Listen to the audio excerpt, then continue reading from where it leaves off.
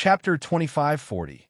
Recasting. A sword of old Sure Fang's heart pounded nervously as he chose to fuse the two weapons. What he needed more than anything right now was a good weapon.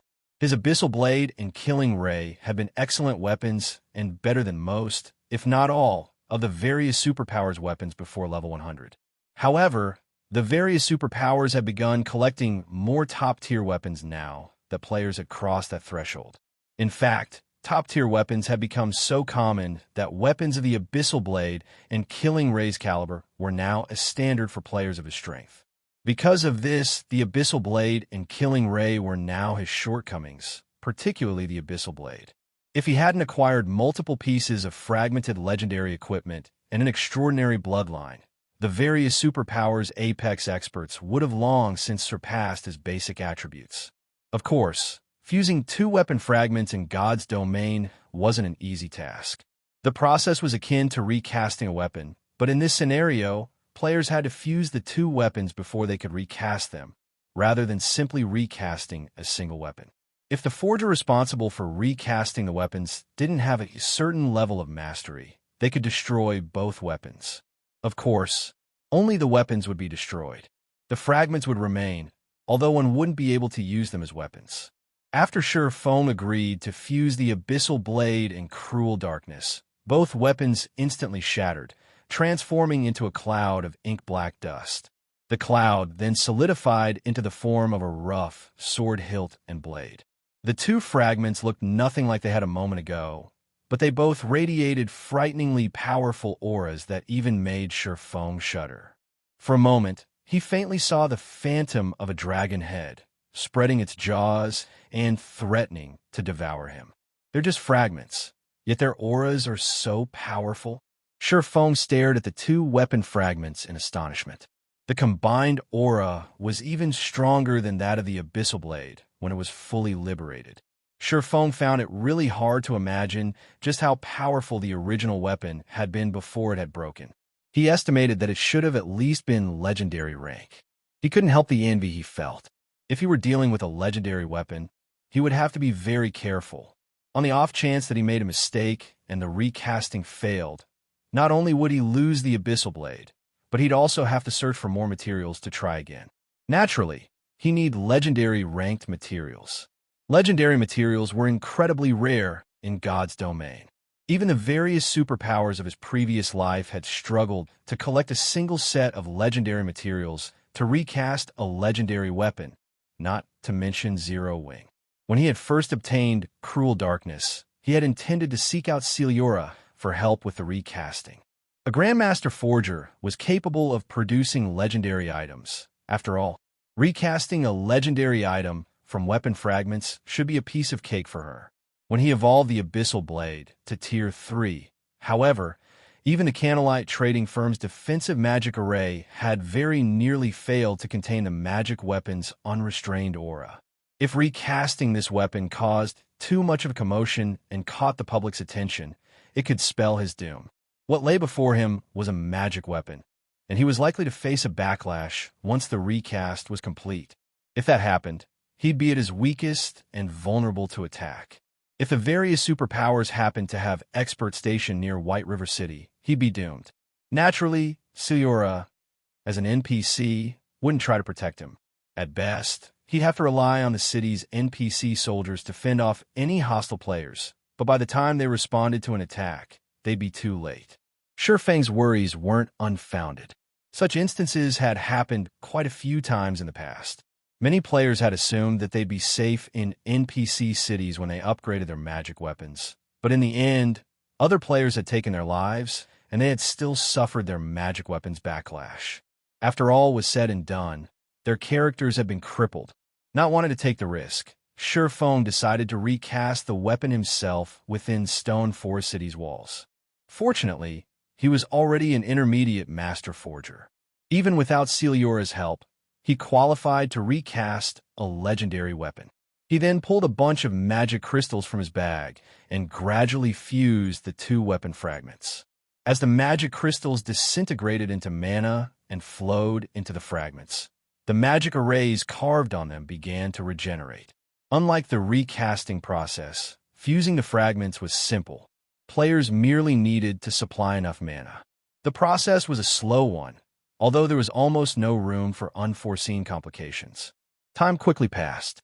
1 hour, 2 hours, 3 hours.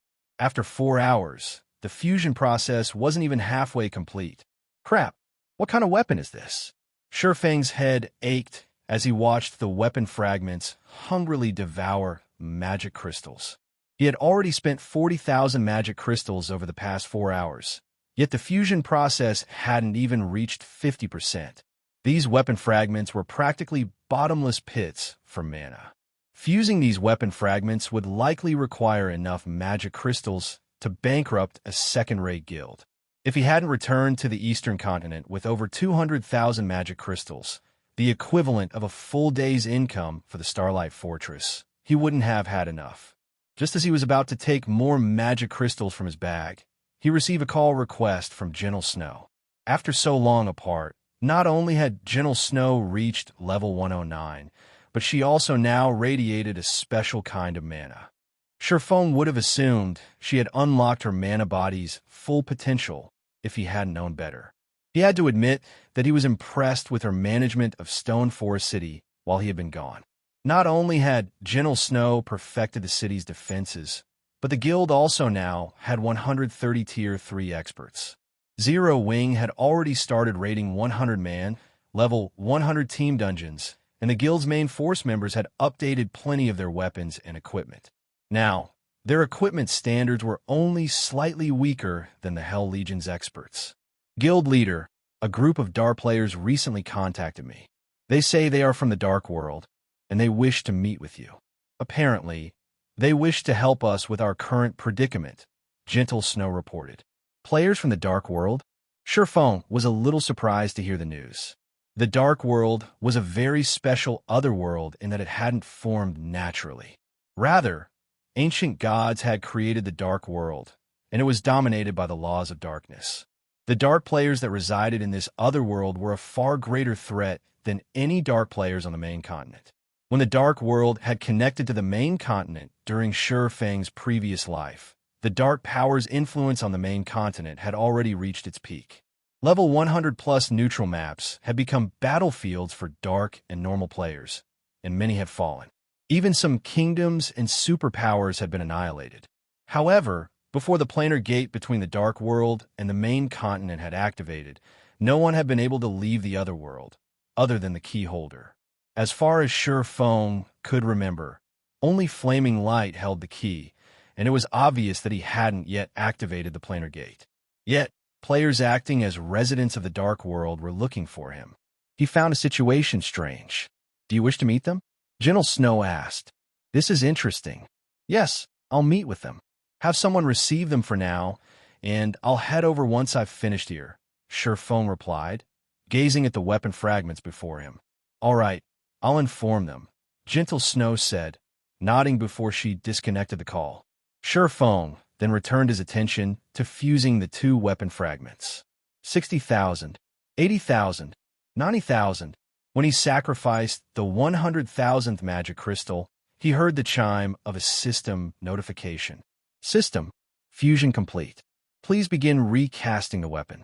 With the system notification, Shurfeng heard the deafening roar of a dragon from the fused weapon fragments. It was so powerful and startling that he stumbled back. Read latest chapters at Wuxia World. Suddenly, space around him began to darken, and stars twinkled with dim light. A black dragon, over 800 meters tall, appeared before Shurfeng, and he instinctively froze under its gaze. The Black Dragon King? Shurfeng stared, astonished. This was undoubtedly the strongest dragon he had ever seen. The Tier 5 dragons he had seen in the past seemed like children before this monster. The scene didn't last long, however, and Shurfeng quickly found himself back in the quiet core room with only a tattered blade before him.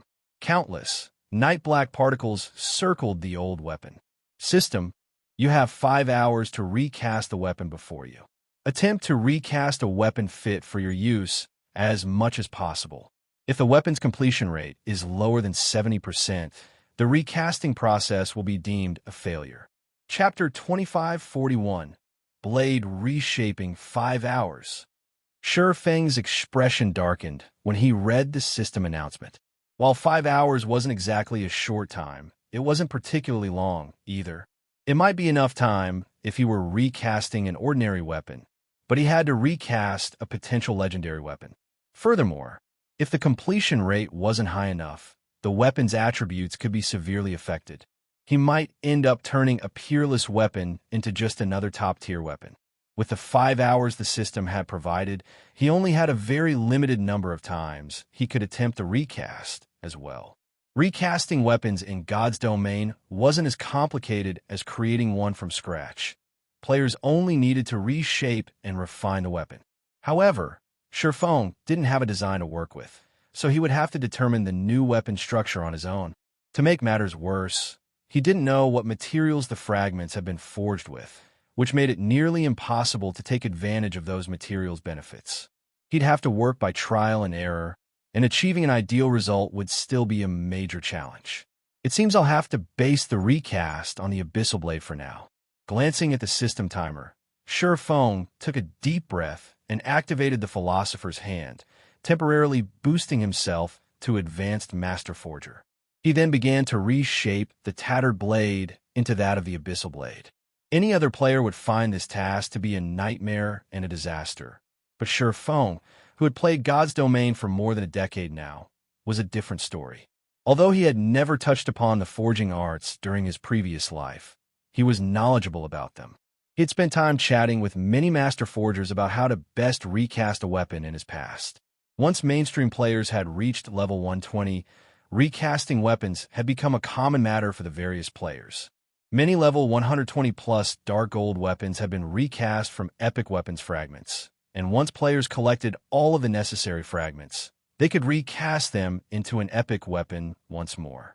This had become one of the main sources of epic weapons for independent players.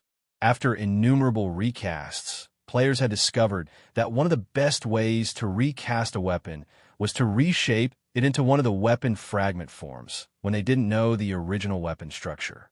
The weapon fragment's previous forms had been made with the involved materials in mind. Hence, it was highly likely that fragments had taken a form quite similar to that of the original weapon.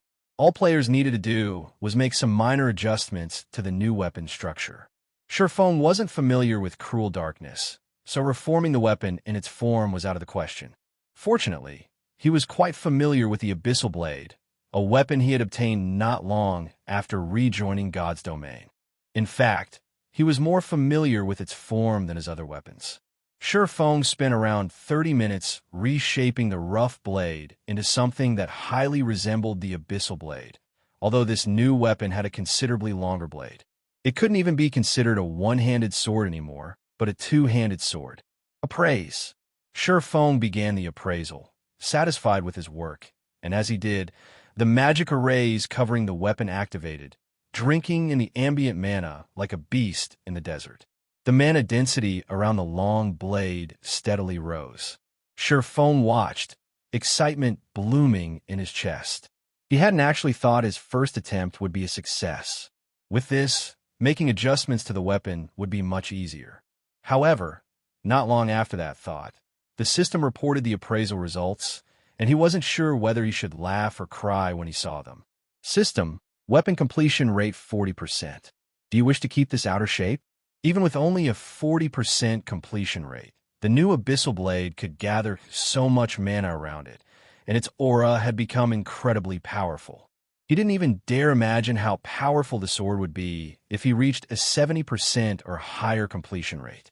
However, this new weapon's exterior was already ideal, and his results would be limited if he tried to modify it. Could the original be a two-handed weapon like Cruel Darkness? Shi Feng felt another headache brew as he considered the thought. Although he could recast the weapon into a one- or two-handed sword, recasting a one-handed weapon would be considerably more difficult if the original had been a two-handed weapon.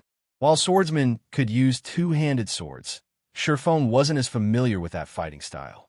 Suddenly switching to a two-handed sword would severely impact his combat power. Yet, if he forcefully recast a two-handed weapon into a one-handed sword, he'd be abandoning some of the original materials. One-handed weapons required far fewer materials, after all. However, doing so would affect the weapon's completion rate.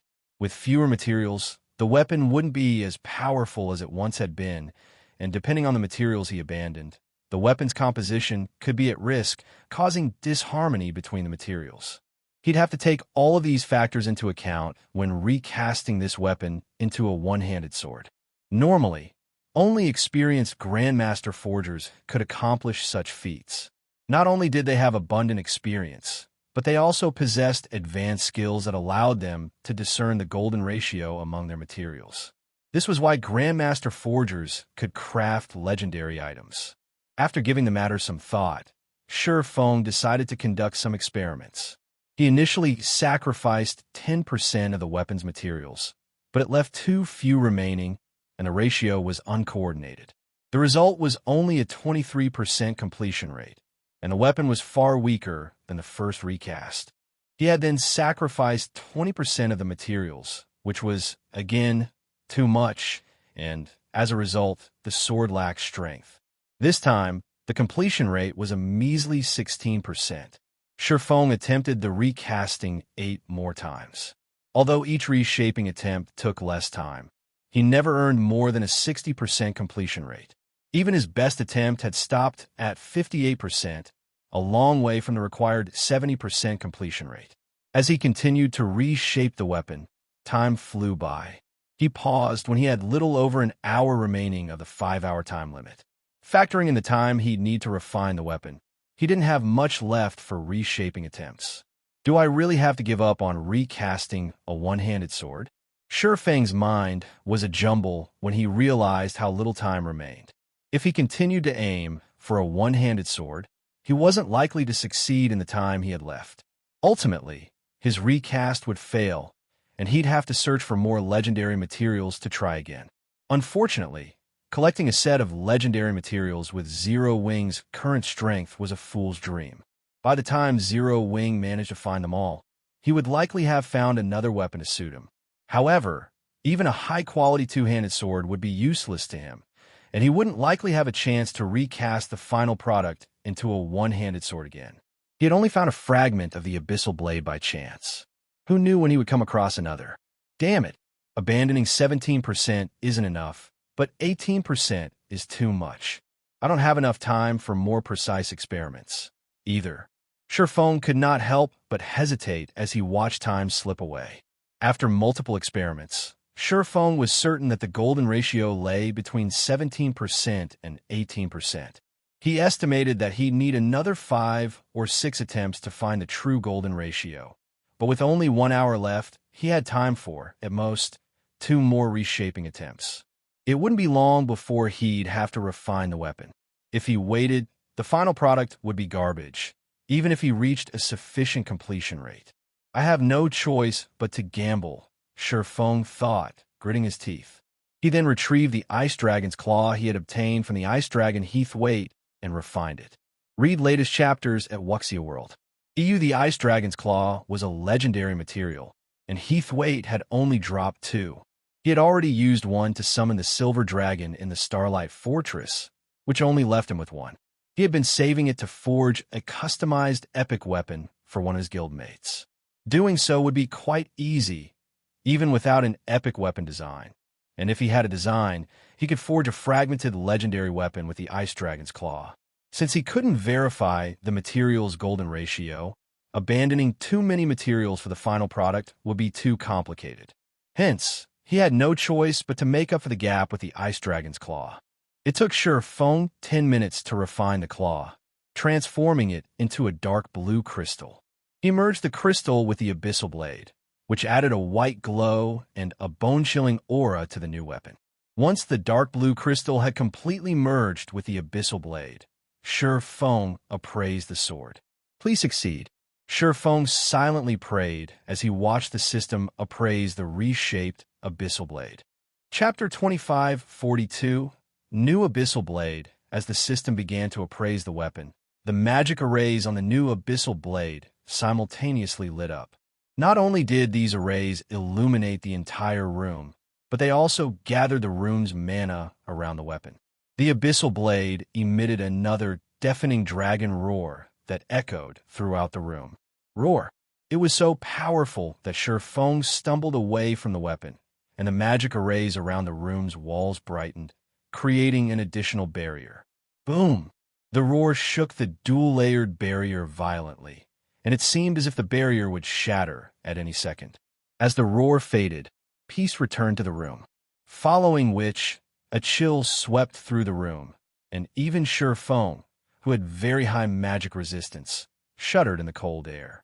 He felt as if he were standing in an icy tundra, and he could feel his body begin to freeze. What powerful mana! When Feng looked back at the new Abyssal blade, the origin of the chill, he could sense that it was only an effect of the weapon's magic arrays triggering. If even the automatically triggered arrays produced such a result, they'd reach a whole new level of power under his control. Before he could get a better feel of the new weapon's power, however, the arrays suddenly went dormant, and the room quickly returned to normal. System, weapon completion rate 86%.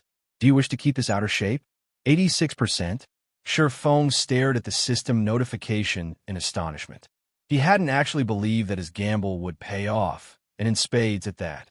The resulting completion rate was 16% higher than the base requirement, which completely exceeded his expectations.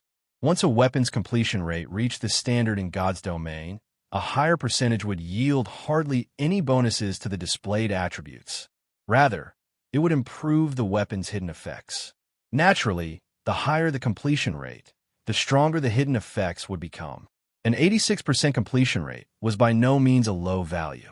Less than 10% of God's domain's weapons had an 80% or higher completion rate, with most hovering around the 75% threshold. Only 1% of all weapons in the game had an 85% or higher completion rate. And according to Feng's knowledge, the highest completion rate ever achieved when crafting a weapon was 94%. He had heard that the epic weapon's performance even rivaled a fragmented legendary weapon. Feng didn't even dare to dream of forging a weapon with a 90% completion rate. Only Grandmaster Forgers were capable of such a feat. He was merely an intermediate Master Forger and had only reached Advanced Master rank due to the Philosopher's Hand. He had never expected to achieve an 86% completion rate.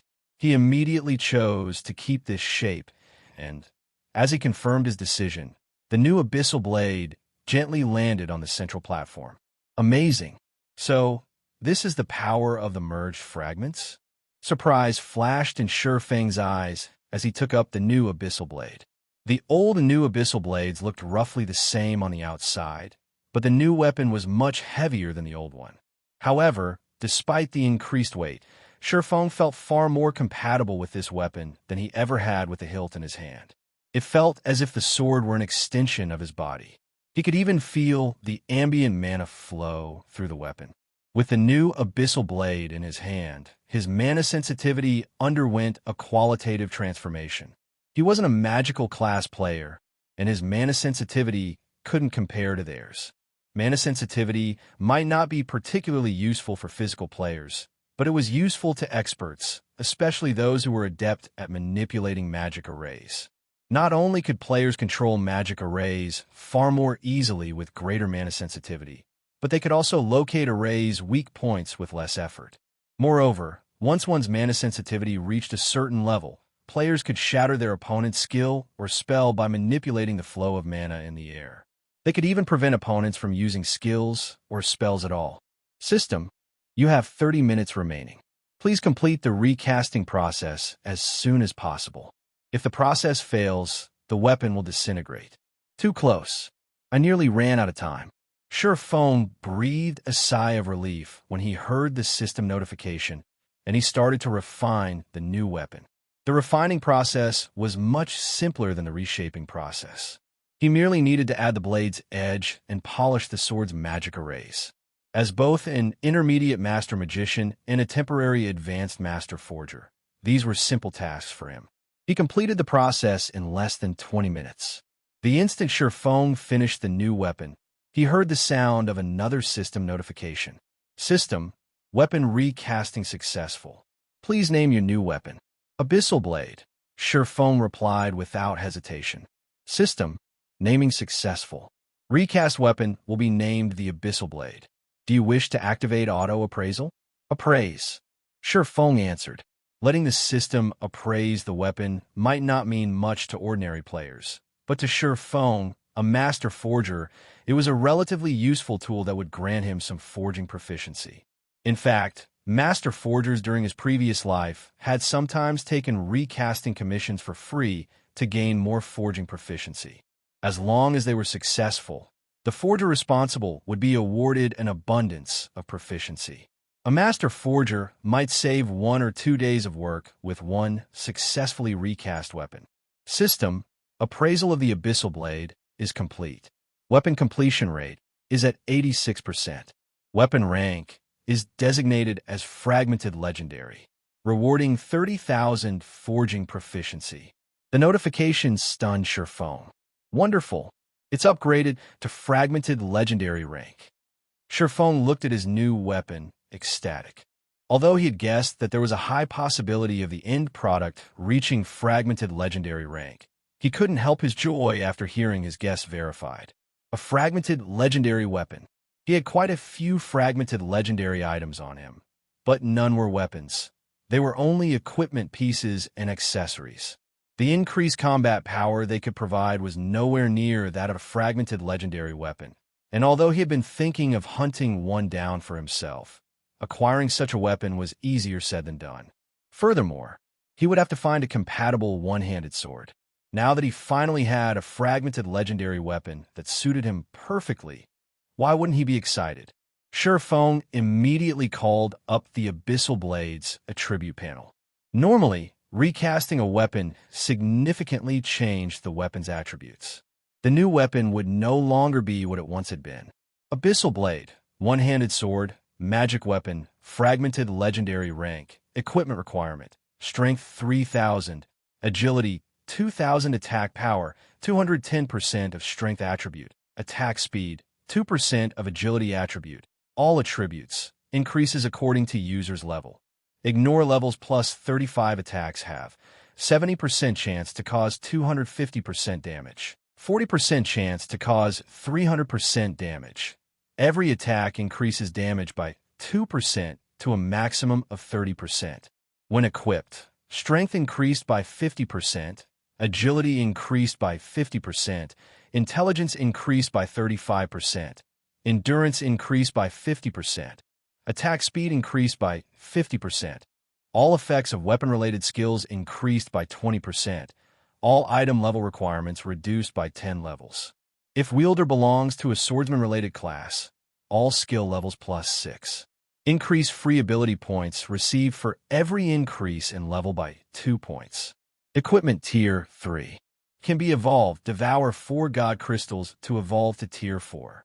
Additional active skill 1. Darkness Bind, Tier 3. Binds all enemies within a 100-yard radius for 3 seconds and reduces their defense and magic resistance by 100% for 15 seconds cooldown. 40 seconds additional active skill 2. Darkness Domain, Tier 3. Converts an area of 200 yards around the user into a darkness domain. Weakens the senses of all enemies within the darkness domain and reduces enemies' basic attributes by 15%. While inside the darkness domain, the user may control up to 36 strands of power of darkness. Each strand carries force equivalent to 110% of the user's strength and causes 100% darkness damage. Duration: 60 seconds cooldown, 8 minutes additional passive profound inheritance. Mana Abyss Tier 3. The higher the density of the mana surrounding the Abyssal Blade, the more power the weapon will exhibit. Power of the weapon can be increased up to 100%. Additional active profound inheritance. Black Dragon's Soul Tier 3. Grants the user the Black Dragon King's soul and transforms the user into the Black Dragon King. The higher the density of the surrounding mana, the higher the Black Dragon King's life rating will be. Can use the skill Dragon Breath. Duration: 10 minutes cooldown, 12 hours, a sword recast from the fragments of an ancient, unknown weapon. The Black Dragon King's power has been sealed within the sword. although the Black Dragon King has cursed the weapon. Beyond the immense strength the blade offers, the wielder must face a backlash after a certain amount of time. If the wielder cannot suppress the backlash, the wielder will receive the Black Dragon King's curse, permanently reducing all attributes by 70%. Unable to be dropped, unable to be traded, unable to be destroyed. So strong.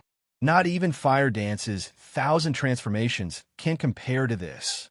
The new Abyssal Blade's attributes left Sure Feng flabbergasted. With such attributes, doesn't this sword nearly rival legendary weapons? The new Abyssal Blade was like a combination of the old Abyssal Blade and Cruel Darkness. Even top-tier fragmented legendary weapons were likely weaker than the sword. When Sure Feng wielded the Abyssal Blade, he felt that he could display Tier 4 power with a normal attack, even without using a mana technique. I had been worried about getting Solomon's Sword's fragments in Poison City, but with this, that shouldn't be a problem. Poison City was a level 120 secret land, and although it might be a challenge, even with his new weapon and the Hell Legion's help, it was no longer impossible. Read latest chapters at Wuxia World. EU, a level 120 secret land. If level 100 team dungeons were a place for players to adapt to Tier 3, level 120 secret lands were treasure troves for Tier 3 experts. Within these secret lands, players could find ancient inheritances, including Tier 3 skill and spell books, as well as ancient potions that could help players unlock their mana body's potential. By the time Shadow had grown strong enough to raid level 120 secret lands during Sure Feng's previous life, the various superpowers had long since swept through them, leaving only scraps for ordinary powers. If Zero Wing could start raiding level 120 secret lands now, the guild's ability to nurture Tier 3 players and help them unlock their mana body's potential would definitely surpass that of the various superpowers. His guild would become a true titan in God's domain. Now that my weapon is complete, it's time to meet with the players from the Dark World. Sure Feng sheathed the new Abyssal Blade and left the underground core room. Chapter 2543. Determining Fate with Words Stone Forest City, Zero Wing's residence. As Sure Feng parted the doors to the guild hall's top-floor reception room, he felt two sharp auras locking onto him, which kept track of his every move. The two who radiated these auras definitely had domain realm combat standards. When Sure Feng glanced into the room, he spotted three people. The two people that accompanied General Snow were a man and a woman, both of whom radiated such dense darkness energy that it took on tangible form. Even players who normally couldn't sense darkness energy could see a layer of black fog around the two players. The woman looked like she was in her early 30s and was a rare Dark Knight class.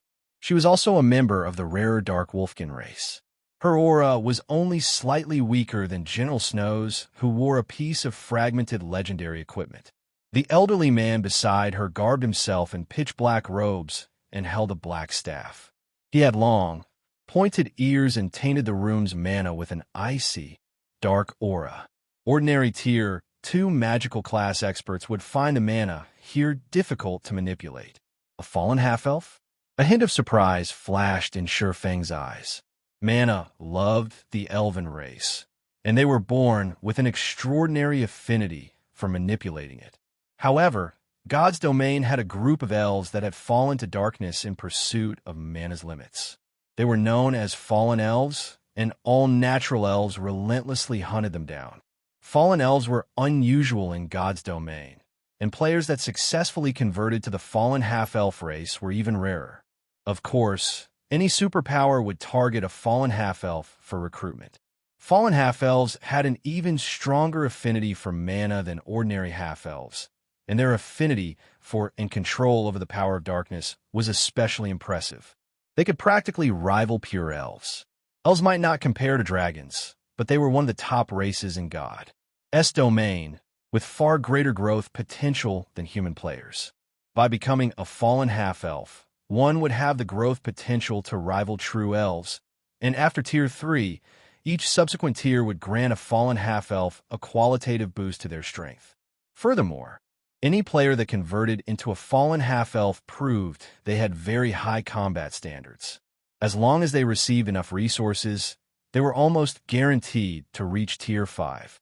With the race's natural talents, no one would be able to take down a Tier 5 fallen half-elf player outside of Tier 6 god ranked experts.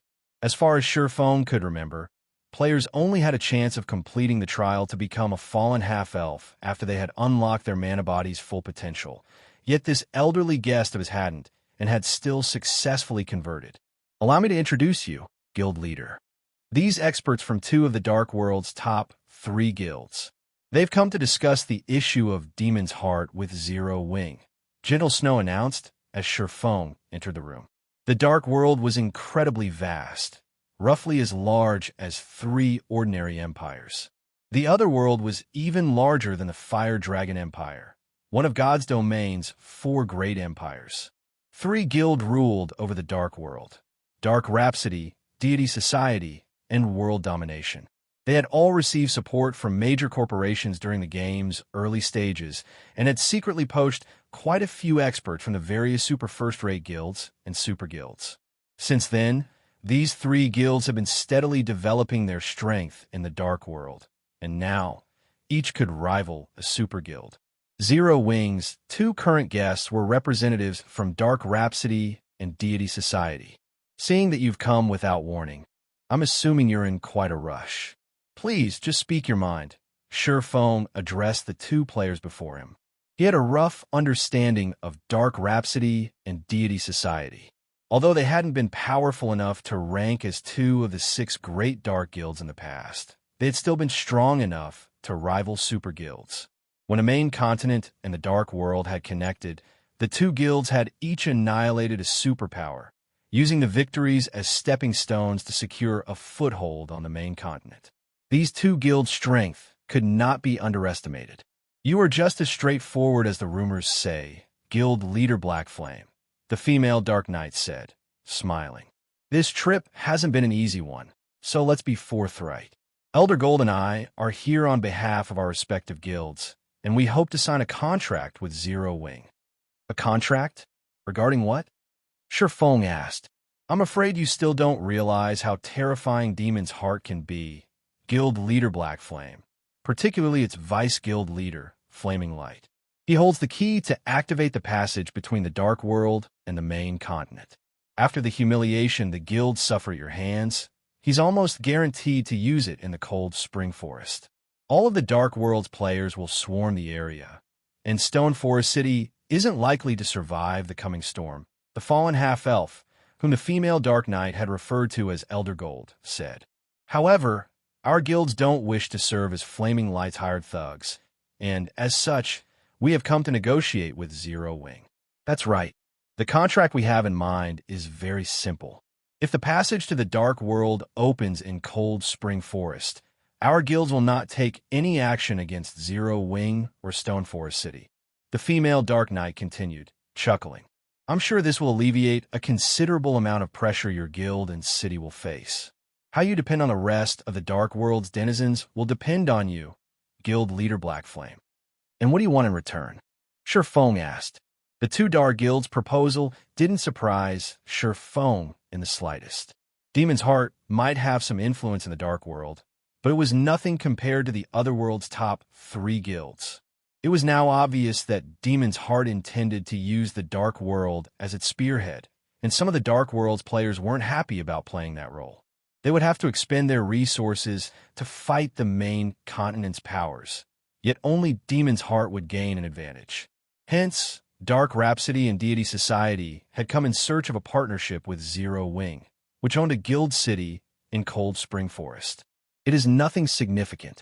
We merely wish to discuss the allocation of Cold Spring Forest resources, Guild Leader Blackflame, Elder Gold said.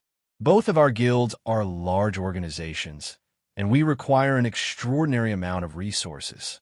In exchange for our neutrality, we like half of Cold Spring Forest's resource areas. We will not interfere in any matters in the other half. Naturally, we would like Zero Wing to agree to the same. Call it a non-interference pact. Gentle Snow couldn't help but frown from beside Sherfone. At first glance, the conditions Elder Gold had stated were generous. Cold Spring Forest was an abundant resource map, After all, and not even Zero Wing could monopolize it. However, if Zero Wing signed this contract, the guild wouldn't have to battle the rest of the Dark World's powers and players for the remaining half of the map. This would undoubtedly intensify the competition. In contrast, Dark Rhapsody and Deity Society could avoid a fight with Zero Wing, their largest competitor in the Cold Spring Forest. I see, Shifeng said, nodding. This proposal will benefit each of our 3 guilds. May I know your thoughts on this, Guild Leader Black Flame? The Dark Knight asked. Since your 2 guilds are so sincere, how about this? Zero Wing will concede 70% of Cold Spring Forest resource spots. In exchange, your guilds will offer us some other resources. We don't want much. 500,000 darkness crystals will do. What do you think? Shifeng countered with a smile. Read latest chapters at Wuxia World. EU Guild Leader, Gentle Snow exclaimed, turning to Shifeng with wide, shocked eyes. Competing with the Dark World's various powers over half of the Cold Spring Forest resources would already be an immense challenge. If they only had 30% to fight over, the Dark World powers would immediately declare an all-out war against their guild. Shifeng's counteroffer even confused the female Dark Knight and Elder Gold, not to mention Gentle Snow. They had considered the possibility that their offer would be rejected before they had visited Zero Wing's residence, or that Zero Wing would try to minimize the amount of resources it would share with their guilds. They had discussed various countermeasures for these possibilities. In fact, they had planned for several days of negotiation with the guild. However, they had never dreamed that Zero Wing would offer even more of Cold Spring Forest resources. What exactly was this man thinking? Chapter 2544. Crazy Black Flame? The female Dark Knight and Elder Gold were both dazed for a long moment after hearing Shifeng's counteroffer, and they even wondered if he were joking with them. With their original offer, in which Dark Rhapsody and Deity Society claimed 50% of Cold Spring Forest resource areas, the rest of the Dark World's powers would have to battle Zero Wing for the remaining half. Even if the Dark World's various powers tried to avoid it, they would come into conflict with Zero Wing. With so many players vying for such limited resources, a blood fight was inevitable. Unfortunately, the Dark World's powers couldn't afford to search for other level 100 neutral maps for their development. At least, it wasn't something they could afford before the Dark World's players had expanded their influence on the main continent. This was precisely why the various superpowers were so afraid of Demon's Heart's flaming light. And yet, Shifeng had just offered another 20% of Cold Spring Forest resources. It was insane and suicidal. His counteroffer might seem wise to ordinary people, as doing so would allow Zero Wing to tighten its defensive line and secure better control over its resource areas. But Dark players would have no choice but to fight for those resource spots. None of the Otherworld's players would dare go against Dark Rhapsody and Deity Society. If the 2 guilds controlled more of the Cold Spring Forest, even more Dark players would have to fight Zero Wing for resources. Zero Wing's very survival in the map would be in question, not to mention obtaining resources in Cold Spring Forest. Has he given up on Stone Forest City? It was the only possibility the female Dark Knight could think of. Zero Wing wasn't about to face 1 or 2 superpowers, but an entire Otherworld. Moreover, it was an Otherworld with even more players than the Fire Dragon Empire, and not a single power could stand against such a force. Realizing this, Shifeng must have decided to abandon Cold Spring Forest resources in exchange for the Dark World's precious darkness crystals. It was a worthwhile transaction, but no normal person would accept such an exchange. Developing a guild city required a massive amount of time and resources. Not just anyone could afford to abandon an entire guild city without a second thought. Are you serious, Guild Leader Black Flame? Elder Gold asked. He could not think of a single reason to refuse Shifeng's offer. Although 500,000 darkness crystals were valuable, they were insignificant compared to 70% of Cold Spring Forest resource areas. Of course, if you don't believe me, I'll sign a contract right now, Shifeng replied, chuckling. Excellent. I agree to your offer on behalf of Deity Society. Elder Gold exclaimed, excitement glowing in his eyes. Only a fool would refuse. Throughout Cold Spring Forest, Only Zero Wing could pose a threat to deity society. The other powers were not worth mentioning. If Zero Wing were willing to part with an additional 20% of the map's resource spots, deity society wouldn't have to worry about managing more territory. What about Dark Rhapsody? Shifeng asked as he turned toward the female Dark Knight. On behalf of my guild, I have no issues with this arrangement, either, the Dark Knight answered without hesitation. Although she didn't know what this swordsman was thinking, her superiors would strangle her once she returned if she refused. Once Elder Gold and the female Dark Knight had agreed, the three players signed the contract stipulating that Dark Rhapsody and Deity Society would occupy 70% of Cold Spring Forest resource areas, while Zero Wing would occupy the remainder. None of the three guilds would interfere in each other's matters, and the two dark guilds would provide a total of 500,000 darkness crystals. With the negotiations complete, Elder Gold and the female Dark Knight promptly returned to the Dark World to notify their guilds of the good news. They immediately began to prepare the 500,000 darkness crystals Shifeng had demanded as well. Once the portal connecting the Dark World to the main continent opened in Cold Spring Forest, Dark Rhapsody and Deity Society would hand the crystals over to Zero Wing. When the news hit Dark Rhapsody's and Deity Society's main headquarters, the two guilds' upper echelons were astonished. I had never expected Zero Wing to be so daring. It seems it's quite confident of safeguarding its 30% of the map. But how can that be? Zero Wing must realize that it cannot stop the Dark World's advance. It must be aiming for the next best option. I suspect the guild's decisive nature is the reason it has achieved the success it enjoys today. Don't forget, Zero Wing's enemies aren't limited to those in the Dark World. Demon's Heart is still lurking, and Zero Wing must think this agreement will help it stand against the Dark Guild. Heated discussions erupted among the two guilds' upper echelons over their new contracts with Zero Wing. None of them had expected this outcome, but regardless, it was good news for both of their guilds. While Dark Rhapsodies and Deity Societies spoke of the matter, news quickly reached Demon's Heart. Black Flame is quite bold, Elder Heart. It seems he intends to give up Cold Spring Forest resources and focus his forces on protecting Stone Forest City. A level 108, Tier 3 Demon Viscount Shield Warrior commented, grinning at Furious Heart.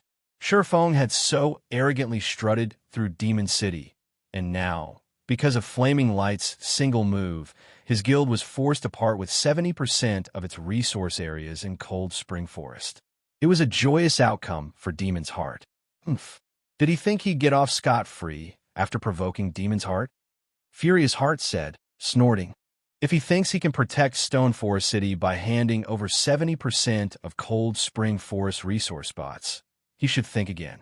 He simply doesn't know how futile his actions are. Vice Guild Leader Light has already reached an agreement with several superpowers. When the time comes, Demon's Heart and the various superpowers will attack Stone Forest City from both within and without. We'll tear the city asunder and ensure that Zero Wing never again has a place in Cold Spring Forest. Demon's Heart's other elders excitedly expressed their agreement. Zero Wing might assume its only opponents were from the Dark World, but in truth, the guild would have to face several superpowers as well. Under their combined assault, Zero Wing would be as powerless as an ant. It had no chance of survival. Stone Forest City, Zero Wing's residence. While many superpowers gossiped about the agreement between Zero Wing, Dark Rhapsody, and Deity Society, General Snow, confused, followed Shifeng to the guild warehouse on the residence's first underground floor. Guild leader, offering an additional 20% isn't worth just 500,000 darkness crystals. Cold Spring Forest Cold Spring Water is a huge help to Tier 2 players' development. It is the reason so many of our Tier 2 experts can work in level 100 Nutramaps. Giving away so much of Cold Spring Forest will drastically reduce our Tier 2 members' development speed, Gentle Snow complained. She felt that Shifeng had gone too far this time. Even God's Domain's various superpowers fought like crazy over Cold Spring Water, and due to its rarity, the competition was incredibly intense. Fortunately, with Stone Forest City, Zero Wing had an absolute advantage in the competition for cold spring water from Cold Spring Forest, and thus, no powers dared to cause trouble for the guild. This item allowed Zero Wing's Tier 2 members to level rapidly and reach level 105 far sooner than others. Once they reached that level and equipped level 105 top-tier equipment, these Tier 2 members could challenge their Tier 3 promotion quests, clearing them with relatively high success rates. As a result, Zero Wing continuously nurtured more Tier 3 players. If they gave away 70% of Cold Spring Forest resource areas and had to compete with the Dark Worlds players over the remainder, Zero Wing would likely have to abandon Cold Spring Forest entirely. Meanwhile, Darkness Crystals were an attributed magic crystal, and while they were valuable, that was only true for Dark players due to the darkness energy they contained. Darkness energy wasn't helpful to regular players in the least. In fact, to regular players, 500,000 Darkness Crystals weren't even worth 500,000 Magic Crystals. I understand, but Cold Spring Forest is massive. Zero Wing isn't even large enough to exploit 20% of the map's resource areas, much less 50%. Rather than holding useless territory, shouldn't we exchange it for something of value? Sherfong asked, chuckling. But those Dark World players, Gentle Snow understood what Sherfong was trying to say. At this point, only Tier 3 players could freely roam level 100 neutral maps for long periods. Tier 2 players couldn't last for very long in such areas. Zero Wing's current forces simply weren't enough to occupy all of Cold Spring Forest resource areas. Selling the additional spots was a wise decision, but if they considered the Dark World's powers and players, it'd be a completely different story. The Dark World's players are a problem, but only if they actually pose a threat to Zero Wing in Cold Spring Forest. Sherfong said, chuckling. Read latest chapters at Wuxia World. EU, Guild Leader, we're talking about the Dark World. I spoke with our guests earlier, and those two informed me that the Dark World is as large as 3 of the main continent's ordinary empires. The other world has even more players than the Fire Dragon Empire. We'll be facing a minimum of 20,000 Tier 3 experts, Gentle Snow continued, flashing Sherfong a bitter smile. And what if we have 2,000 or 3,000 fully armed, Tier 3 NPCs? Sherfong asked, smiling. Are you talking about the Night Division? Gentle Snow, more or less, realized where Sherfong was going with this. We still don't have the funds to upgrade them. Who said that? Sherfong quipped. He then opened his epic spatial bag and emptied its contents inside the guild warehouse. Within a few dozen seconds, materials filled the expansive warehouse, and everyone was rare. Gentle Snow hadn't even seen many of these materials before. As the items tumbled out of Sherfang's bag, the mana density in the warehouse rose significantly. Chapter 2545, Astonishing Wealth. Gentle Snow stared at the materials Sherfong had revealed in a daze. As a vice guild leader, she had done extensive research on God's Domain's materials, yet she didn't even recognize half of the items Sherfong had dumped in the warehouse. Even those she recognized were considered precious on the market, and normally they were impossible to purchase, even for absurdly high prices. And yet, their guild warehouse was now packed full of such materials. The warehouses in Zero Wing's residences were easily as large as 4 basketball courts, but despite its size, Sherfong had filled it with incredibly valuable materials. They could rake in unimaginable profits if they sold them all. Guild Leader, did you acquire all of these materials from the Western continent? Gentle Snow asked. She was aware of his visit to the West, but since the guild had still needed management personnel, she had decided to stay behind. However, Sherfong hadn't spent long in the West, and even though he had left with millions of magic crystals, returning with such a bounty shouldn't be possible in such a short time. Rare materials were considered rare for a reason. There wasn't exactly a large supply of them on the market. To acquire as many materials as Sherfong had, one would have to sweep through multiple kingdoms and empires' auction houses.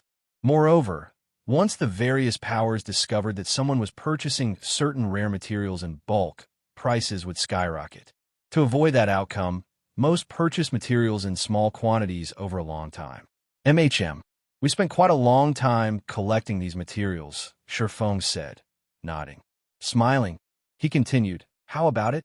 Do you think dealing with those Dark World players will still be a problem? He had known about Demon's Heart's trump card for a long time. Before his visit to the Western continent, he never would have casually attacked the Dark Guild. He didn't want to become the entire world's enemy, after all. But times had changed, and he was now extremely wealthy. Magic crystals were worth far more on the Western continent than they were in the East. Hence, he had gotten a bigger bang for his buck. He estimated that the materials he had purchased for 3 million magic crystals in the West should fetch around 10 million gold in the East. At this stage of the game, not even superpowers could collect 10 million gold. At best, they might have 1 or 2 million to spare. You are really vicious, guild leader. I can't believe you got your hands on so many materials unique to the Western continent. The various superpowers would go mad if they found out about this, Gentle Snow said, excitement welling within her as Shifeng nodded victoriously. In God's domain, money was power. Whether one was trying to construct a guild city or provide their guild members more benefits, all required money. Hence, a rich guild could develop rapidly. Unfortunately, not only was God's domain's coin production limited, but players also had to cover many daily expenses. Even now, as players reached Tier 3, coins hadn't depreciated much, and there were even faint signs of them becoming more valuable. Now that Zero Wing had such a fortune, fully arming its Knight division and forming a true NPC army was entirely possible. I do have an important use for these materials, however, we can only sell half. I'll leave that to you. Make sure to find absolutely trustworthy people to do the job. If this news leaks, we'll have a hard time demanding high prices, Shifeng warned her. Understand. I ensure that every one of these items sells at an ideal price, and I'll make sure that none of the various superpowers learn of our wealth, Gentle Snow promised with a bright smile. She couldn't help but look forward to seeing the various superpowers' expressions when they saw Zero Wing's upgraded Knight division. Since Stone Forest City's relocation to Cold Spring Forest, many superpowers have been eyeing the city. As they gained more Tier 3 players, Zero Wing's control in the map had weakened, and due to the recent conflict with Demon's Heart, quite a few powers have started to cause trouble. At this rate, the various powers might assume they could fight Zero Wing for Cold Spring Forest resource areas before the portal to the Dark World even activated. I'll leave everything to you, then, Shifeng said, nodding. Following which, Shifeng stealthily made his way to Stone Forest City's Candlelight trading firm. While one of his goals in visiting the Western continent had been to earn a ton of money and materials, his main goal had been for the Tree of Life. The Tree of Life was only a tool, not a weapon, yet all powers sought the treasure. This was because the Tree of Life could produce a variety of rare items, not unlike an infinite treasure trove.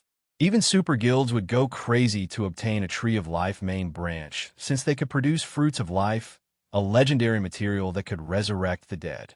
A single fruit could even grant creatures new life. Most players might not care about the ability to resurrect the dead, but countless dreamed of the ability to grant living creatures new life. Granting new life meant upgrading a creature's growth potential and life rating, which could be done to players, monsters, and NPCs. Moreover, there was almost no limit to the number of fruits of life an individual could consume, although each subsequent fruit would prove less effective. This ability was why fruits of life were the best cultivation fruit in God's domain. The main branch Shifeng had obtained had survived since before the Great Destruction. One could only imagine how valuable it was. Stone Forest City, Candlelight Trading Firm. Due to how attractive Stone Forest City was to Tier 3 players and the fact that the Candlelight Trading Firm sold all sorts of master potions, the shop had become a hub for the various adventurer teams. In fact, any adventurer team wishing to develop in Stone Forest City first became an advanced member in Candlelight. Plenty of lifestyle players visited the trading firm as well. To keep up with the huge demand, Candlelight had split a portion of its basic orders with independent lifestyle players, while allowing Candlelight's members to focus on producing the more important products. Not only did this increase the trading firm's operation scale, but it also increased productivity. At the same time, it also allowed independent players a chance to earn proficiency points while practicing their crafts. The independent lifestyle players that worked for Candlelight could also earn contribution points and exchange them for a plethora of recipes and materials. They could even spend points to rent special workshops and basic meditation rooms.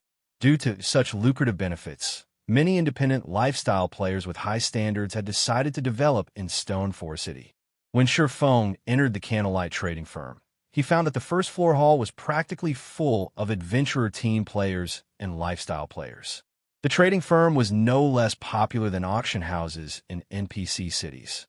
Shifeng quickly made his way to one of the firm's basic meditation rooms, making many lifestyle players who were waiting to rent a special workshop or basic meditation room jealous. Who was that guy? They're just letting him enter a mediation room without waiting in line? I don't know, but he must be someone important. I've heard that only Candlelight's core members and independent players with a gold membership can enter mediation rooms as they wish. I wonder when I'll be able to become a gold member. Gold? You should thank your lucky stars if you even become a silver member. You know that even master lifestyle players only become bronze members. All lifestyle players dreamed of using basic meditation rooms due to their excellent training environments, but even the various superpowers lifestyle players had few opportunities to use them. The only reason that independent players like them had a chance to use a basic meditation room was Candlelight's booming popularity. If they could use the rooms whenever they wanted, they wouldn't have any trouble improving their skills. Of course, Shifeng ignored these independent players' jealousy. He merely entered the basic meditation room and retrieved the Tree of Life's main branch he had collected from the guild warehouse. Read latest chapters at Wuxia World. EU mana was the core of all in God's domain. Players would obtain better results in both combat training and producing items in higher mana density environments. Thus, to increase his chances of restoring the main branch, he had deliberately shut himself in a basic meditation room. With the main branch in hand, Shifeng carefully pulled a brightly glowing crystal from his bag.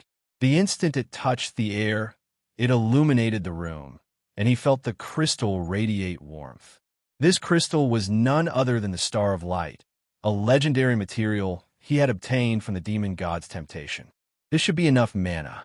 I just hope it can live. Shifeng nervously gulped as he merged the Star of Light and Tree of Life's main branch. Chapter 2546, Divine Artifact. When Shifeng merged the Star of Light with the withered branch, the mana inside the basic meditation room started gathering rapidly around the branch. In less than 3 seconds, a layer of white mist had formed around the withered branch. Moreover, this still wasn't the end of it. Afterward, the mana mist started condensing into drops of liquid mana on the branch and the area around it. Subsequently, the liquid mana flowed toward and into the branch's broken end.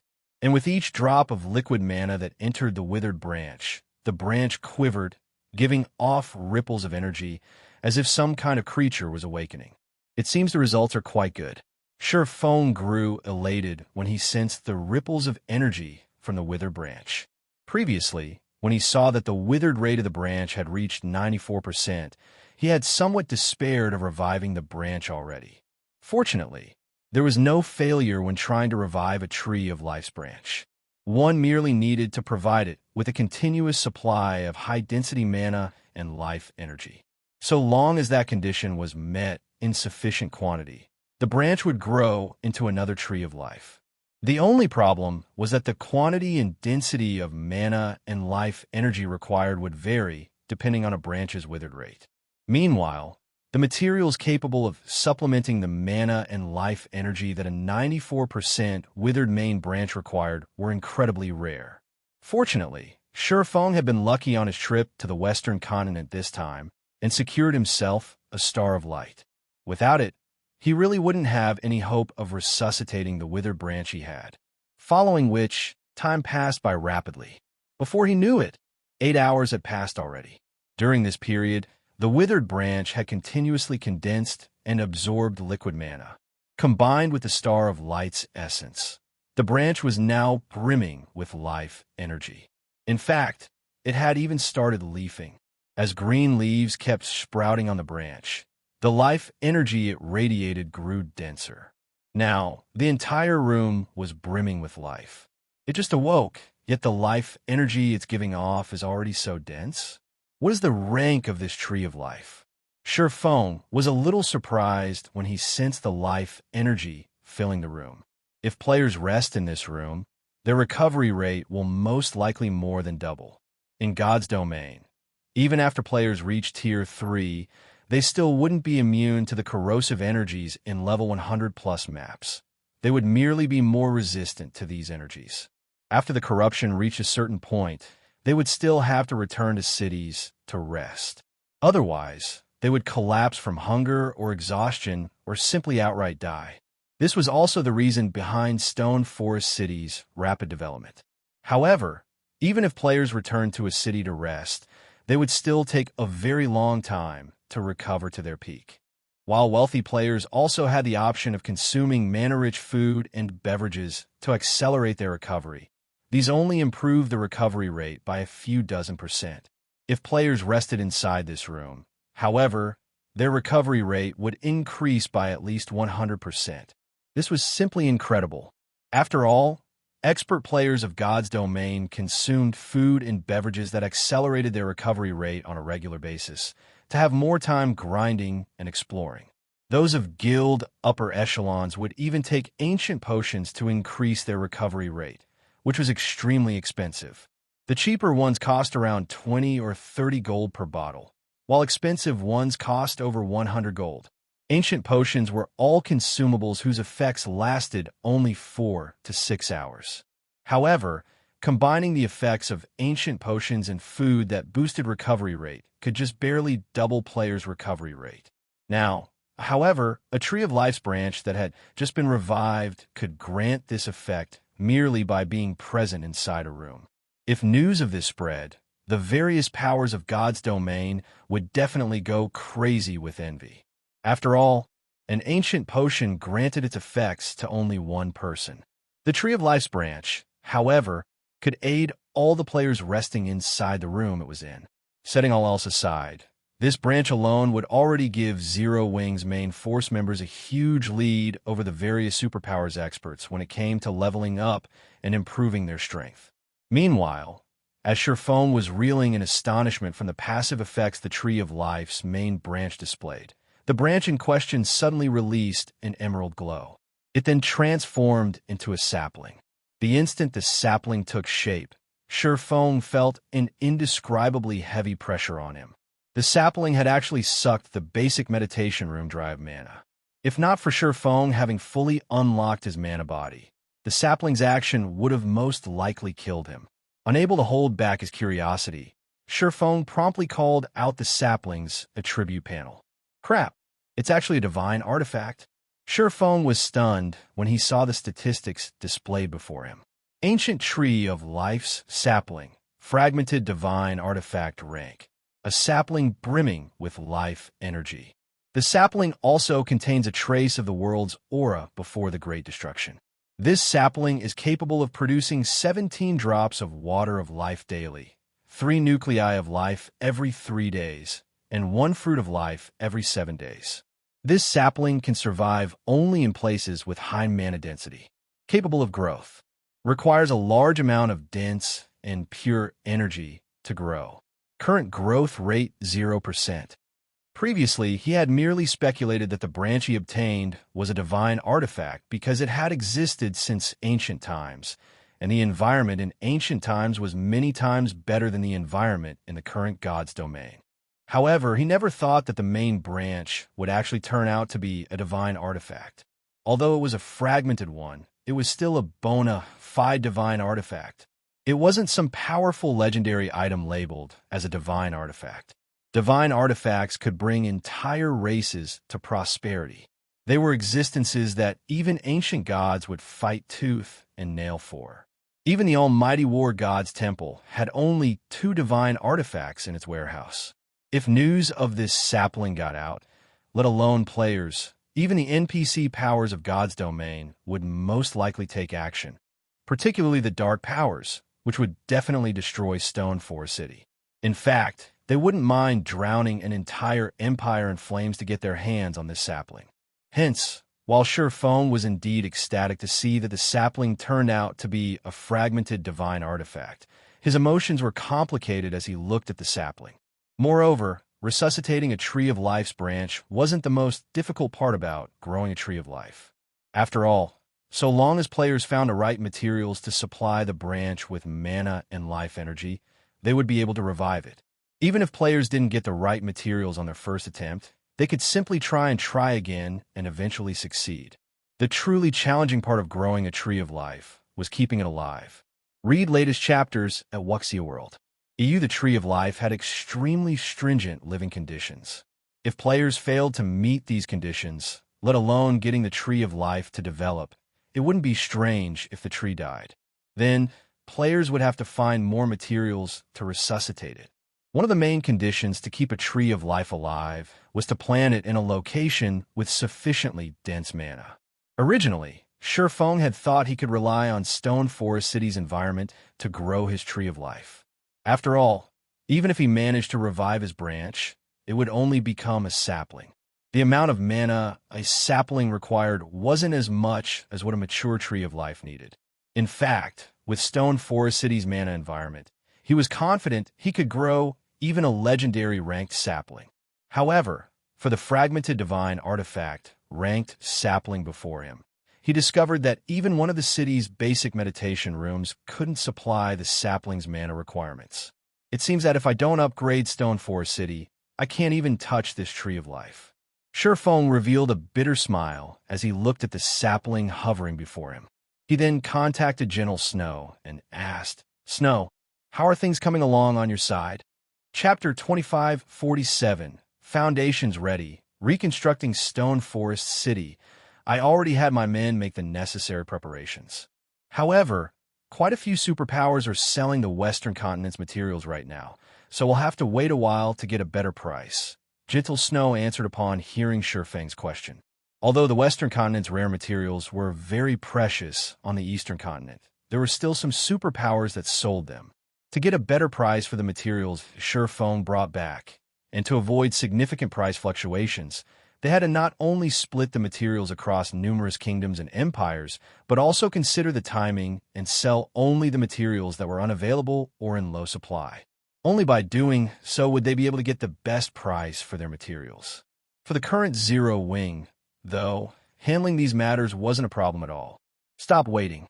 Sell whatever you can right now, Feng said after giving the matter some thought. So soon, Gentle Snow was a little confused by Feng's decision. The price they could get from selling the materials quickly would be considerably different for what they would get if they sold the materials gradually. After all, not everybody had a use for the Western Continent's rare materials. If they sold these materials in bulk, they would saturate the market very quickly, which would reduce their profits. I'm in urgent need of money right now, Feng said, nodding. If possible, he would prefer not to act precipitately, either. However, plans were always subject to change. He never thought that the Tree of Life's branch he obtained would really turn out to be a divine artifact, albeit a fragmented one. The density of the mana that a fragmented divine artifact ranked Tree of Life's sapling required was something even the basic meditation room, the place with the highest ambient mana in Stone Forest City, was incapable of supplying. A Tree of Life sapling was different from other items. Once it formed, it could not be stored inside a bag for however long players wanted. Instead, it would live for just 2 or 3 days. If players failed to provide it with an adequate living environment, then it would wilt and revert into a branch. Moreover, ordinary bags couldn't store a Tree of Life sapling, as the sapling was a non-bag space item.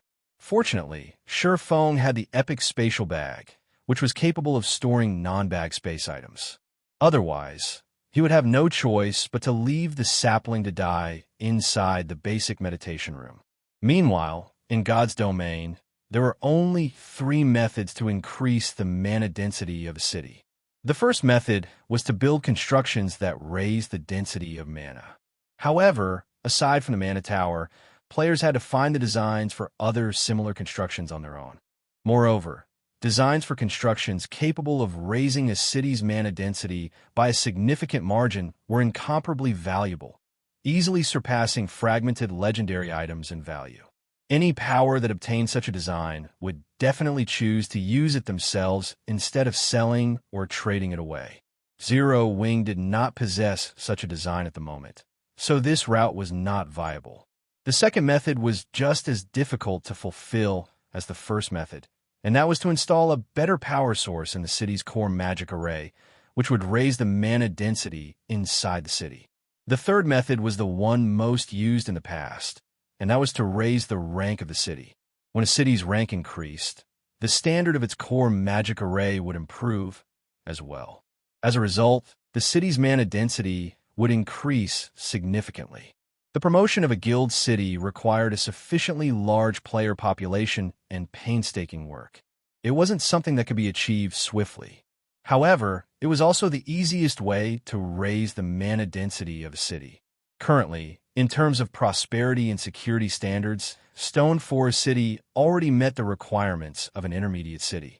Its popularity was now the only thing holding back the city's promotion.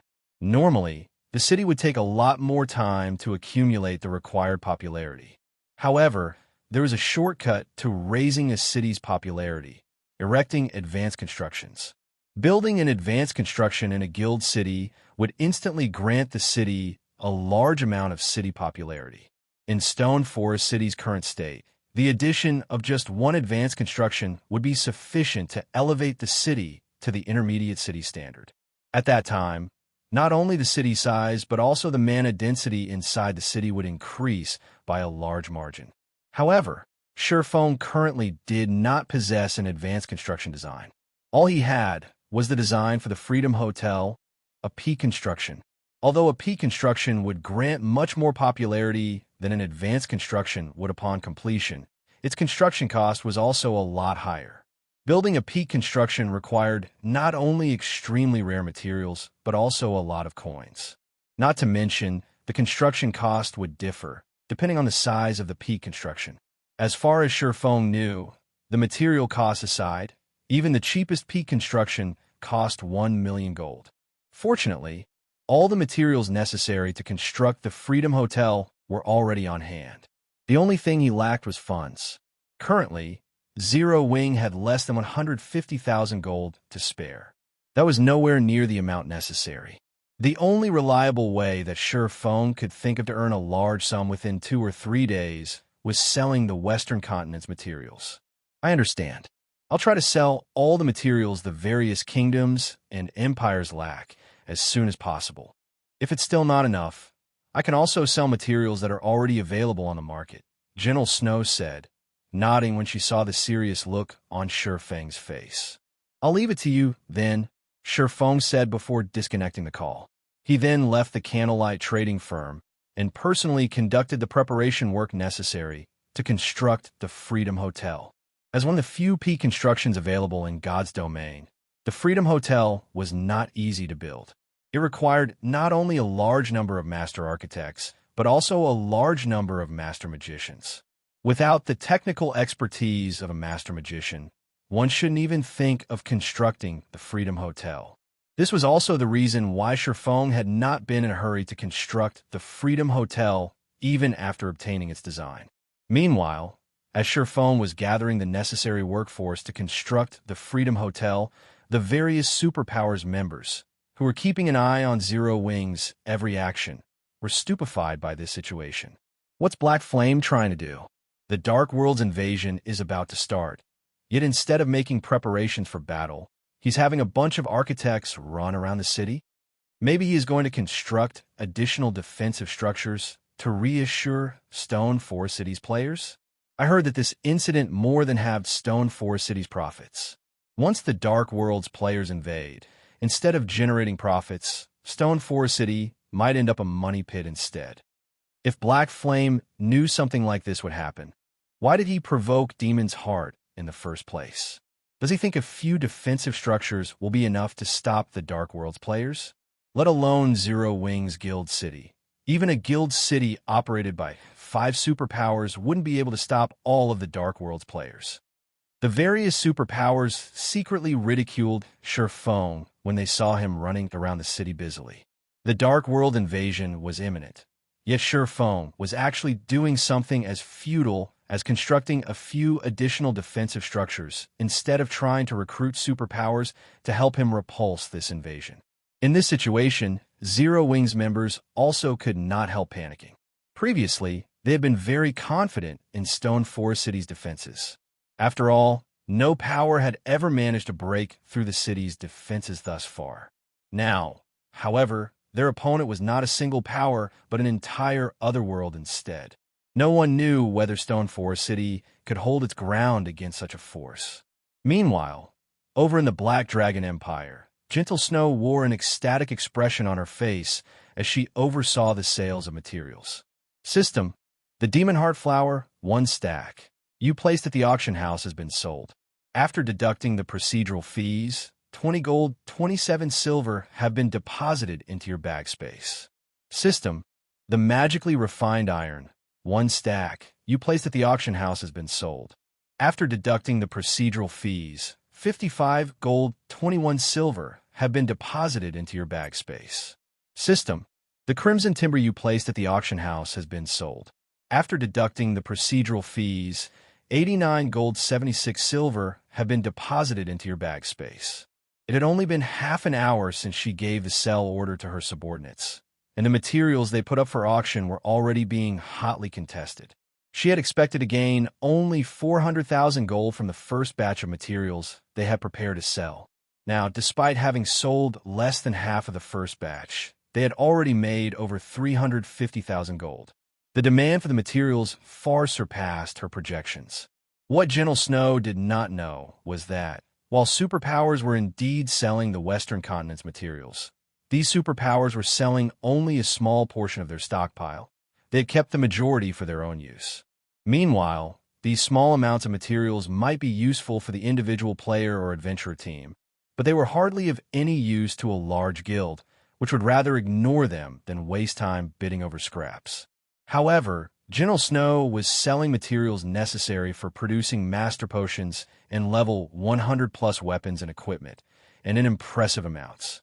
For the various large guilds that were desperately trying to explore level 100 neutral maps, these materials were a godsend.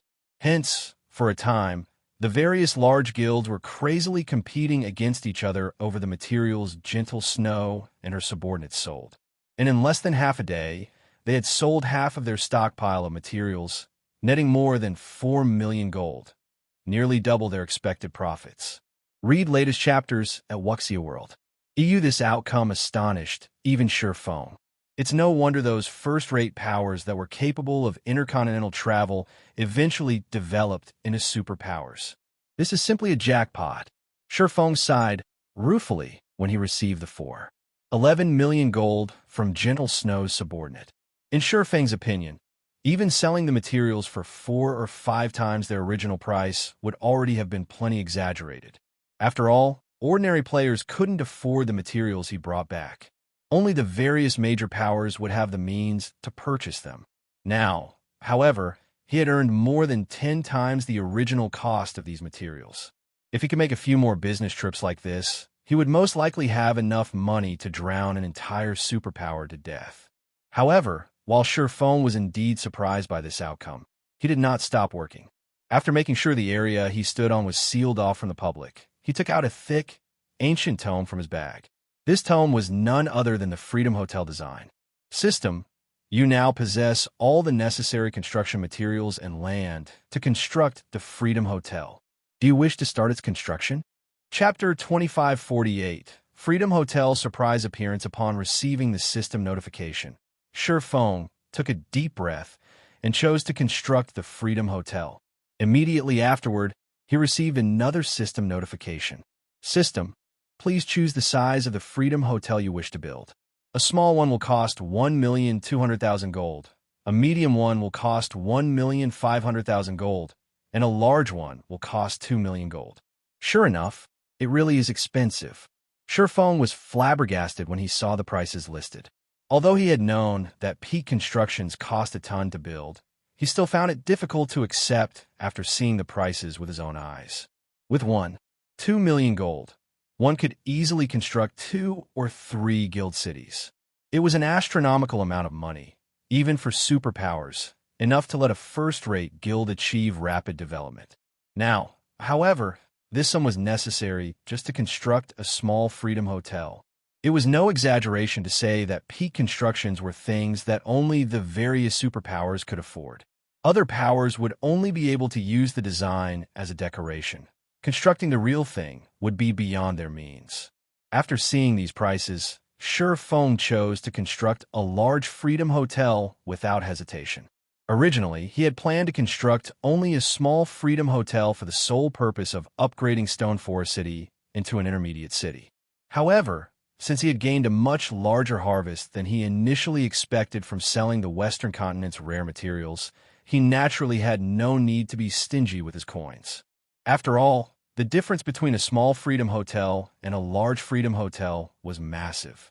Although both small and large Freedom Hotels possessed the same functions, a small Freedom Hotel had only 8 floors. In comparison, a large Freedom Hotel had a total of 32 floors. Starting out with a small Freedom Hotel and gradually upgrading it into a large Freedom Hotel would also be many times more expensive than constructing a large Freedom Hotel directly. Hence, in a situation where funds were plentiful, most powers would choose to construct a large Freedom Hotel from the get-go. As soon as Feng chose to construct a large Freedom Hotel, 2 million gold disappeared from his bag space, the coins transforming into a streak of golden light that flowed into the Freedom Hotel design in his hands. In the next moment, construction magic arrays started appearing on the tome's numerous pages. Every one of these designs was extremely complex, and even the simplest one was an advanced magic array. If someone below the Master Magician standard were to look at these magic arrays, they would most likely have a huge headache. Fortunately, most of these magic arrays could be retrieved from the design and engraved on the finished construction directly. Otherwise, if Feng had to do all the magic arrays required for the Freedom Hotel from scratch, he definitely wouldn't be able to manage, short of reaching the Grandmaster Magician standard. "All right, everyone, start working," Feng said after seeing the magic arrays appear on the design. In the next moment, over 100 architects sprang into action while holding a copy of the Freedom Hotel design. Some architects started refining materials, while some started fragmenting materials. The construction of the Freedom Hotel progressed smoothly under Feng's direction. As for Feng himself, he frantically engraved magic arrays on the finished portions of the Freedom Hotel. At the same time as Feng was constructing the Freedom Hotel inside a high-class restaurant in a border town of the Ten Saints Empire. Currently, not only was the restaurant fully booked, but several dozen Tier 3 peak experts also stood guard around it. The imposing aura these players exuded deterring passers-by from approaching the restaurant. Several people were seated inside the restaurant's top-floor room.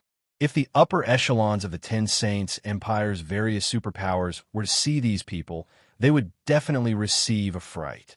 This was because every player inside this room was a big shot in God's domain. They were existences capable of shaking up entire kingdoms and empires with their decisions. Among those present, the person with the highest status would have to be Cold Shadow, a Vice Guild Leader of mythology. Vice Guild Leader Light. How are the preparations on your side coming along? I heard that the Dark World's Dark Rhapsody and Deity Society have signed a non-interference agreement with Zero Wing. A level 108, white-clad, elderly man sporting Pantheon's guild emblem asked as he looked at the indifferent and handsome youth seated beside him. Our preparations are nearly complete. The Dark World side just needs a little more time. Elder South, please rest assured. Those two guilds might have great influence over the Dark World, but the number of experts they command are nothing when compared to the expert population of the entire Dark World. In addition, we have reached an agreement with World Domination, which will help us add fuel to the fire. At that time, so long as no power assists Zero Wing, Stone Forest City will fall quickly. The handsome youth named Flaming Light replied with a chuckle. You can also rest assured on this point, Vice Guild Leader Light.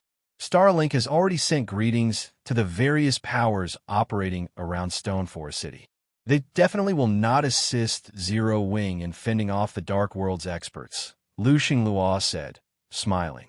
Originally, Lu Xinglua had been racking his brain over how to deal with Zero Wing, which was growing stronger by the day. However, Shifeng had actually dared defend a hot potato like Demon's Heart. Since that was the case, Lu Xinglua naturally wouldn't mind sending Zero Wing on its way. An entire world filled with dark players. Even Lu Xinglua himself did not have the confidence to go up against such a force. Yet Shifeng had actually taken the initiative to challenge this force. Zero Wing's guild leader simply did not know the meaning of death. So long as Zero Wing lost the gold mine known as Stone Forest City, with Starlink's financial strength, stomping Zero Wing to death would be a piece of cake. When the time comes, I'll have to rely on everyone present. As for the distribution of Stone Forest City's shares that comes afterward, Demon's Heart will take no part in it. Moreover, I believe the Dark World's top 3 guilds also won't dare interfere in this matter. Everyone present will be free to decide what to do with Stone Forest City. I only hope that we can put a swift end to this affair. If Zero Wing focuses fully on defense, I'm afraid even our side will have trouble taking down Stone Forest City, Flaming Light said.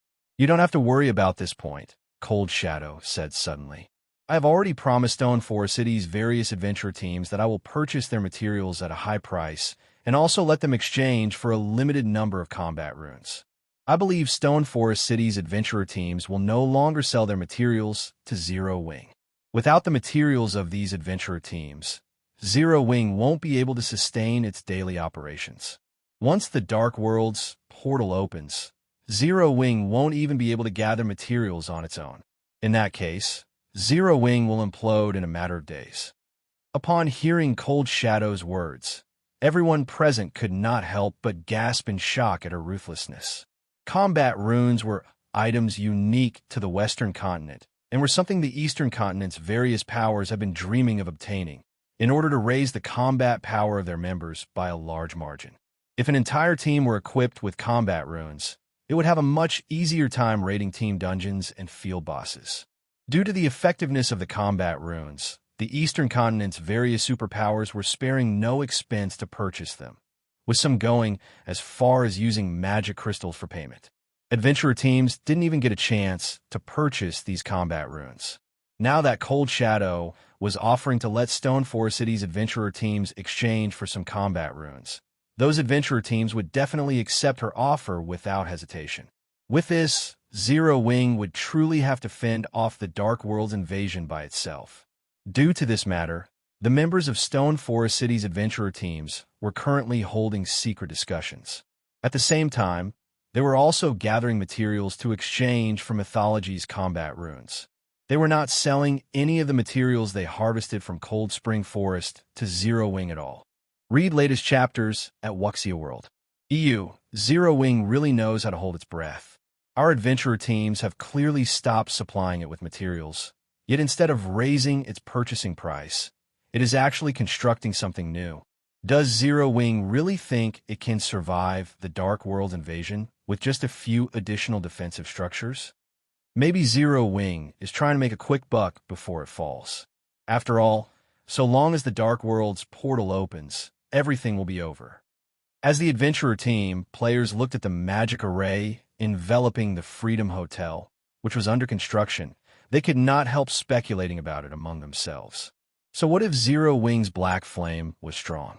It was useless even if he had the strength to go up against a superpower single-handedly. After all, before an entire world's players, even super guilds would be powerless. Meanwhile, as Stone Forest City's players were quietly discussing among themselves, the magic array concealing the Freedom Hotel suddenly shattered. With the magic array's disappearance, a 32-story building on Stone Forest City's Main Street came into view. At 150 meters tall, it overlooked the entire city. Chapter 2549, Promotion to Intermediate City. What a huge building. What's going on? Can a basic city have such a tall construction? Players on the main street were stunned when the Freedom Hotel was suddenly revealed. Previously, the tallest building in Stone Forest City had only been 100 meters tall, but not only did the Freedom Hotel reach another 50 meters above that, but also occupied a shockingly large area. It easily covered the area of a large-scale sports stadium. Such incredible buildings were even rare in NPC cities, let alone guild cities. The Freedom Hotel's sheer size stunned everyone who saw it. While nearby players discussed this new construction, the Zero Wing members responsible for building the Freedom Hotel were astonished by their own creation. They had known that they had been building an extraordinary superstructure, but they hadn't understood how amazing it truly was until after the Freedom Hotel's completion. Outsiders had no idea how impressive the hotel really was, but they, who had built it, were perfectly aware. The Freedom Hotel was like another world. It was bigger on the inside than it appeared, and the mana density within was frighteningly high. The Freedom Hotel's mana was around 2 or 3 times denser than in the outside world. Not even Candlelight's basic meditation rooms could compare. Moreover, that had been before the Freedom Hotel had been complete. There was a major difference between complete and incomplete structures in God's domain. A construction in the game functioned like one massive magic array. It wouldn't be complete until the final magic array had been engraved, unable to function. The building would only exhibit its full potential once that task had been accomplished. In other words, the mana density Zero Wings members had felt inside the Freedom Hotel had been a result of the rare materials they had used. It hadn't been amplified by any magic arrays. That wasn't the only thing that amazed Zero Wings architects. None of them had realized the complete building would stand 150 meters tall. Stone Forest City was surrounded by the cold spring forest, and during their meeting on the 27th floor, they had been mesmerized by the view. If they had an opportunity to stay a night on the Freedom Hotel's top floor, they'd jump at the chance regardless of the price. Players would also rapidly earn the double EXP buff while in the hotel due to the high mana density. Staying in the hotel would substantially boost their leveling speed. After all, every player grinding in level 100 neutral maps had to return to a city to rest sooner or later, and if players could earn the double EXP buff while resting, their leveling speed would be greatly affected. While Zero Wings architects were in awe of the Freedom Hotel's future prospects, Sherfone looked at the peak construction and sighed ruefully. He had only witnessed Superpower's Freedom Hotels during his previous life. Yet now, Zero Wing had one of its own. Peak constructions weren't just rare in God's domain. Their powerful abilities were the true reason that drove countless powers crazy. Before Sherfone could call up the hotel system interface and inspect it properly, however, he heard the sounds of a series of system notifications. System: the large Freedom Hotel is complete. All players involved in the construction receive level +1 and 8,000 free lifestyle proficiency points. System: the large Freedom Hotel is complete. Stone Forest City's popularity increased by 100,000 points, city prosperity level +1, and Stone Forest City's popularity accumulation speed increased by 10%. System: congratulations. Stone Forest City is the first guild city to own a peak construction, rewarding Freedom's City title. This title will encourage more NPCs to visit Stone Forest City. System: Stone Forest City has met the qualifications for its promotion into an intermediate city. Do you wish to promote it to an intermediate city? By the time the system notifications ended, Sherfong had risen from level 111 to level 112, saving several days of grinding. The abundant rewards even surprised him. I got the Freedom City title just like that? Sherfong stared at the system notifications, at a loss for words. Obtaining titles in God's domain was relatively easy, but the same couldn't be said for towns and cities. Every power with a guild city dreamed of obtaining the Freedom City title in particular. Not only would more human NPCs visit a city with the title, but other races' NPCs would also make their way to the city, especially NPC merchants and soldiers. The title would allow Stone Forest City to recruit more human NPC soldiers and those of other races. Of all the races in God's domain, humans weren't particularly talented. They neither had impressive physiques and an affinity for the earth as giants did, nor did they have the magical gifts or keen senses of the elves and Oars, respectively. To put it simply, humans didn't have any outstanding advantages. Their legacies and relentless research were the only reasons that humans were able to occupy a significant portion of the main continent. There was also the fact that there were more humans than other races. In terms of combat power, human NPCs were far inferior to giants, elves, and Oars. Sherfong didn't give the matter much thought, however. The Freedom City title might be a major boon, but it wouldn't be immediately effective. More importantly, Stone Forest City was ready for its promotion. An intermediate city. Current powers might not yet realize how important an intermediate city was. They only saw it as a larger city, able to accommodate more players. At best, it could rival NPC cities. However, the various powers weren't aware that guild cities were not like their NPC counterparts. The two didn't even fall into the same category. Basic guild cities only had the shape of a city, but they become true cities once they reached intermediate rank. This was why Sherfong had wanted to upgrade his city before transferring it to a level 100 neutral map. The city's defensive system would only truly activate once it became an intermediate city, and only then would a guild city have the foundation to survive in such a high-level area. Naturally, Sherfong didn't hesitate to promote Stone Forest City. System: Stone Forest City is located in Cold Spring Forest, a level 100 neutral map. Promoting it into an intermediate city will cost 500,000 gold and 100,000 magic crystals. Do you wish to proceed? Promote. Sherfong confirmed. The gold and magic crystals instantly vanished from Sherfeng's bag, and a gigantic magic barrier enveloped Stone Forest City before all players were teleported outside of its walls. What's going on? Why was I suddenly teleported outside? What's happening to Stone Forest City? Read latest chapters at Wuxia World. The players looked up at the magic barrier around the city in stunned confusion. They had no idea what was happening. After a moment, however, some guild players' expressions shifted to shock. Is Zero Wing relocating Stone Forest City again? No, I've seen some guild towns promotions before. This magic barrier looks similar. I think Zero Wing is promoting the city. What? Are you serious? Stone Forest City is being promoted? Chapter 2550, Stone Forest City? Stone Forest City is being promoted.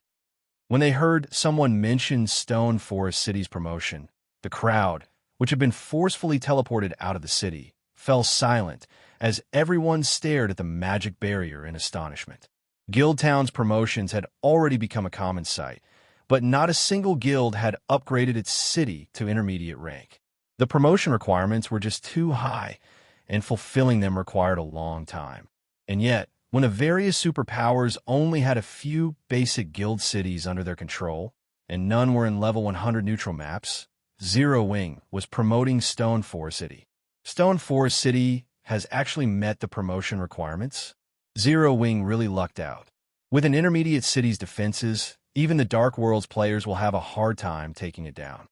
You're not seeing the big picture. Stone Forest City has merely become an intermediate city. It isn't a main city. How much stronger could its defenses have possibly become? Not even an advanced NPC city is guaranteed to hold its ground against all the players in an otherworld, much less an intermediate guild city. That's right.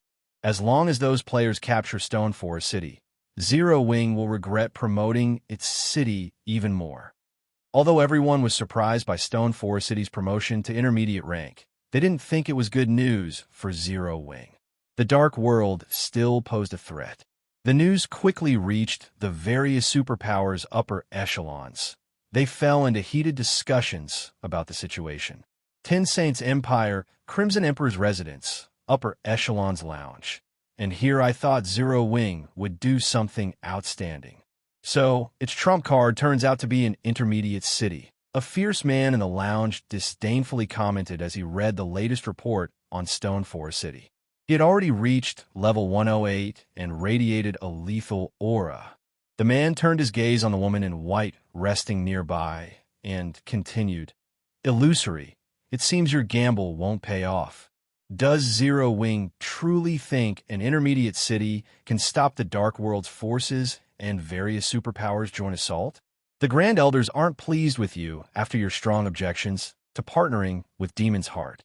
If Zero Wing can't even survive in Cold Spring Forest, not only will you lose your position as Vice Guild Leader, but they might also stick you with the reserves forever.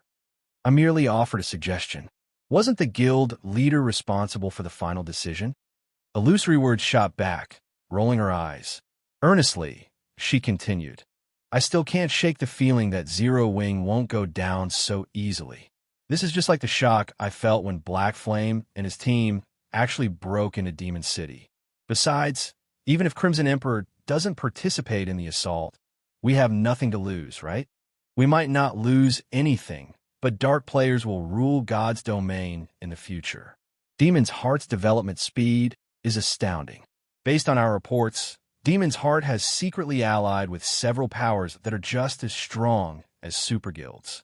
If we form a beneficial relationship with Demon's Heart, developing in level 100 neutral maps will be much easier in the future, the Fierce Man prudently countered. If we participate in Demon's Heart's plan, Crimson Emperor can befriend the Dark Guild and secure a share of Stone Forest City's benefits. The Grand Elders are likely cursing you for the suggestion right about now.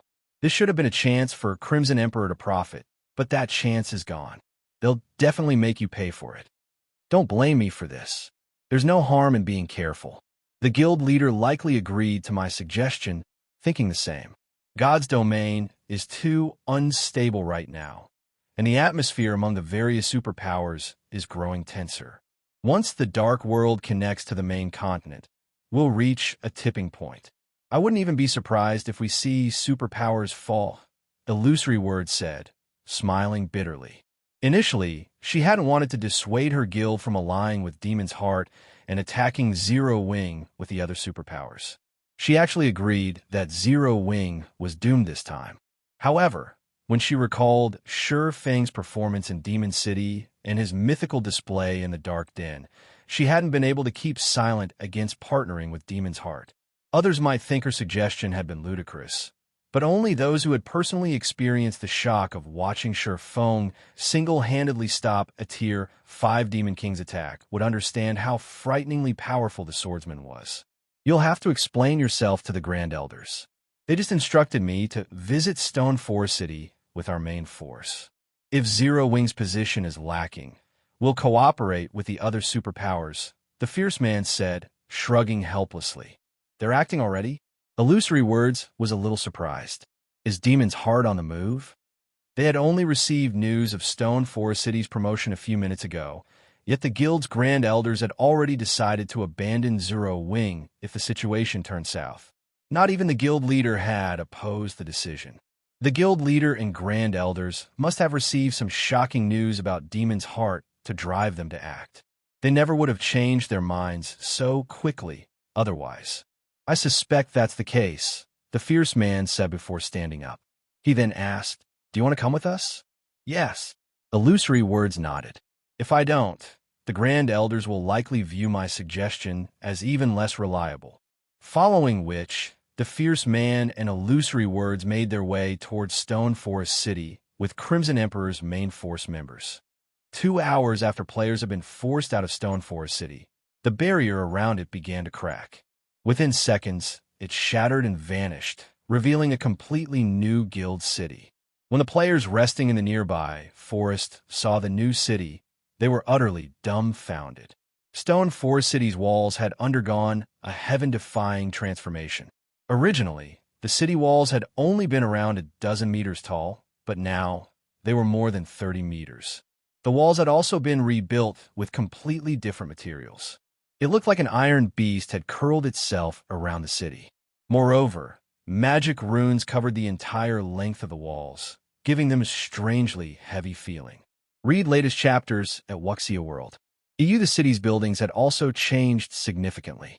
Not only were all of the city's constructions much larger than before, but they also radiated an indescribable pressure.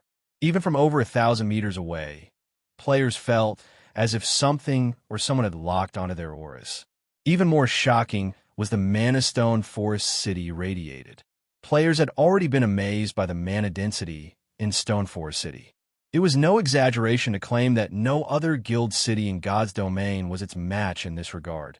But now, Stone Forest City's mana density had reached newfound highs. There was even a faint white mist enveloping everything within the city's walls. Crap, is that really Stone Forest City? Did Zero Wing replace Stone Forest City with some other city? Chapter 25:51. Intermediate cities affects. The crowd began to converse as they stared at the transformed Stone Forest City. However, Zero Wing's members were more shocked than anyone. The moment the seal on the city had lifted, Zero Wing's members had been allowed back in. As they entered the city, they were mesmerized. Aside from the city's mana density, which players could feel from outside of it, these players were stunned by the city's new infrastructure. Not only did the buildings look completely different, but quite a few were now shops, run by non-human NPCs. These shops sold special magic scrolls, potions, food, and drinks that were usually very scarce on the market. Most importantly, Stone Forest City now had NPC trading firm shops. These new shops might look like the ones ordinary NPCs owned, but NPC trading firms often issued quests for players. Once players had earned enough reputation points with a particular NPC trading firm, they could receive special, high-rank quests that offered bountiful rewards, and if they were lucky, they could even obtain high-quality weapons and equipment by completing these quests. These NPC trading firms were one of the main reasons that even now, independent and guild players frequently visited NPC cities. Now that Stone Forest City had some of these trading firm shops as well, they could continue to earn reputation points and pick up quests, saving them the trouble of returning to an NPC city. What did you do, guild leader? Is this really Stone Forest City? Gentle Snow asked, her heart pounding as she gazed around the main street. Stone Forest City now had just as many high-rise buildings and advanced shops as White River City. Truthfully, she would have assumed that she had entered a major NPC city, if not for the eye-catching Freedom Hotel. The biggest difference between NPC and guild cities was the presence of these NPC trading firms. They were responsible for nearly half of the quests available in NPC cities. These quests granted abundant EXP, but they also offered high monetary rewards. Even for expert players, these quests were a main source of income. This was why players were still tied to NPC cities. If they ignored these quests, they'd lose half of their income, and that would make it difficult for ordinary players to survive in God's domain. The chances of acquiring rare materials and equipment in level 100 maps were incredibly low. After all, at this point, ordinary players only grinded for EXP in level 100 maps. They didn't rely on these areas as a stable source of income. Now that Stone Forest City was home to so many NPC trading firms' advanced shops, the resident players wouldn't have to return to an NPC city to pick up or turn in the trading firm's quests. They could simply do so in Stone Forest City. This additional feature would only be a minor convenience for ordinary players, but for the various powers, this would allow them to shake off the shackles that bound them to NPC cities. If other powers had this feature in their guild cities, they would be able to thrive independently, even without the help of NPC cities.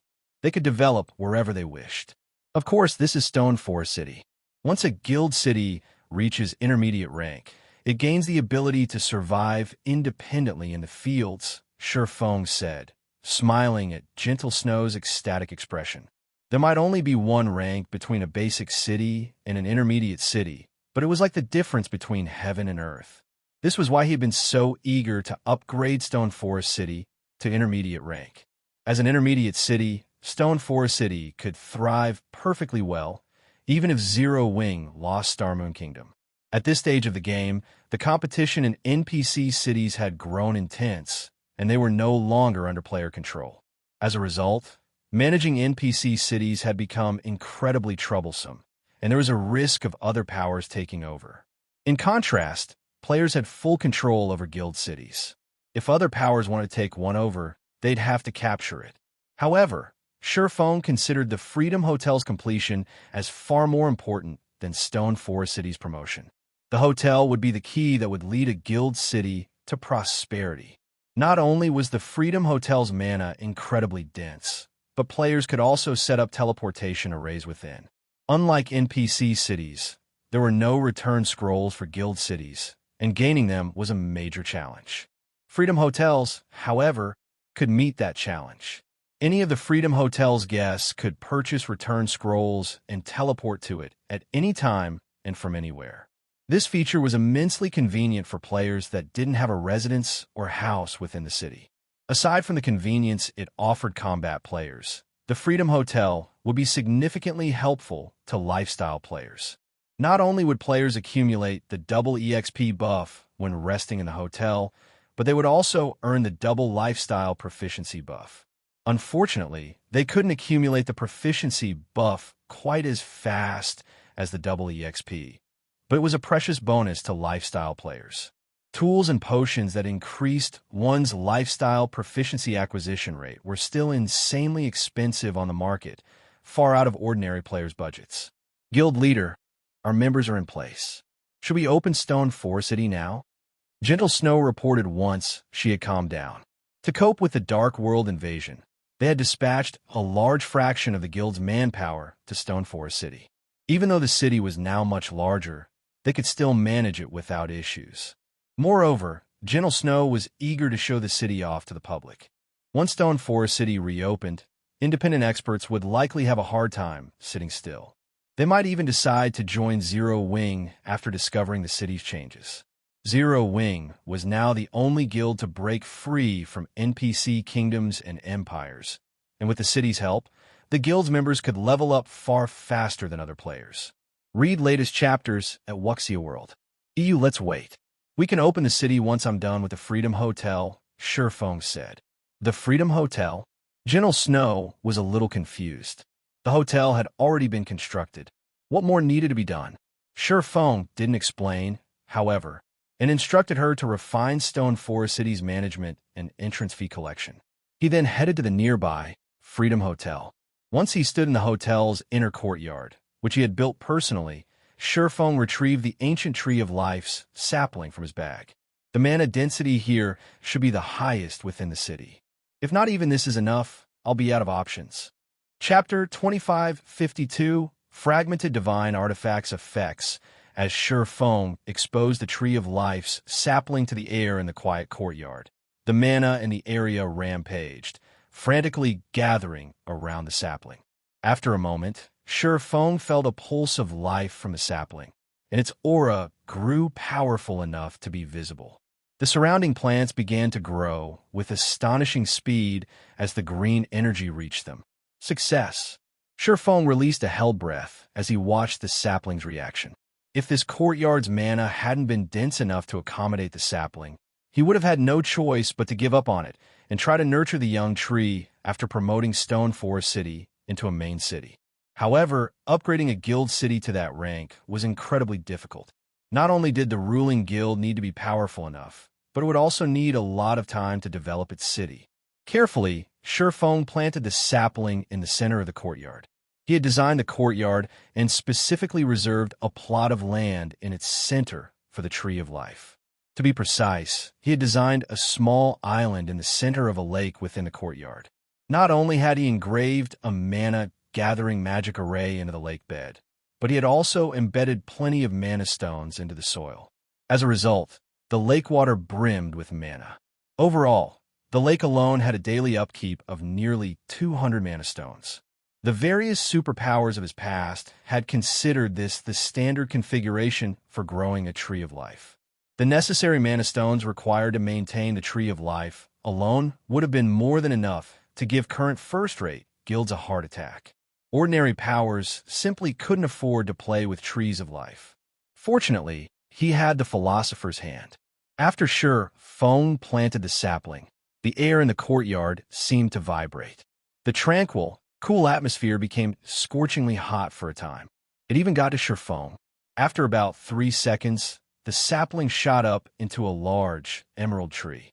Its trunk was so thick that it would require 3 fully grown men to just barely be able to wrap their arms around it.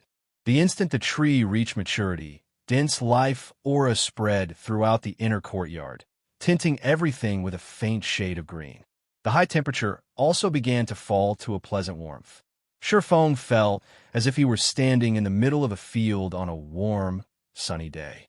Is this an effect of a fragmented divine artifact? Sherfong wondered, astonished, as he felt the transformations to the inner courtyard.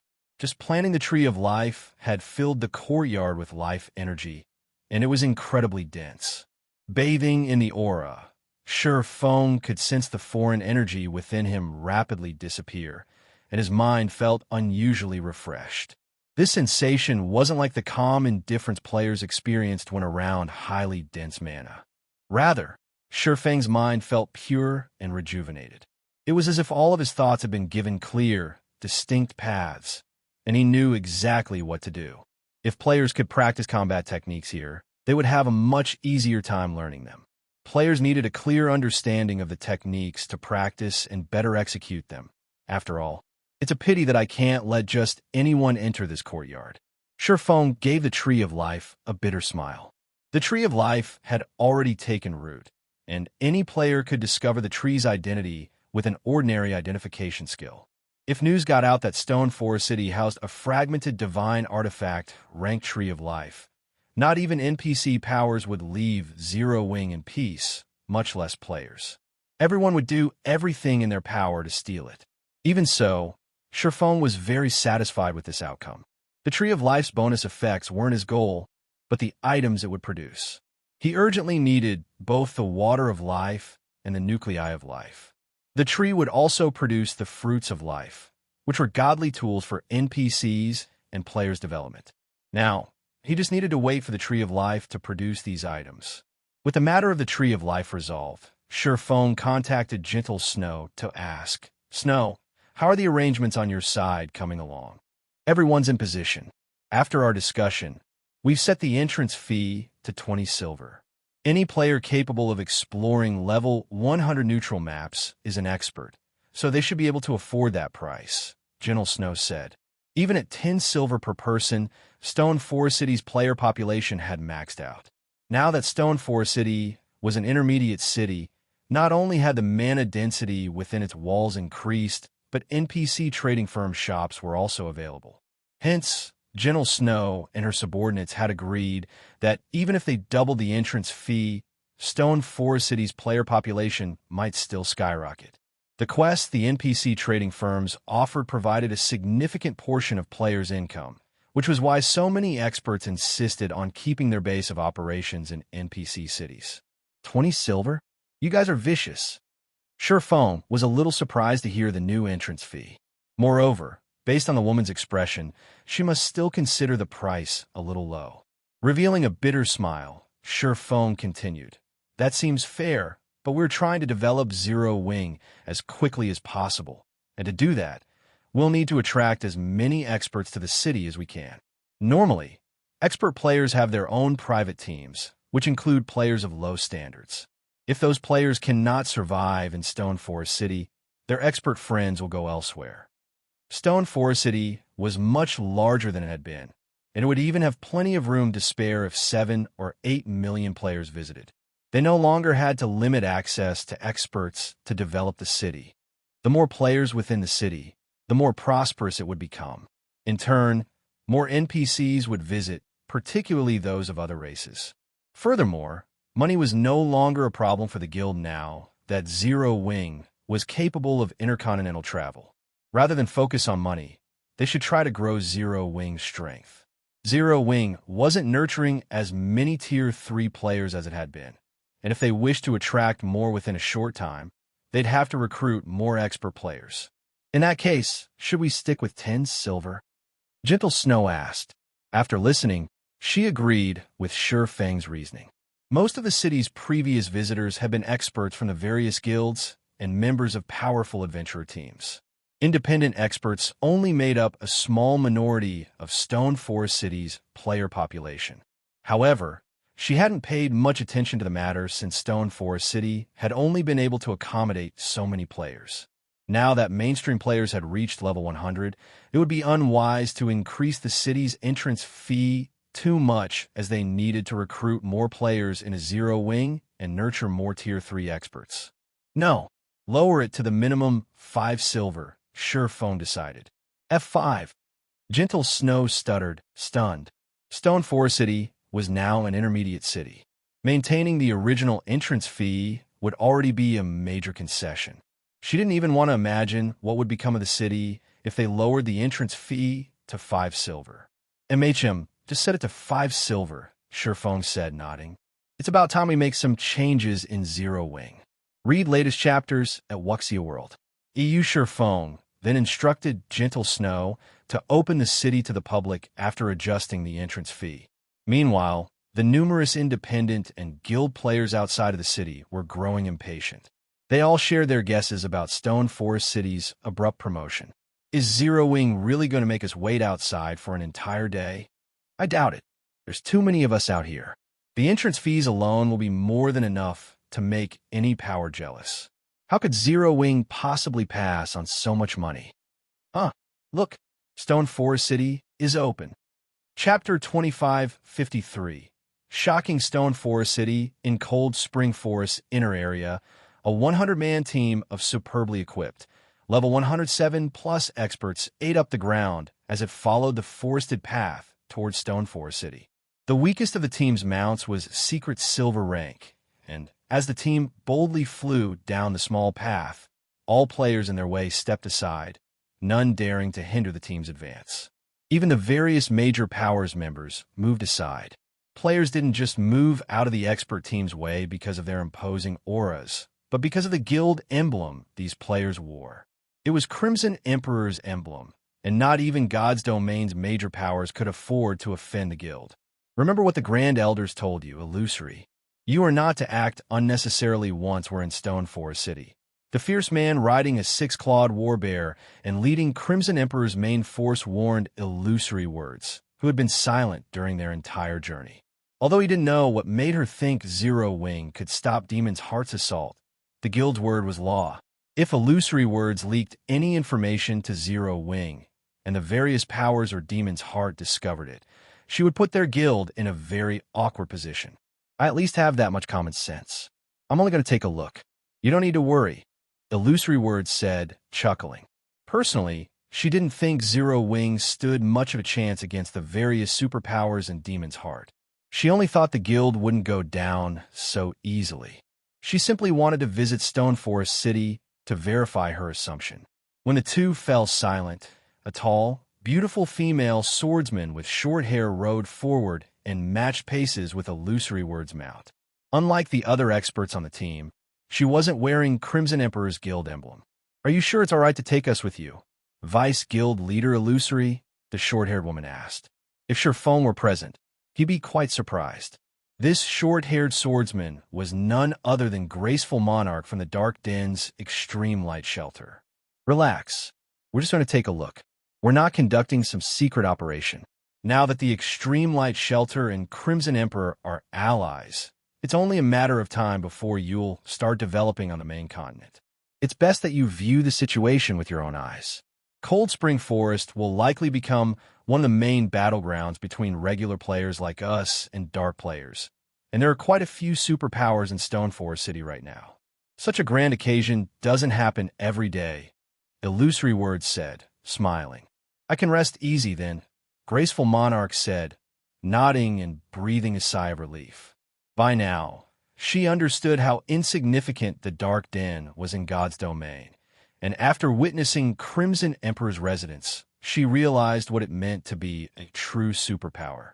Purple Rakshas's description of superpowers had been an understatement. Before the various superpowers, the Extreme Light Shelter was nothing. It didn't even come close to rivaling first-rate powers. She was already quite fortunate that Crimson Emperor had wanted to ally with the Extreme Light Shelter. Monarch, I told you that Big Sis Illusory is a very nice person. It's all thanks to her that I improved so quickly.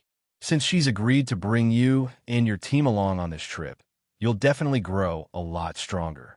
The other shelter's experts might not even be a problem for you once you return to the Dark Den, Purple Rakshasa whispered, smiling as Graceful Monarch nervously fidgeted even after Illusory Words' reassurance. Our visit to the main continent has certainly been full of surprises. I had never thought the guild Blue Frost belongs to would be so powerful. Not only did Zero Wings slay troubled times, but has also forced Demon's Heart to use its trump card. Graceful Monarch whispered back. She didn't know exactly how formidable Zero Wing was, but the fact that the guild had accomplished such feats meant that Shelter One wouldn't have to worry about its future. Zero Wing is indeed amazing, but it is only a pseudo-superpower right now. It still doesn't compare to Crimson Emperor. Since the Extreme Light Shelter and Crimson Emperor have entered a partnership, you won't have to worry about the shelter's development, Purple Rakshasa said. She knew what her companion was thinking. Chuckling, she continued, Zero Wing is about to face every player in a major otherworld. Even if it isn't annihilated, those players will at least partially cripple the guild. Shelter One's development will likely become a problem. With the threat of destruction looming over Stone Forest City, Zero Wing wouldn't likely be able to help Shelter One in the future. In contrast, the Extreme Light Shelter had Crimson Emperor's help. Becoming one of the Dark Den's top 3 shelters should be entirely possible. While Graceful Monarch and Purple Rakshasa continued their conversation in whispered tones, the team left the forest that surrounded Stone Forest City. Stone Forest City lies ahead. Be careful once you enter the city. Many superpowers have hidden their forces within. If you accidentally offend one of them, we'll have trouble to deal with. Illusory words warned the two from the Dark Den. Zero Wing's main headquarters is ahead of us. Curiosity flashed in Graceful Monarch's eyes. I'll finally get a look at how strong the guild behind Blue Frost is. She still hadn't forgotten the image of Sure Fong stopping the Demon King's hand in the Dark Den, and it piqued her not long after Illusory Word's warning. The silhouette of a gigantic city came into view. It was just as splendorous as the major NPC cities in the Ten Saints Empire. The mana density radiating from Stone Forest City was especially noticeable. The team felt as if they were gazing at a mountain of magic crystals, rather than a simple guild city. So this is Zero Wing's guild city? Graceful Monarch was momentarily stupefied when she saw the city that brimmed with mana ahead. She had seen plenty of major NPC cities in the Ten Saints Empire. Although these major NPC cities were spectacular and mighty, they paled in comparison to Stone Forest City, and the Extreme Light Shelter was no more than a grass hut in comparison. Even Illusory Words gaped at the scene. Read latest chapters at Wuxia World. This wasn't her first visit to Stone Forest City. She had actually traveled to the city multiple times before, but she had no explanation for the view before her. Not only had Stone Forest City become as large and grand as major NPC cities, but it also emitted waves of dense mana, which players could even feel from several thousand yards away. How was this the Stone Forest City she knew? This was practically a holy city hidden in cold spring forest. Illusory Words also spotted a massive line of players waiting outside of Stone Forest City's main entrance. At a glance, there were easily several 100,000 players waiting to enter the city, and as time passed, the number grew. She even spotted quite a few players selling their spots in line. Moreover, Illusory Words noticed plenty of NPCs in line, even those from other races. Stone Forest City now looked more like a well-established, major NPC city, not a guild city. The fierce man beside her glanced Illusory Words' way and asked, "Did you lead us to the wrong place, Illusory?" Chapter 2554, Zero Wing's Trump Card. With the fierce man's question hanging in the air, the rest of Crimson Emperor's members turned to Illusory Words. The Stone Forest City before them was simply too impressive. It was hard to imagine this was merely an intermediate city. They had been busy within the Ten Saints Empire, so they had only heard about Stone Forest City. This was their first visit. Only Illusory Words, who preferred to wander throughout God's domain, had ever seen the city before. These are the coordinates. This should be Stone Forest City, Illusory Words said, giving the fierce man a bitter smile. The sign above the gate clearly states this is the city we're looking for. This shouldn't be a mistake. In truth, even after seeing the sigh, she felt as if she had arrived at the wrong place. This looked nothing like the Stone Forest City she had visited in the past. It almost looked like a major NPC city. Furthermore, there was too much mana wafting from the city.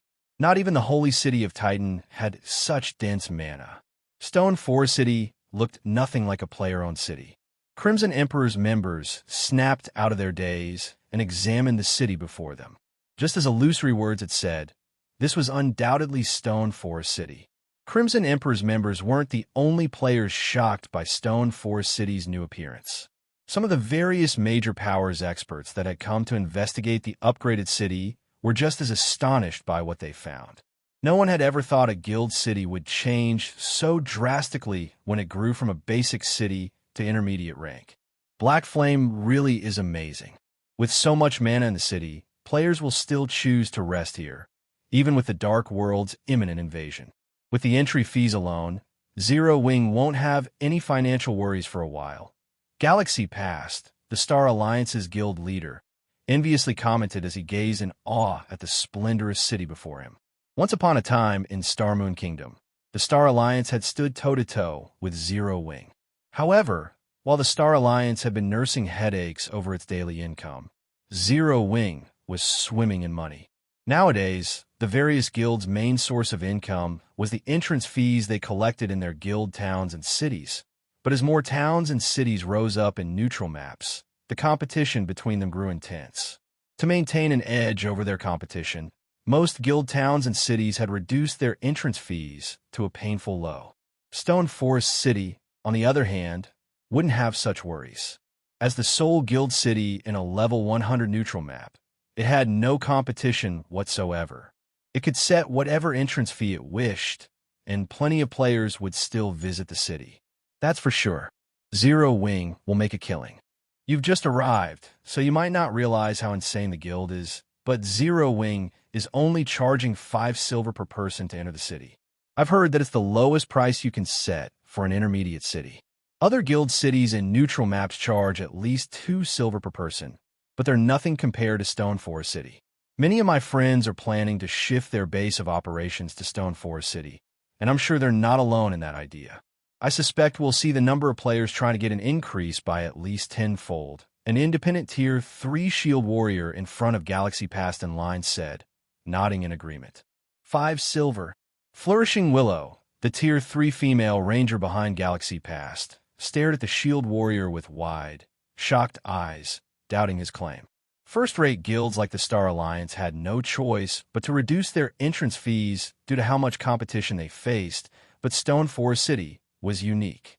Even if it cost 20 silver to enter the city, a ton of players would still use it as their bases, let alone 10 silver. God's Domain had far too many players and innumerable experts. Stone Forest City wasn't nearly large enough to accommodate so many players. With the guild city's limited capacity and the fact that Zero Wing wouldn't have to worry about customers, increasing the entrance fee was the wisest decision. Yet Zero Wing had done the opposite. Flourishing Willow simply couldn't believe it. Even Crimson Emperor's members, who had just found a place in line, were astonished when they learned about the city's cheap entrance fee. Charging anything less than 20 silver would be an insult to such a sacred resting ground as Stone Forest City, in their opinions. They had even been prepared to pay 30 silver per person to enter the city. Not only would the city's incredibly dense mana help players rapidly recover from exhaustion, but players would also see astounding results if they trained within the city. 30 silver was more than worth such benefits for experts like them. So, what was the point of lowering the entrance fee to 5 silver? So this is Black Flame's trump card. It certainly is a wise move, the fierce man from Crimson Emperor muttered, overhearing the Star Alliance's conversations. Had Zero Wing set Stone Forest City's entrance fee at 20 or 30 silver per person, there wouldn't be as many players interested in living in the city. Although the city would eventually become overcrowded, it would take some time. Not all players could afford such a high price, after all. In contrast, even ordinary level 100-plus players could afford 5 silver, and they made up the majority of God's Domain's player base. With such a low entrance fee, the city's player population would reach its limit in 2 or 3 days. Even at 5 silver per person, the city would generate amazing profits. This is going to give Demon's Heart's Flaming Light a huge headache. Zero Wing can easily earn over 1 million gold in the next 2 or 3 days. Including the profits it earns from the businesses within the city, the guild will earn a minimum of 2 million gold before 3 days pass. With so much money, Zero Wing can easily survive the Dark World's assault for a very long time, Illusory Words said, smiling. Even after seeing the city's glorious transformation, she hadn't thought highly of Zero Wing's chances, but after this discovery, she recognized that the guild had exceeded her expectations. Now, Demon's Heart would have a much harder time threatening Zero Wing. Zero Wing has indeed made a smart move. Unfortunately, it is too late, the fierce man said, shaking his head. What do you mean? Illusory Words asked strangely. I didn't tell you this earlier, but the Grand Elders have secured detailed information regarding Demon's Heart's movements. The Dark World's portal will activate tomorrow at the latest, and the Dark World's various powers and independent experts will surge into Cold Spring Forest, the fierce man said in a whisper to Illusory Words. Zero Wing simply doesn't have enough time to collect the wealth it requires. Stone Forest City was quite attractive, especially to ordinary players, but it would take time for ordinary players to learn of the city's perks. Moreover, ordinary players didn't travel via teleportation like experts. They generally moved between countries by airship, which was much cheaper. To make matters worse, there weren't any air routes to Stone Forest City, so players would have to make the rest of the trip on their mounts. Unlike Crimson Emperor's experts, ordinary level 100 players generally had common mounts. Factoring in other aspects, such as the spread of information, the war between Zero Wing and the Dark World's forces would have begun long before ordinary players started to visit the city from the various kingdoms and empires. While the new Stone Forest City astonished the various powers, Sherfong had secretly teleported back to White River City to upgrade his Night Division. While expert players serve as a guild's foundation in God's domain, a guild needed a strong Night Division if it wished to set roots down in level 100+ neutral maps. Since Sherfong had previously lacked the necessary funds, he had refrained from upgrading his Night Division. However, money was no longer a problem. With the profits from selling the Western Continent's materials and Stone Forest City's entrance fees, he now had a total of 5 million gold sitting in his bag. Holding on to all this money would be a huge waste, especially now that Stone Forest City was the first intermediate city in a level 100 neutral map. He could definitely recruit plenty of knights with high growth potential. 4. Read latest chapters at Wuxia World. EU Star Moon Kingdom.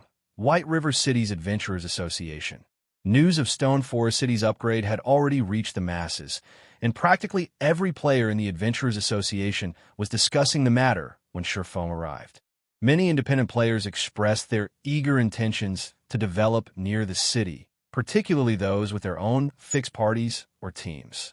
Nodding in satisfaction, Sherfong climbed the stairs to the Adventurers Association's second floor and entered one of the VIP rooms. Lord Bronze Legatee, how may I be of service? Senior Administrator Lorraine asked, smiling as she walked up to him. I wish to see the current recruitment status and promotion list for my Night Division, Sherfong informed her with a grin. Chapter 2555. All new Night Division. Lorraine nodded to Sherfeng's request and promptly left to retrieve the relevant information. After a short moment, the senior administrator returned with a thick book, placing it on the table before him. There's so many? Sherfong asked, glancing down at the tome. Lorraine had only given him a sheet of paper during his last visit when he had requested to see his Night Division's recruitment status. Yet now, she had an entire book for him. Normally, if there were fewer than 30,000 applicants, players would only be given a sheet of paper. They'd receive another sheet for every 10,000 applicants beyond that and would only receive a complete book once more than 100,000 NPCs applied for their Night Division. Sherfong had already recruited NPCs from many NPC cities and could reasonably assume he had accepted or rejected most interested NPCs. Hence, he shouldn't see too many more new applications.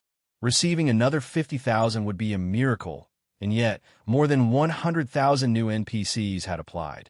Initially, Lord Bronze Legatee, you hadn't received many applicants. However, due to the large number of other races visiting Stone Forest City, The number of interested individuals has considerably increased, Lorraine explained. The Freedom City title's benefits have taken effect so soon? The explanation stunned Sherfone. He had thought he'd have to wait a few more days before the title took effect.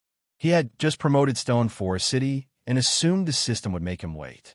However, it seemed that he had somewhat underestimated the new title. A total of 112,672 people have applied to serve as your knights.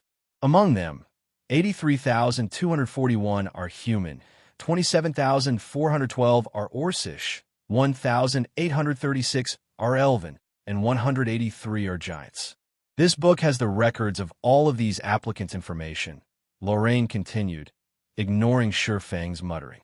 Nearly 30,000 NPCs from other races? If the superpowers of the past found out about this, wouldn't they go mad? Sherfone could not help his growing excitement. Recruiting NPCs from other races for their knight divisions was incredibly difficult for players. The other races had smaller populations than humans. Normally, the various superpowers would be overjoyed if even several thousand non-human NPCs applied to serve as knights. And yet, Sherfong had nearly 30,000 of these applicants, certainly a frightening number. Not even a 2-star lord might receive so many throughout a full year. Most importantly, elves and giants had applied in considerably large numbers. The situation had completely exceeded his expectations. In God's domain, the Orcish population was only second to the humans. Ors typically made up the majority of non-human NPC applicants. Of course, that didn't discount or knight strength. On the contrary, Or NPCs were quite powerful. They were natural-born warriors with sharp senses and robust frames that were far superior to humans. Excluding heroes, human fighters were no match for or fighters of the same level and tier. The human race's superior research and creativity were the reason that Ors weren't a match for humans and forced to live far from the main continent's fertile lands. However, if one could assemble the Ors scattered across the continent and form a melee unit, the force would be absolutely unstoppable in battle. Shaking off his shock, Sherfong immediately inspected the recruitment list. When he had arrived, he had only planned to recruit new knights with high growth potential to replace some of his weaker NPCs, but now he had many more changes to make to his knight division. Time flew by, and without taking a break, Sherfong had spent over 20 hours browsing the recruitment list. He was more focused on the list than he was during boss fights. Thankfully, I brought plenty of coins with me. Otherwise, I wouldn't even have enough to pay the dismissal fees. Sherfong revealed a bitter smile as he finished reading the list. If things had gone according to his original plan, he would have only been able to replace a small fraction of his Knight Division's members. But now that he could recruit non-human NPCs, which would be bound to him for life, things had changed. Once he recruited non-human NPCs, he couldn't dismiss or replace them. Hence, he had to be extremely careful when choosing non-human knights. Fortunately, non-human NPCs were much cheaper to recruit and maintain than human NPCs. They were generally 30% cheaper. All things considered, it wasn't a bad transaction. Moreover, non-human NPCs tended to be quite talented.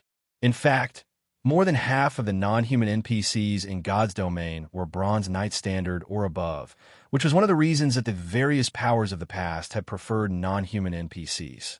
Of the 27,412 Ors that had applied to join Sherfang's Knight Division, 15,123 were Tier 2 Bronze Knights. The ratio was unheard of among human NPCs. However, it was quite normal with Ors. Many Tier 3 Ors had also sent in applications, and they all had considerably high potential. Even the weakest among them was at the mysterious Iron Standard, while 45 were at the secret Silver Standard and 1 Fine Gold Standard or had applied. The Elven and Giant applicants were just as shocking. Elves were natural-born mages, with higher growth potential than most races. Even the weakest elf that applied was Bronze rank, while as many as 43 were Secret Silver rank, and 2 were Fine Gold rank. Moreover, every elf applicant was Tier 3. Although giants made up the majority of applicants, with only 183, 13 were Tier 3 Secret Silver Knights, and one was a Tier 3 Fine Gold Knight. More than 100 secret silver and fine gold ranked non-human NPCs had applied to Sure Feng's Knight division, many times more than those among the 80,000-plus human applicants. Lord Bronze Legatee, have you made your decision? Lorraine asked when Sure Feng closed the book. I want all knights with secret silver potential and above. I also want these mysterious iron knights with high growth potential and the remaining Tier 3 knights, Sure Feng replied, nodding. Normally, an NPC knight needed at least mysterious iron growth potential before they could be promoted to Tier 3. Even in the later stages of God's Domain, Tier 3 NPCs would be considered a powerful force. After all, very few players could reach Tier 4.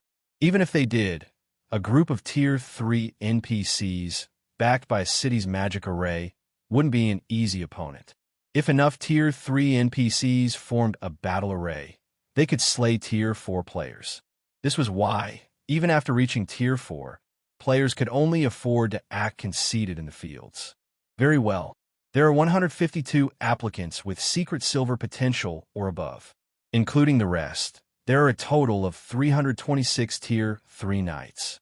Calculating the recruitment fee of the 1,872 Tier 3 mysterious iron knights with high potential and some of your current knights' dismissal fees, your bill comes to 554,600 gold. Lorraine explained after taking a moment to tally his total. Please include the promotion fees for the 437 members of my knight division, Sure Feng said. Giving the matter some thought, he continued, I also want to outfit my Tier 3 knights with epic equipment. How much will that come to? That will raise the price considerably. If we include the 437 people that will be promoted to Tier 3, you will need an additional 5,640,000 gold to arm all of your Tier 3 knights with epic equipment. With the prior fees, your total comes to 6,198,970 gold, Lorraine responded, giving Sure Feng a skeptical look. After giving the matter some more thought, Sure Feng said, reduce the number slightly then. I'll take 1,150 sets. That won't be a problem. Your total will be 5,158,970 gold. Once we process the payment, the merchandise will be delivered within 3 hours. The new knights will arrive at your city lord's mansion within 1 hour, Lorraine calmly stated. Sure Feng then nearly emptied his bag of coins, and in the blink of an eye, he was once again a pauper. Nurturing a knight division really is expensive. It's no wonder why all of the superpowers that had knight divisions were poor, Sure Feng muttered, bitterly smiling at the less than 3,000 gold in his bag. While Sure Feng upgraded his knight division, in a remote canyon in the distant cold spring forest, a group of black-clad magical class players chanted an incantation along the edge of a gigantic magic array. The array covered a 200-yard radius, and in its center stood an indifferent, handsome youth with a night-black crystal in his left hand, while writing a series of divine runes with his right. With each line of completed runes, a shard broke off of the crystal and disintegrated. Read latest chapters at Wuxia World.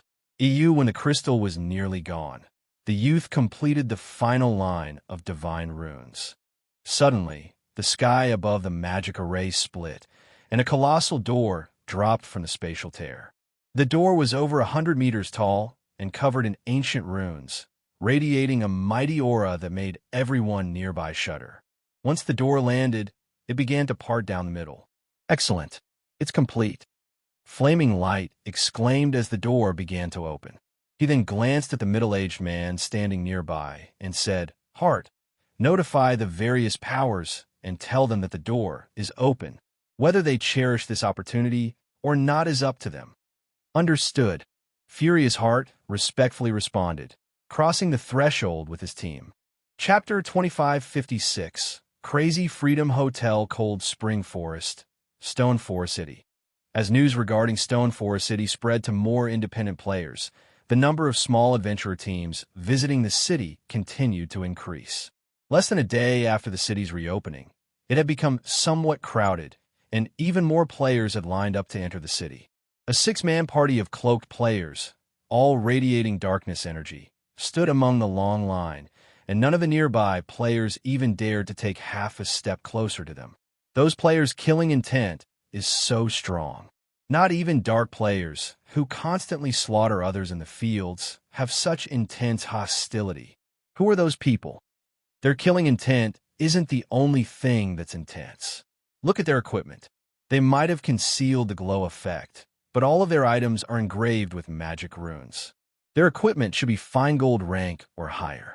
Level 105 fine gold equipment. Not even the various superpowers' main force members necessarily have such top-tier items. Although the independent players nearby were afraid of the six-man party, they couldn't help but envy the party's equipment. Ever since mainstream players had reached level 100, demand for level 100-plus secret silver weapons and equipment had skyrocketed, but supply remained incredibly low. Thus, these items' prices had substantially increased. Not even ordinary expert players could afford level 100-plus fine gold weapons or equipment. Even the various superpowers' main force members would throw a party if they acquired just one such weapon or equipment piece. However, the weakest piece the six-man party wore was level 105 fine gold rank, and all of their equipment bore magic runes. To ordinary players, the equipment was divine. Despite noticing the surrounding players' envious looks, the members of the six-man party didn't respond. I guess the main continent's ordinary experts don't amount to much. Not only do they have such poor weapons and equipment, but they don't even know about magic enhancement. Once the army has gathered, the Dark World will likely claim this area as new territory in the blink of an eye. A gray-clad, Tier 3 cursemancer with a military haircut disdainfully dismissed as he glanced at the independent experts around him. You shouldn't say such things, old Flash. After all, the environment in this area is no match for what we have in the Dark World. These players only have to worry about monsters in the fields, while we are always on the lookout for monster and player ambushes. It's only natural that our world's players have developed so much faster. A middle-aged bearded man with simple features chided, chuckling. Besides, ordinary experts are just that. The various major powers experts are much stronger. Otherwise, our two guilds wouldn't have signed a non-interference pact with Zero Wing. I guess, but I still don't get why our guild wanted to partner with Zero Wing in the first place. You must have seen how powerful that army was on our way here. How could Zero Wing possibly stop that kind of force? We shouldn't have a reason to pay Zero Wing 500,000 darkness crystals. The cursemancer, named Magic Flash, grumbled. 500,000 darkness crystals was no small price, even to their guilds. They certainly weren't worth a non-interference agreement from Zero Wing in their fight for resources in Cold Spring Forest. The only thing Zero Wing could do when facing the Dark World's countless players was hold inside the city. I don't know, but the higher-ups have their own reasons. We just need to complete the task they've assigned us, the middle-aged man said, shaking his head. In all honesty, the situation confused him, too. The number of Dark World players preparing to invade Cold Spring Forest was no laughing matter. Several million players had already joined the invading army, and more were on their way. News of the open pathway had just begun to spread, and it would take time for the information to reach the far corners of the Dark World. Based on their guild's estimates, the army should easily include tens of millions of players, possibly over 100 million. Not even the neighboring kingdoms and empires stood a chance against such a force, much less Zero Wing. The Dark World's army would definitely cause a massive commotion when it arrived on the main continent. While Dark Rhapsody and Deity Society's members conversed, they crossed Stone Forest City's gates. The mana here sure is dense. If Dark Rhapsody's guild cities had this much mana, we'd easily become the #1 guild in the Dark World. Magic Flash noticed, envious when he felt the mesmerizing mana in the air. It is certainly astonishing. It's no wonder why so many superpowers want this city, the bearded middle-aged man replied. What a pity. If Demon's Heart hadn't opened the Dark World's portal in Cold Spring Forest, Zero Wing might have become a massive threat to the various superpowers, Magic Flash said, glancing around at the crowd of players and NPC merchants. Seeing so many people, he, more or less, understood why his superiors had decided to ally with Zero Wing. Stone Forest City was no less prosperous than major NPC cities. With a guild city like this under its control, Zero Wing would have no worries about its development. Since Cold Spring Forest was a level 100 neutral map, every player here had a certain degree of strength. Including the conveniences the city offered, not only could Zero Wing continue to recruit and nurture more expert players, but its members' average levels would gradually surpass the various superpowers as well. Zero Wing definitely had the potential to become a titan in God's domain. Maybe, but we shouldn't dwell on it. We should hurry and contact Zero Wing. The sooner we get this done, the sooner we can return. If we wait and miss the invasion, it'll become more difficult to establish ourselves in Cold Spring Forest later, the middle-aged man cautioned. I've already contacted the guild. They said we should head toward the tallest building on the main street. Once we're there, someone will take us to meet their guild leader, Magic Flash said. You mean that building? The middle-aged man asked, pointing to the Freedom Hotel in the center of the city. Astonished, he continued, I'm impressed that Zero Wing managed to erect such a tall building. The tallest building either of our guilds has constructed is only a little over 50 meters tall, but that thing is at least 150. So what if it's tall? Someone is still going to take it from them, Magic Flash growled, sneering. The middle-aged man didn't try to refute Magic Flash's assumption. Such a tall building would only be useful for visual impact. Zero Wing would have been far better off spending its money to strengthen its members, in his opinion. Strength meant everything in God's domain. The cloaked players then made their way toward the hotel. They didn't take long to reach it, and when they did, they noticed a long line of players both inside and outside of the Freedom Hotel. Many of the players in line were Tier 3 experts, and some of their auras even made Magic Flash and his companion shudder with fear. There were dozens of those experts, too. Even more surprising, every one of those experts obediently stood in line before the Freedom Hotel's front desk. The scene stupefied Magic Flash and his party. Normally, such experts could act as vice commanders, even commanders of their guild's legions. Players of their caliber warranted respect, regardless of where they were, yet they waited in line with a bunch of ordinary players. What was happening here? Moreover, Magic Flash's party was confused by the fact that every one of those experts, including the peak experts, seemed excited and grateful to receive one of the Freedom Hotel's room tokens from the front desk. Suddenly, Gentle Snow approached the cloaked party, asking, Are you representatives from Dark Rhapsody and Deity Society? That's right. We are, the middle-aged man confirmed, nodding as he spotted the Zero Wing emblem Gentle Snow wore. He was more than a little surprised when he sensed Gentle Snow's powerful aura. In that case, please follow me. Our guild leader is waiting in the reception room upstairs, Gentle Snow said after verifying the party's identity. She then led the party to the elevator that would take them to the appropriate floor. Many of the experts waiting for their room tokens were jealous as they watched Magic Flash's party follow Gentle Snow. Crap, who are those people? They actually get to use the elevator that'll take them to the 80th floor and beyond. They must be Zero Wing's allies. If I remember correctly, only the hotel's silver members get to stay on those floors. You need more than just coins and magic crystals to become a silver member, too. You also need to earn a large number of membership points. I've heard that not even top adventurer teams' commanders were granted silver memberships. Zero Wing is too stingy. It actually wants us to earn points just to stay in this hotel. I wonder when I'll earn enough to become a silver member. It's not all that unusual.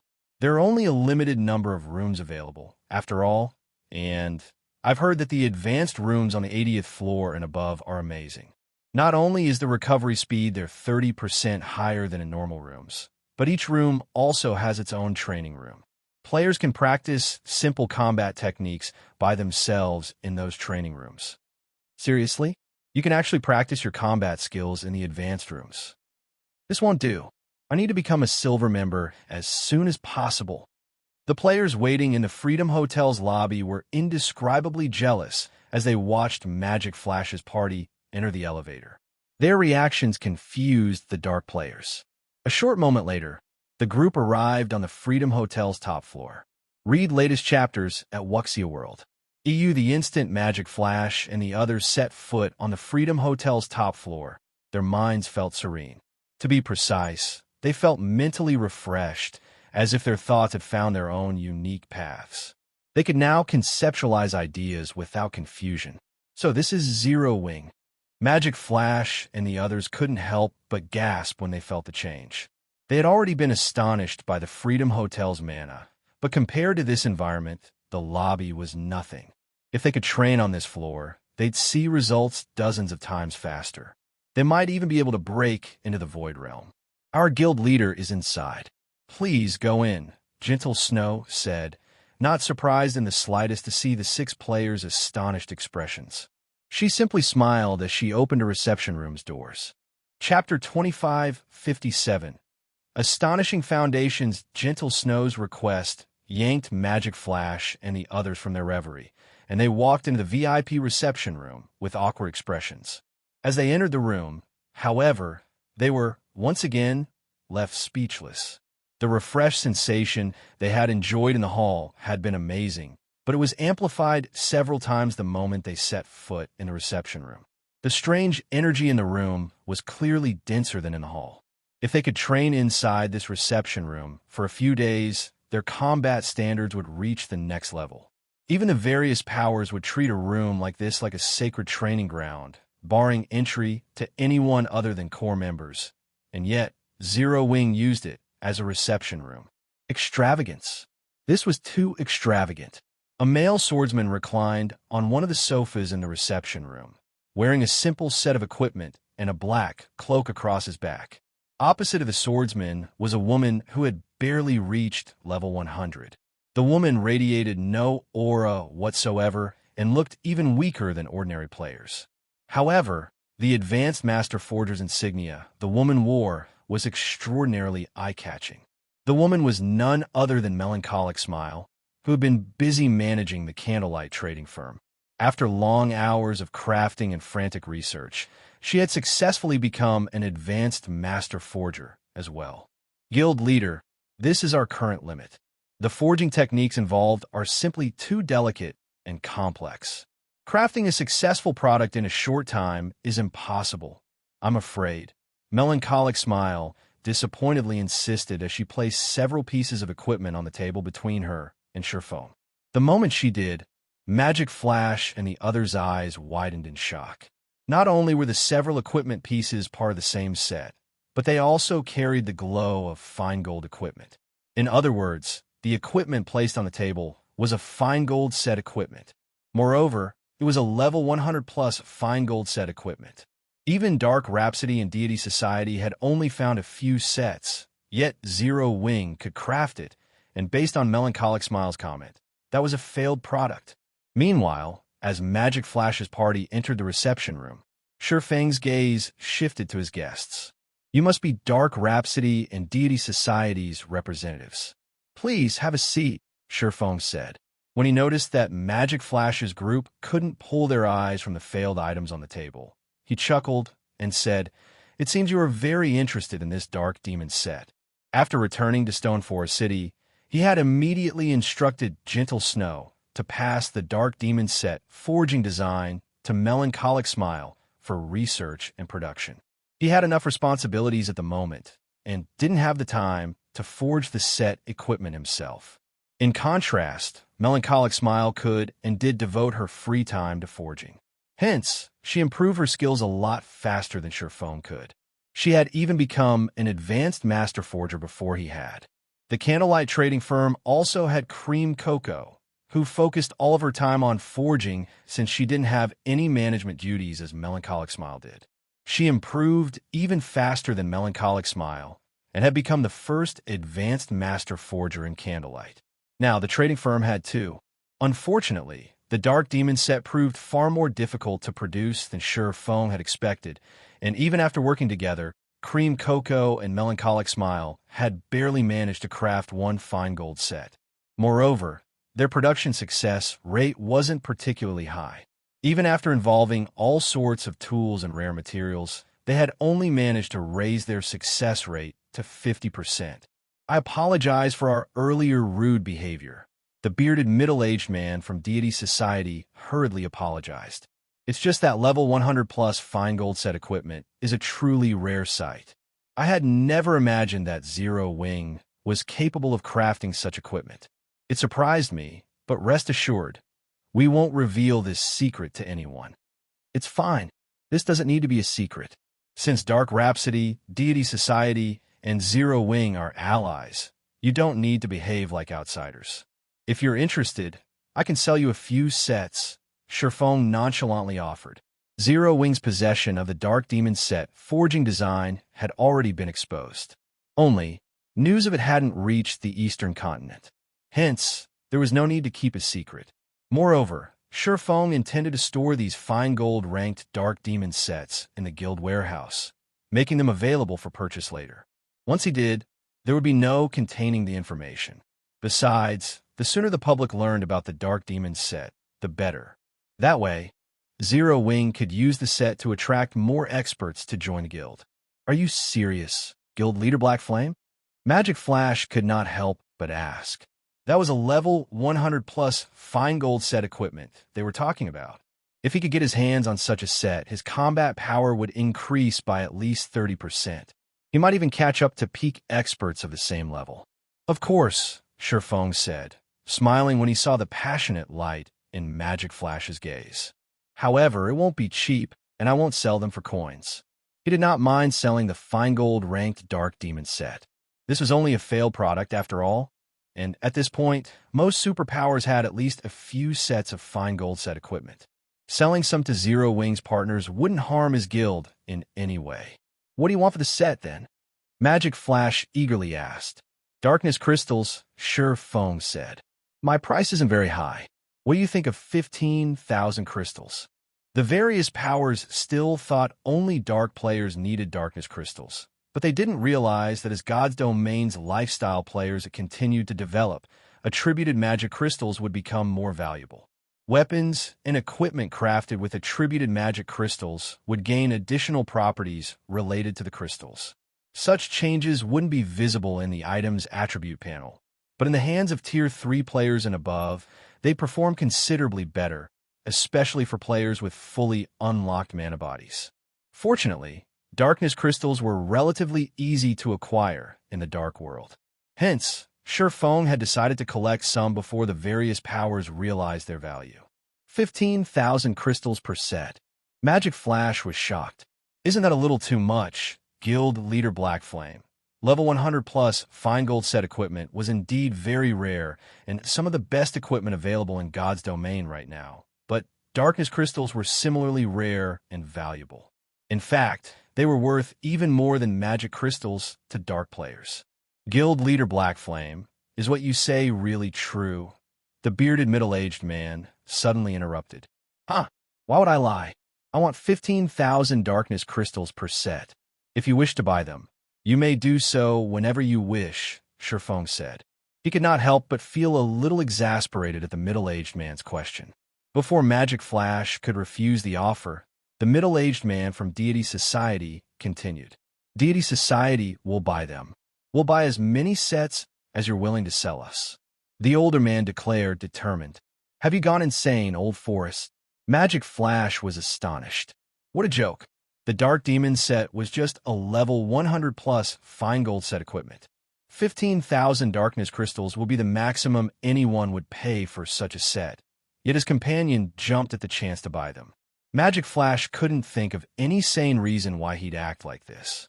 Read latest chapters at Wuxia World. Wait. Something's not right. Magic Flash realized something fell off when he saw the bearded man's nonchalant reaction. He immediately activated his identification skill and turned to the Dark Demon set on the table. Both Dark Rhapsody and Deity Society had sent players with advanced identification skills to lead their respective groups as insurance. While Magic Flash led Dark Rhapsody's team, Deity Society's leader for this party was Old Forest. There had to be a problem for Old Forest to act like this. Don't bother with an appraisal, Old Flash. The fine gold set equipment on the table isn't some level 105 set. It's a top-tier fine gold set equipment that players can use until level 120. No one had ever found anything like it in the Dark World, Old Forest whispered as Magic Flash used his own advanced identification skill. Chapter 2558. Wildly arrogant Zero Wing. Upon hearing Old Forest's words, Magic Flash gasped. Fine gold set equipment that can be used up to level 120. Currently, the best-known fine gold set equipment in the Dark World could be used only up to level 105. Even Dark Rhapsody's peak experts sported only level 105 Dark Gold equipment, which was the equivalent of level 110 fine gold equipment, hardly comparable to level 110 fine gold set equipment. Level 120 fine gold set equipment was simply unimaginable. That's right. Aside from level 100 plus epic equipment, there's no better equipment than this in the entire Dark World, Old Forest said, nodding as he tried to suppress the excitement in his heart. If the price was indeed 15,000 darkness crystals for level 120 fine gold set equipment, then it was definitely acceptable. This was especially true when the Dark World's various powers were frantically raiding level 100 team dungeons. Due to the abysmally low drop rate for level 100 plus weapons and equipment, these powers were not making any significant progress with their dungeon raids. This, in turn, led to a stagnation in their development. If he could secure a batch of Dark Demon sets for Divine Society, then his guild would have a massive advantage over the other guilds. With this advantage, they could easily earn back the cost of the Dark Demon sets. As soon as Old Forest finished speaking, excitement also shone in Magic Flash's eyes. Magic Flash immediately said, "Guild leader Black Flame, Dark Rhapsody will also buy everything you have. Darkness crystals definitely aren't a problem. If he could get his hands on multiple Dark Demon sets, then the plate armor classes of the guild's main force would be in for a wonderful time. They wouldn't have to worry about finding equipment before reaching level 125. Moreover, the main force would also have a much easier time raiding level 100 team dungeons. In fact, Dark Rhapsody might even become the first guild in the Dark World to clear a 100-man, level 100 team dungeon. The Dark Demon set production is much more difficult than you think. I don't have many sets available. Even now, we have managed to produce only 4 sets, Shifeng said, chuckling at the longing expressions of the two people before him. Shifeng wished he could produce as many Dark Demon sets as he wanted. However, the Dark Demon set was actually level 110 to level 120 Dark Gold set equipment. The materials needed to produce it were extremely rare, which severely limited its production volume. Moreover, even when making the failed version of the Dark Demon set, the production success rate was only 50%. Only 4 sets. Magic Flash and Old Forest felt a little disappointed when they heard Shifeng's words. However, after giving the matter some thought, they found it reasonable. After all, this was level 120 fine gold set equipment they were talking about. If it were so easy to produce, Zero Wing would be invincible. Of course, it isn't exactly impossible if your two guilds wish to purchase them in large quantities, Shifeng said, smiling when he saw the disappointment on the two men's faces. Upon hearing Shifeng's words, Old Forest immediately understood what Shifeng was insinuating. Without hesitation, he replied, "Guild leader Black Flame, please state your conditions. So long as they are within my authority, I can definitely agree to them on behalf of Deity Society. Just being able to purchase a few Dark Demon sets at 15,000 darkness crystals per set could already be considered a miracle. All the more so for purchasing a large batch of the sets. With a sufficiently large number of the sets, a guild could raise the overall strength of its main force by a large margin." Zero Wing was naturally under no obligation to give away such a wonderful opportunity to their two guilds. "It is the same for my side as well," Magic Flash said. If he missed out on such a windfall, his guild leader and the elders of the guild would beat him to death when he returned. On the other hand, if he succeeded in this negotiation, then he would make a huge contribution to the guild. Although the production of the Dark Demon set is difficult, manufacturing several sets a day is still feasible. Zero Wing is willing to supply these sets to your two guilds long-term, Shifeng said. However, I hope that your two guilds can help Zero Wing's candlelight trading firm establish itself in the Dark World's major NPC cities and guarantee the safety of its operation. Silence momentarily fell over the entire room after Sherfong finished speaking, as both Magic Flash and Old Forest looked at him in astonishment. They never thought that Zero Wing's guild leader had such enormous ambitions. The Dark World was equivalent to roughly 3 ordinary empires on the main continent. The Otherworld's player population was larger than even that of the Fire Dragon Empire, one of the 4 great empires of God's domain. As the Dark World had been sealed all this time, it had almost no contact with the main continent whatsoever. Hence, the Dark World's various powers thoroughly monopolized the Otherworld's NPC cities. Moreover, the NPC cities found in the Dark World were different from those found on the main continent in that players held partial authority over them, which made taking over the Dark World's NPC cities incredibly difficult for outside powers. Meanwhile, the opening of the Dark World's portal now presented both the Dark World's powers and the main continent's powers with a huge business opportunity. Needless to say, the main continent's various superpowers would definitely contest over this opportunity and would naturally be willing to offer unimaginable prices. Guild leader Blackflame, I'm afraid I don't have the authority to decide on such a matter, Old Forest stated honestly. Moreover, this matter involves a lot of interests. Even if Zero Wing is offering up the Dark Demon set, I do not believe my superiors will agree to your condition. As for Magic Flash, he inwardly rolled his eyes at Sure Feng's demand. The Dark Demon set might be capable of further elevating the strength of their guild's main forces, but its value is nothing compared to the wealth of 3 empires' worth of players. This was also one of the reasons why the various superpowers were avoiding hostilities with dark guilds, as doing so would mean losing a massive business opportunity. At this moment, let alone team leaders like Magic Flash and Old Forest, even the other 4 members of the party disdained Sherfong. Sherfong was actually trying to secure such a huge business opportunity by offering just a few sets of fine gold set equipment. Did he take them for fools? Read latest chapters at Wuxia World.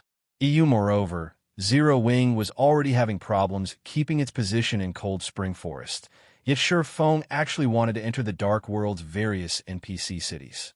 This was a complete and utter joke. Don't be in such a rush to reject my offer. I understand that this involves a lot of benefits. I know even the Dark Demon set is insufficient to persuade your 2 guilds, Sherfong said, chuckling at the duo's reactions. However, what if I can make it so that the people of your 2 guilds can freely move between the Dark World and Cold Spring Forest, while everyone else from the Dark World cannot? Guild leader Blackflame, what do you mean? Old Forest asked, unable to grasp Sherfeng's meaning. Guild leader Blackflame, you should know that the portal connecting the Dark World and the main continent has already been opened. The Dark World's players can come and go as they wish. This is something even Flaming Light, the holder of the portal's key, cannot stop. What can Zero Wing possibly do? Magic Light said, laughing, I don't know whether Flaming Light can stop those players or not, but from now onward, Zero Wing is taking ownership of the Dark World's portal in Cold Spring Forest. Sherfong said, smiling. He paid no attention to the ridicule Magic Flash and the others were displaying. Chapter 2559. Heading toward the Dark World? Magic Flash and his companions stared at Sherfong in stunned silence. How arrogant! This swordsman was wildly arrogant. Not even the main continent's super guilds would dare spout such nonsense. They were talking about all of the players in an entire otherworld, and not just any ordinary otherworld, but one subjected to cruel competition. Residents of the Dark World had to be extremely careful. Not only could a single mistake cost them their lives, but someone else could also benefit from their hard work. Hence, the Dark World had almost no ordinary players. Most would delete their accounts and try to start over in another world after spending just a few days in the other world.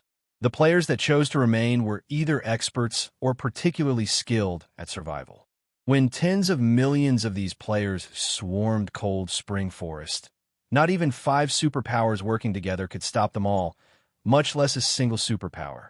Even if the various superpowers on the main continent banded together, they'd pay an unimaginable price to defeat the Dark World's denizens. Their losses might be severe enough to cause their eventual collapse. Sherfong, however, had just declared that Zero Wing could take control of the Dark World's portal. For a moment, Magic Flash and his party wondered if this swordsman had lost his mind. Did the man assume that he owned God's domain?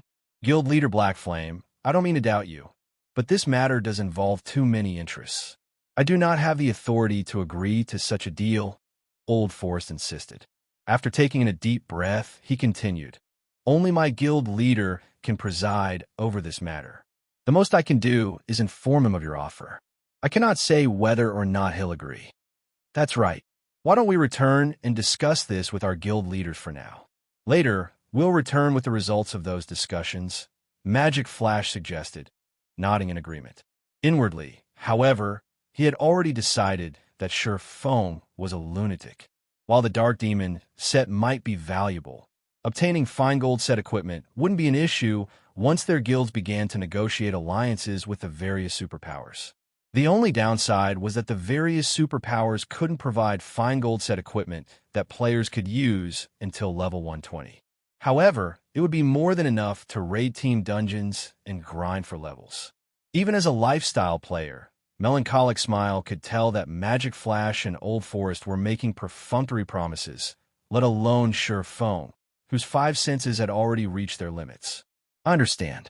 With so many interests involved, reaching a swift decision will be very difficult for your two guilds. Zero Wing isn't in a rush, so I have no problems waiting for you to relay the situation to your guild leaders, Sherfong calmly agreed. Please rest assured, guild leader Black Flame. We'll inform our guild leaders upon our return, Old Forest said, nodding.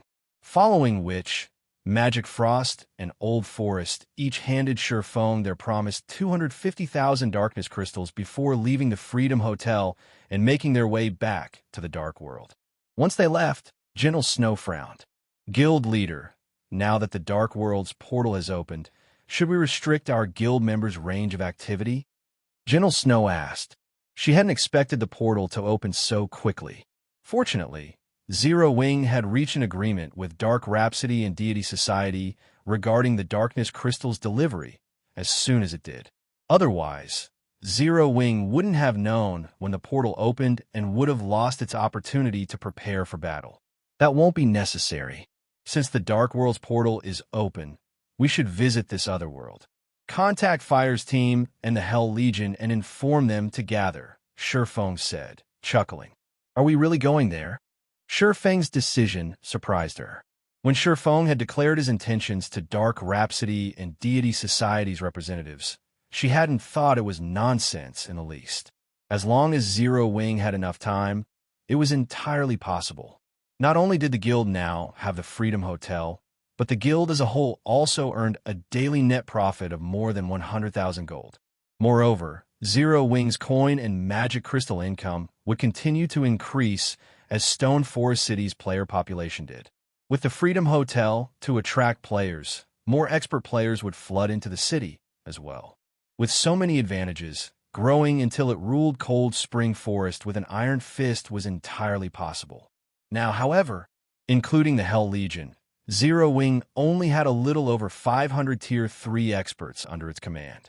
Even if they included the 600 or so Tier 3 knights, they weren't powerful enough to challenge the Dark World in its entirety. We're heading there now.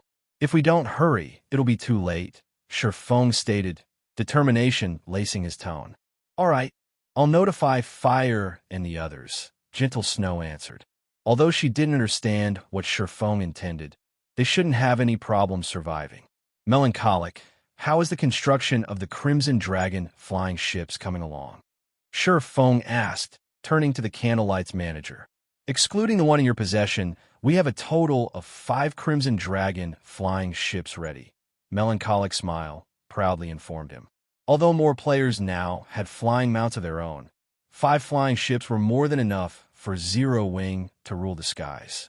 Not one of God's domain's other powers could threaten the guild in the air. Good. Get them ready, Sherfong said, nodding. While Gentle Snow and Melancholic Smile saw to their preparations, Magic Flash and his team flew back to the Dark World's portal atop their darkness bats. Upon their return to their home Otherworld, they noticed the swarm of dark players and tents filling the gravel plain 1,000 yards ahead. There were easily millions of dark players in the camp.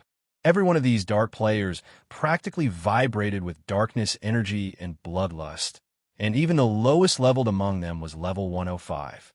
Quite a few were also Tier 3 experts. We haven't been gone that long, yet so many more have already gathered, Magic Flash exclaimed, watching the massive crowd below. From what he could tell, at least 4 or 5 million players had set up in the camp. In comparison, the several tens of thousands of players Dark Rhapsody had dispatched were nothing. When Magic Flash thought back to Sherfang's arrogant claim, he couldn't help but view the man as even more of a fool. However, Magic Flash and Old Forest continued to carry out their duties and inform their higher-ups of Sherfang's proposal. Within a conference tent containing hundreds of players, Black Flame is insane. Now that the Dark World's portal has opened, he'll have a hard time just protecting himself. Yet he has designs on our other world?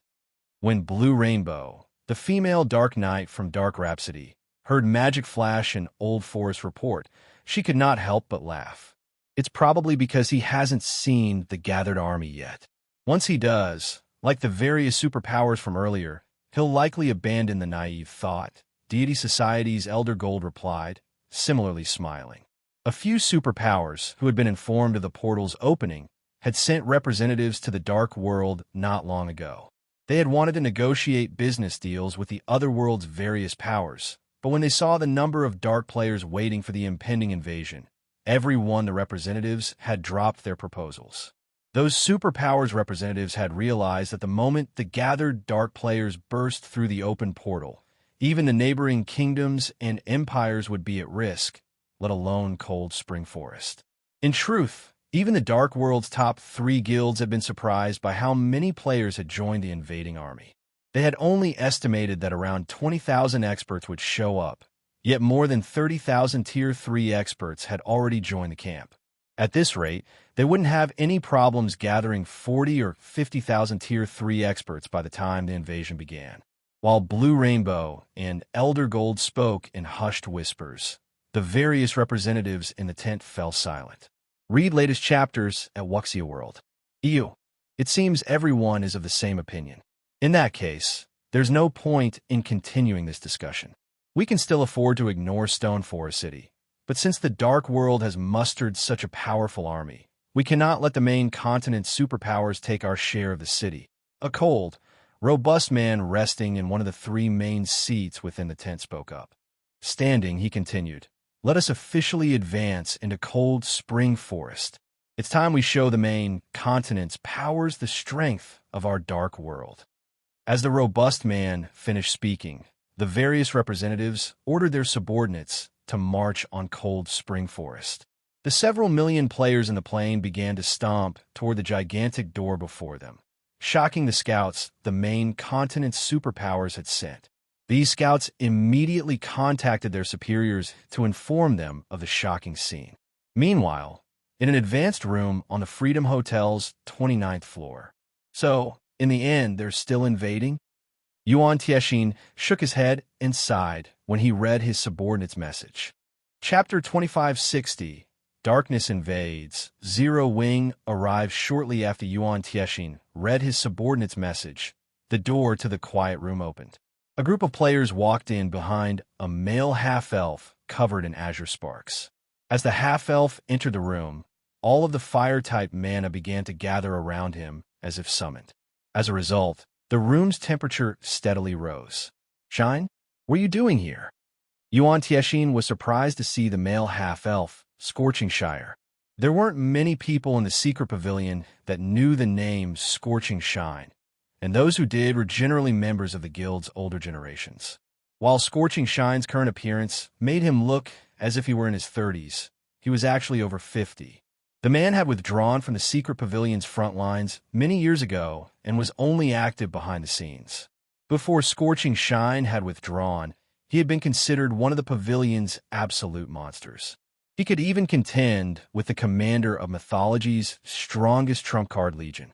He no longer busied himself with guild affairs, however, preferring to focus on his own improvement.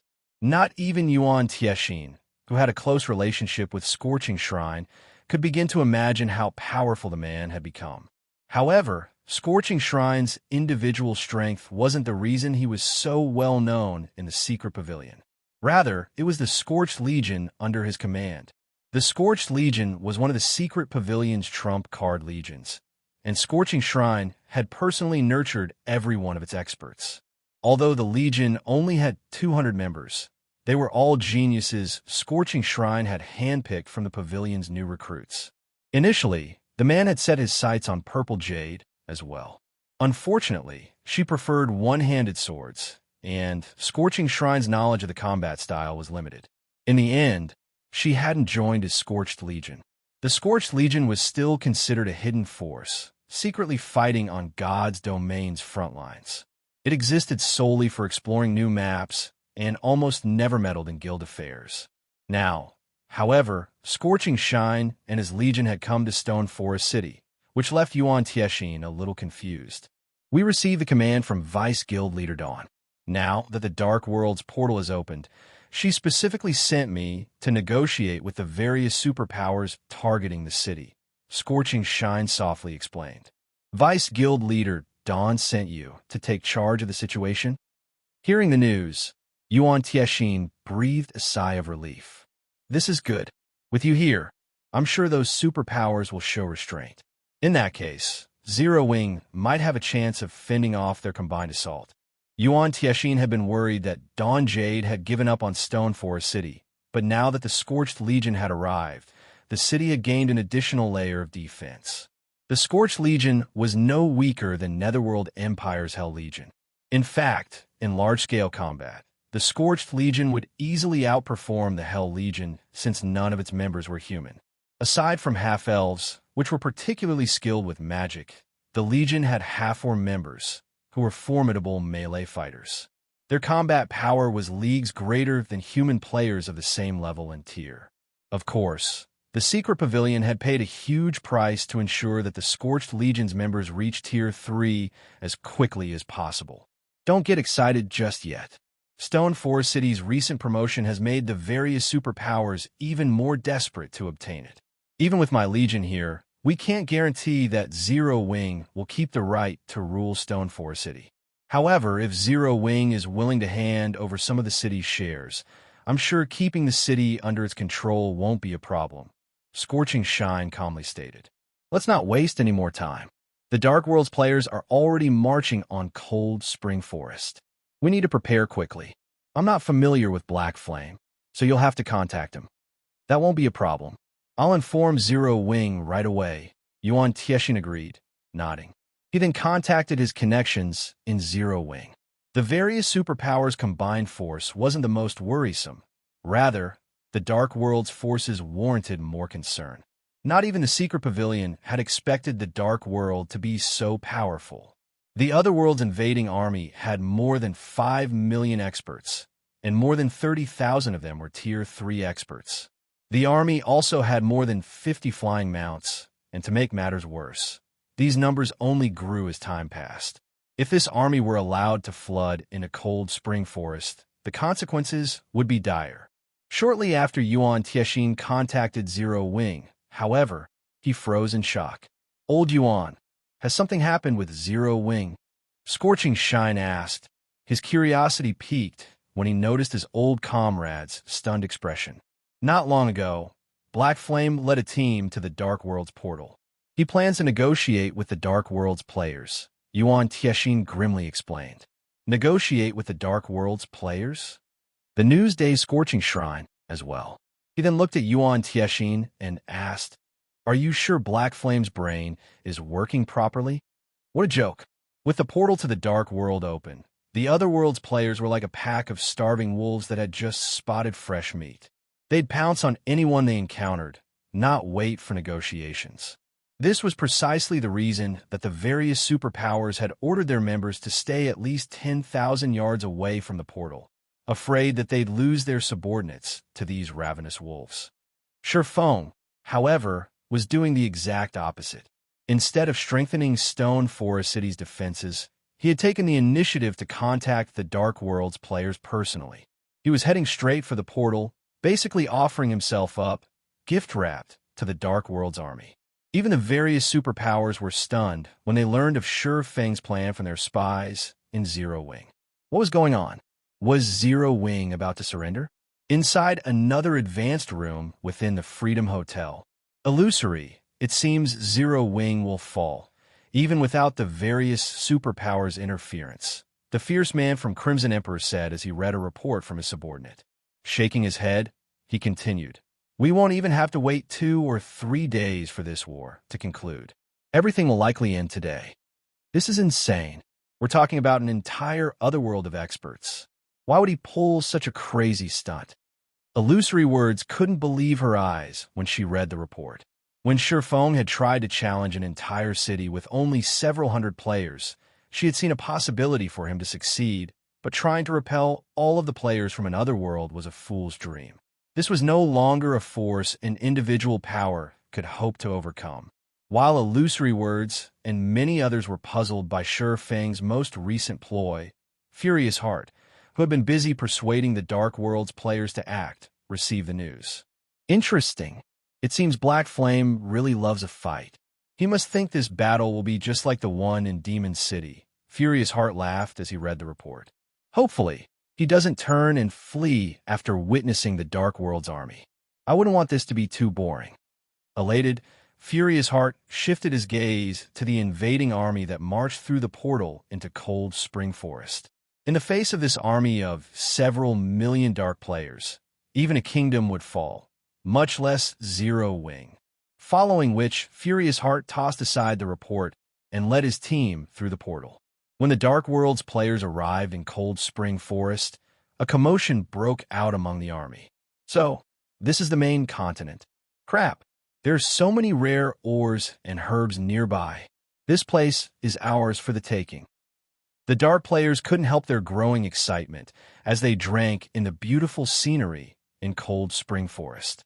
They wanted nothing more than to claim the surrounding resource areas right away. Even the upper echelons from the otherworld's various powers looked around them with a passionate flame burning in their eyes. They had to admit that Cold Spring Forest was a much higher quality than the Dark World's level 100 maps. As long as they could collect these resources, neither their individual development nor their guilds would be a problem. Before the Dark World's residents could celebrate, however, they heard a loud roaring from the distance, a deep rumble that echoed throughout the valley the portal occupied. Read latest chapters at Wuxia World. Everyone turned toward the origin of the sound. The Dark players then spotted 5 colossal figures flying toward them. As the roaring grew louder, they could begin to distinguish the flying giant's details. Are those flying ships? With a closer look and realizing what the monstrosities were, everyone was stunned. Those 5 flying ships were too massive. The largest flying mounts they had seen would be insignificant beside the steel giants. As the 5 flew in formation, they practically blotted out the sky. Chapter 2561, Zero Wing's Foundations. Madness time. Why are so many flying ships here? Do we trigger some kind of event, and NPCs have come to deal with us? The sudden appearance of the 5 flying ships stunned the Dark players emerging from the gigantic door. They all began to talk about the incoming ships, anxious. Flying ships were no longer a foreign concept to God's Domain's players, but their familiarity was precisely the reason that the Dark players were afraid of how powerful the machines were. Flying ships were powerful war weapons and absolute kings in the skies. One of those ships could effortlessly squash humans like ants. Current players, who sorely lacked aerial combat power, saw flying ships as unstoppable and destructive tools. With 5 flying ships approaching, why wouldn't these Dark players worry? Wait, something's not right. There are players aboard the flying ships. A Tier 3 Ranger, gifted with sharp vision, shouted as he pointed to the Crimson Dragon flying ships hovering above them. Nearly everyone's eyes narrowed as they tried to get a better look at the ships, and just as the Tier 3 Ranger had announced, players stood on each of the flying ships' decks. While they were still too far off to get a clear view of the players, The green diamond markers were undoubtedly above the blurry figures' heads. Who are those people? They actually have flying ships. Could it be a super guild? Their curiosity piqued. The dark players wondered who piloted the incoming vessels. Flying ships were still far out of reach for the Dark World's residents. They barely had any flying mounts, after all, and yet 5 player-owned flying ships were flying toward them right now. Even the upper echelons from the other world's various major powers were stunned. 5 flying ships. Who are these people? What are they trying to accomplish? 1 or 2 flying ships might not be a major problem, but 5 was a little too much. None of them wanted to face such a force in battle. If it did come down to a fight, the outcome wouldn't be in their favor, even if they eventually won. While the Dark World's powers discussed the situation in hushed tones, the 5 ships descended, stopping roughly 100 yards above ground. A figure then jumped from one of the ship's decks, landing in the center of the Dark Players' army. The players on the ground unconsciously stepped back, quickly clearing the way for the figure to land unhindered. As the figure landed, the various powers' upper echelons stared with wide, shocked eyes, particularly Magic Flash and Old Forest, who had just returned from their trip to Stone Forest City. The individual who had jumped from one of the flying ships was none other than Zero Wing's guild leader, Black Flame. It's him. Impossible. When Magic Flash and Old Forest saw Sure Fang's familiar face, they couldn't believe their eyes. Any power capable of owning 5 flying ships had to be a superpower with heaven-defying strength, in their opinions, and yet the reality was that Zero Wing, a guild at risk of obliteration, was responsible for this display. How could they possibly believe this? Sure enough, it is Zero Wing, Blue Rainbow thought, standing behind Magic Flash. Unlike the 2 representatives, she didn't seem all that surprised to see Sure Fang. Is this why he is so confident? The Dark World's general populace considered flying ships to be out of players' reach, but when Dark Rhapsody had investigated Zero Wing's background, it had discovered that the guild owned multiple ships. This was why Sure Fang had failed to surprise her. Of course, she wasn't entirely unfazed. She was a little shocked to discover that Zero Wing had as many as 5 fling ships. It was a few more than her guild's reports had stated. When Furious Heart saw this, his lips formed a tight frown. Intense rage and fear flashed in his eyes as he watched Sure Fang. How is this possible? How does Zero Wing have so many flying ships? Furious Heart's eyes were bloodshot as he stared at the steel giants in the air.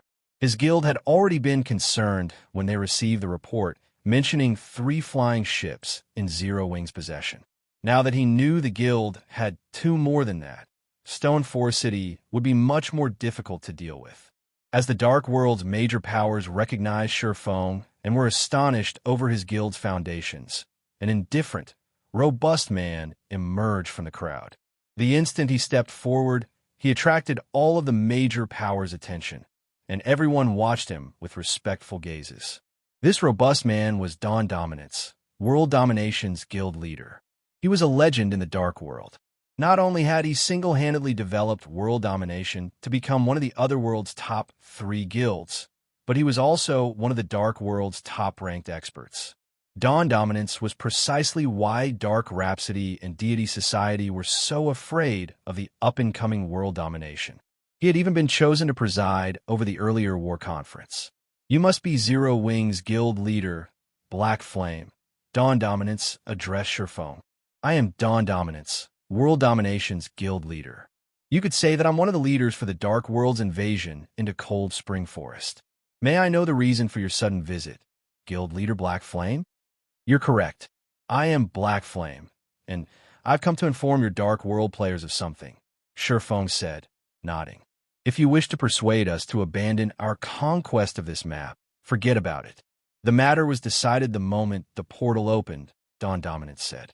Cold Spring Forest resources are important to both of us, of which you are well aware, guild leader Black Flame.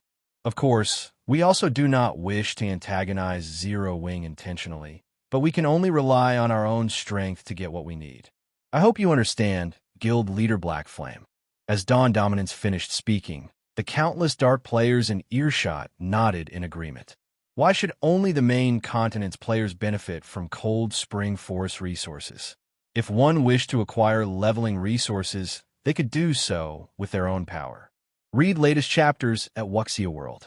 Does Black Flame really think he can scare away so many dark players with just 5 flying ships? How naive.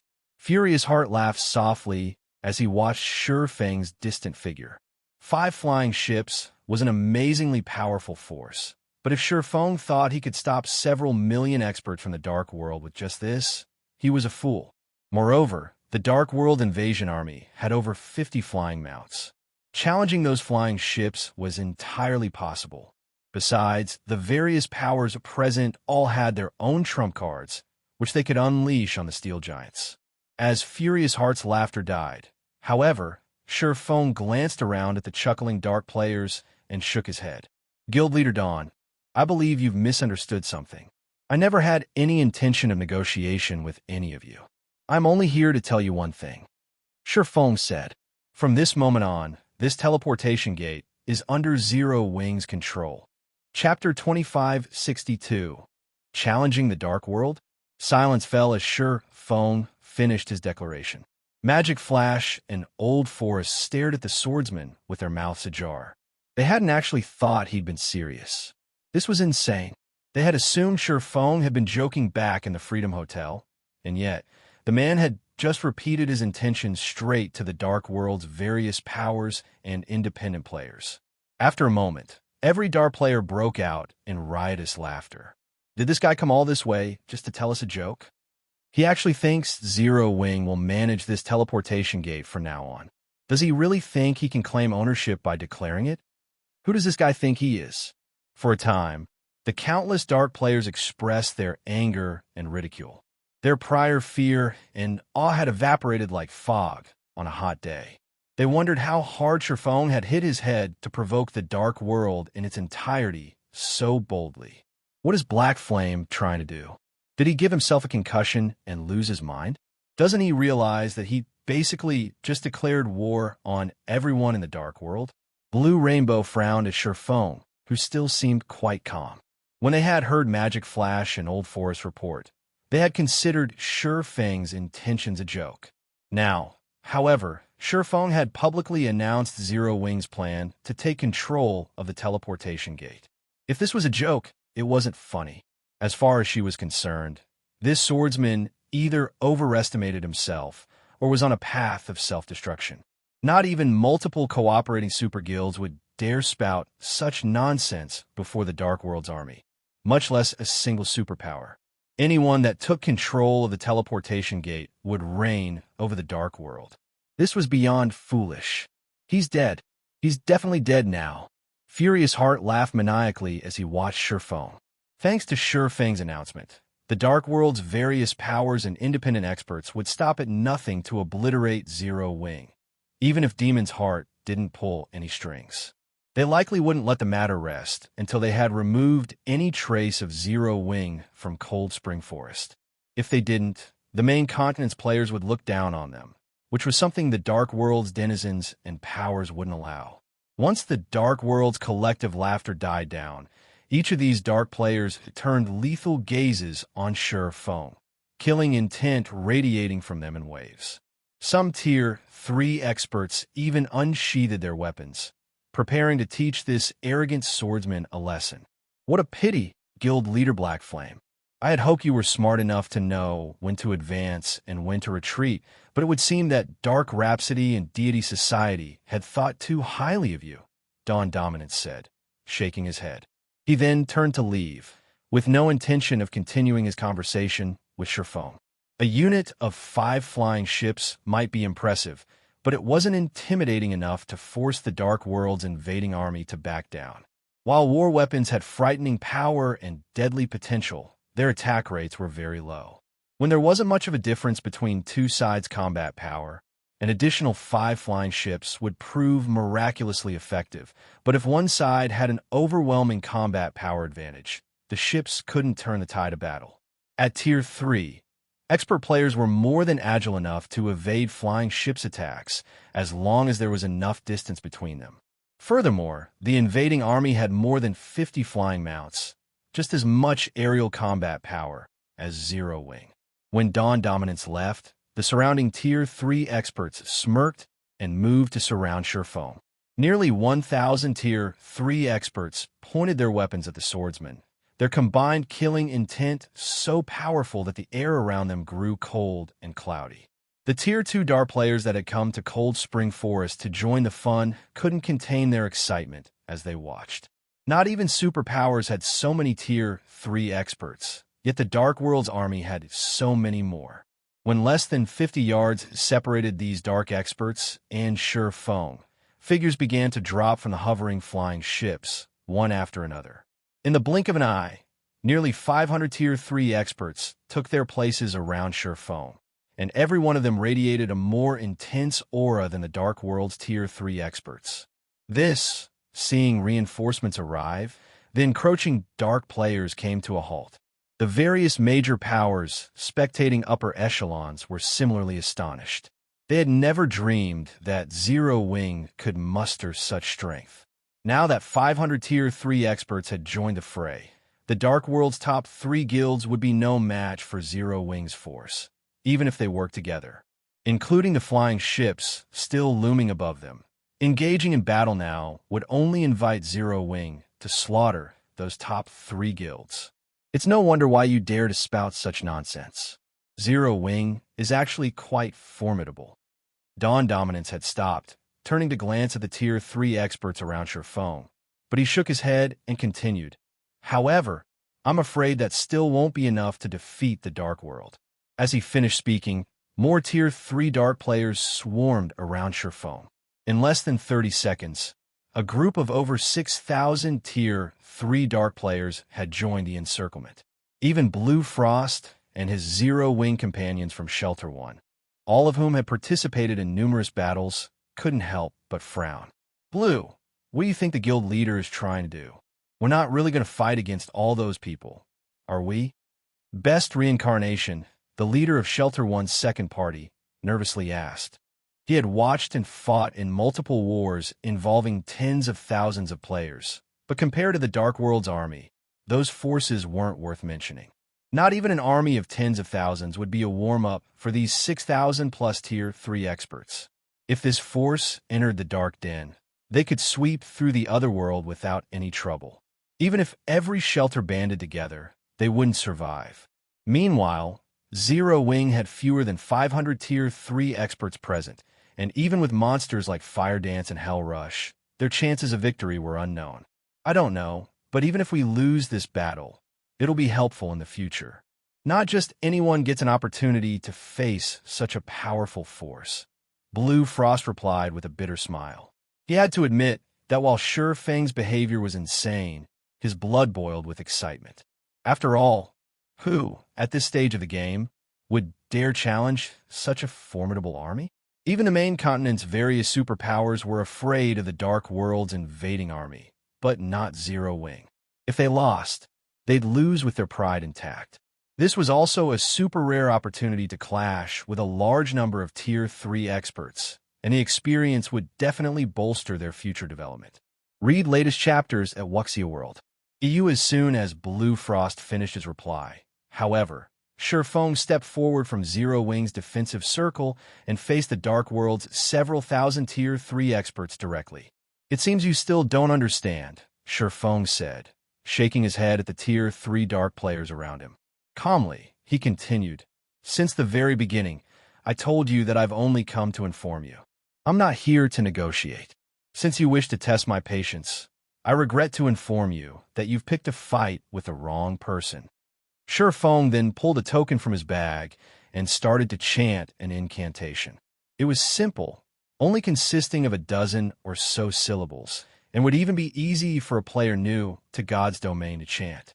Before the Dark players could mock Sherfone for his ignorant foolishness, several magic arrays quickly manifested behind the swordsman.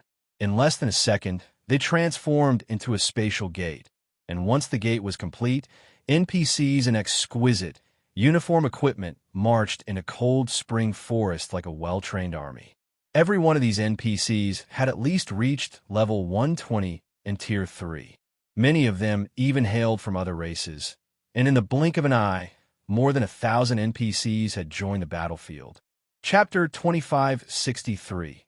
Suppressing Everyone. Crazy Zero Wing. When more than 1,000 Tier 3 NPCs appeared behind Sherfone, the Dark players, Zero Wing's members, and the Hell Legion were stunned. In the various NPC kingdoms and empires, Tier 3 NPCs were considered powerhouses. They could even serve as magistrates in minor cities. And yet, Sherfone had just summoned over 1,000 of these NPCs, including non-human NPCs. It was unbelievable. We already have so many? When Gentle Snow saw Sherfang's Night Division, surprise colored her features. She had known for a while that Sherfang had invested a ton of coins in developing the guild's Night Division, but she had assumed they'd need a long time to amass and nurture so many Tier 3 NPCs. During Sherfang's visit to the Western continent, she had felt they'd be lucky enough to gain an additional 200 or 300 Tier 3 knights, but contrary to her expectations, they had several times that. With this many Tier 3 knights, not even taking out an army of more than 10,000 Tier 3 players would be a problem, much less defeating the 6,000 Tier 3 Dark players before them. The reason was very simple. Not only were NPCs' basic attributes far higher than players of the same level and tier, but they also commanded a large number of skills and spells. Their skill and spell completion rates also triumphed over players.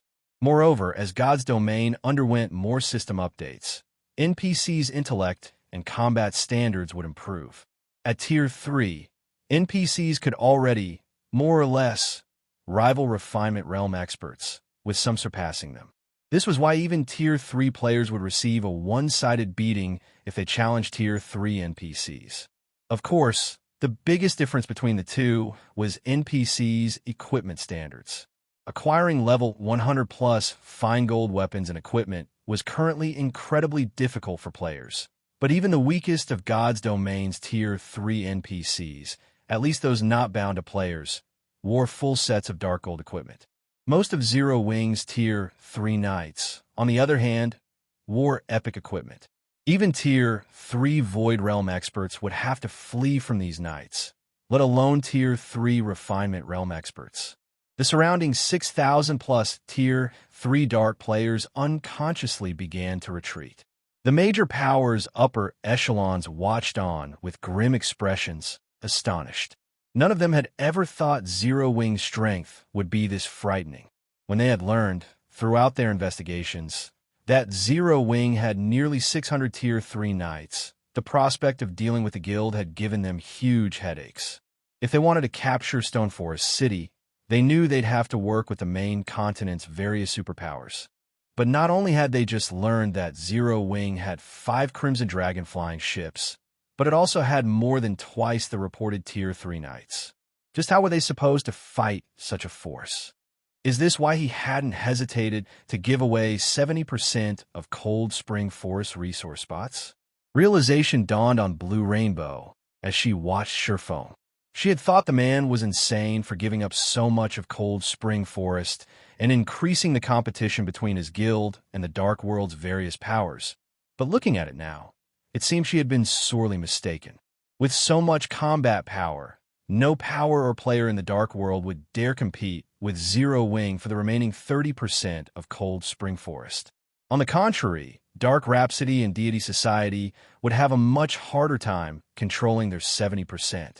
Most of the two guilds' influence lay in the Dark World, and outside of it, they had barely any at all. If the Dark World's players were too afraid to take a bite out of Zero Wing's resource spots, it would only be natural that they'd contest with Dark Rhapsody and Deity Society's territory instead. Damn it, how is this possible? Furious Heart felt as if he were going mad as he gazed at the 1,000+ Tier 3 NPCs behind Sherfone.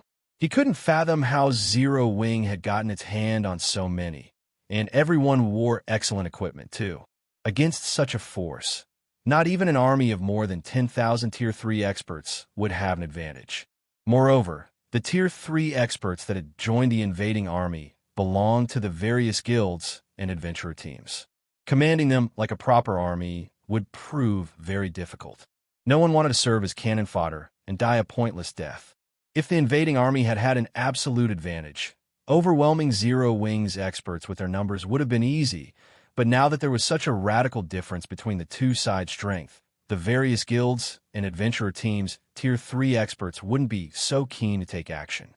The 1,000-plus NPCs waiting for orders petrified the Dark World's players.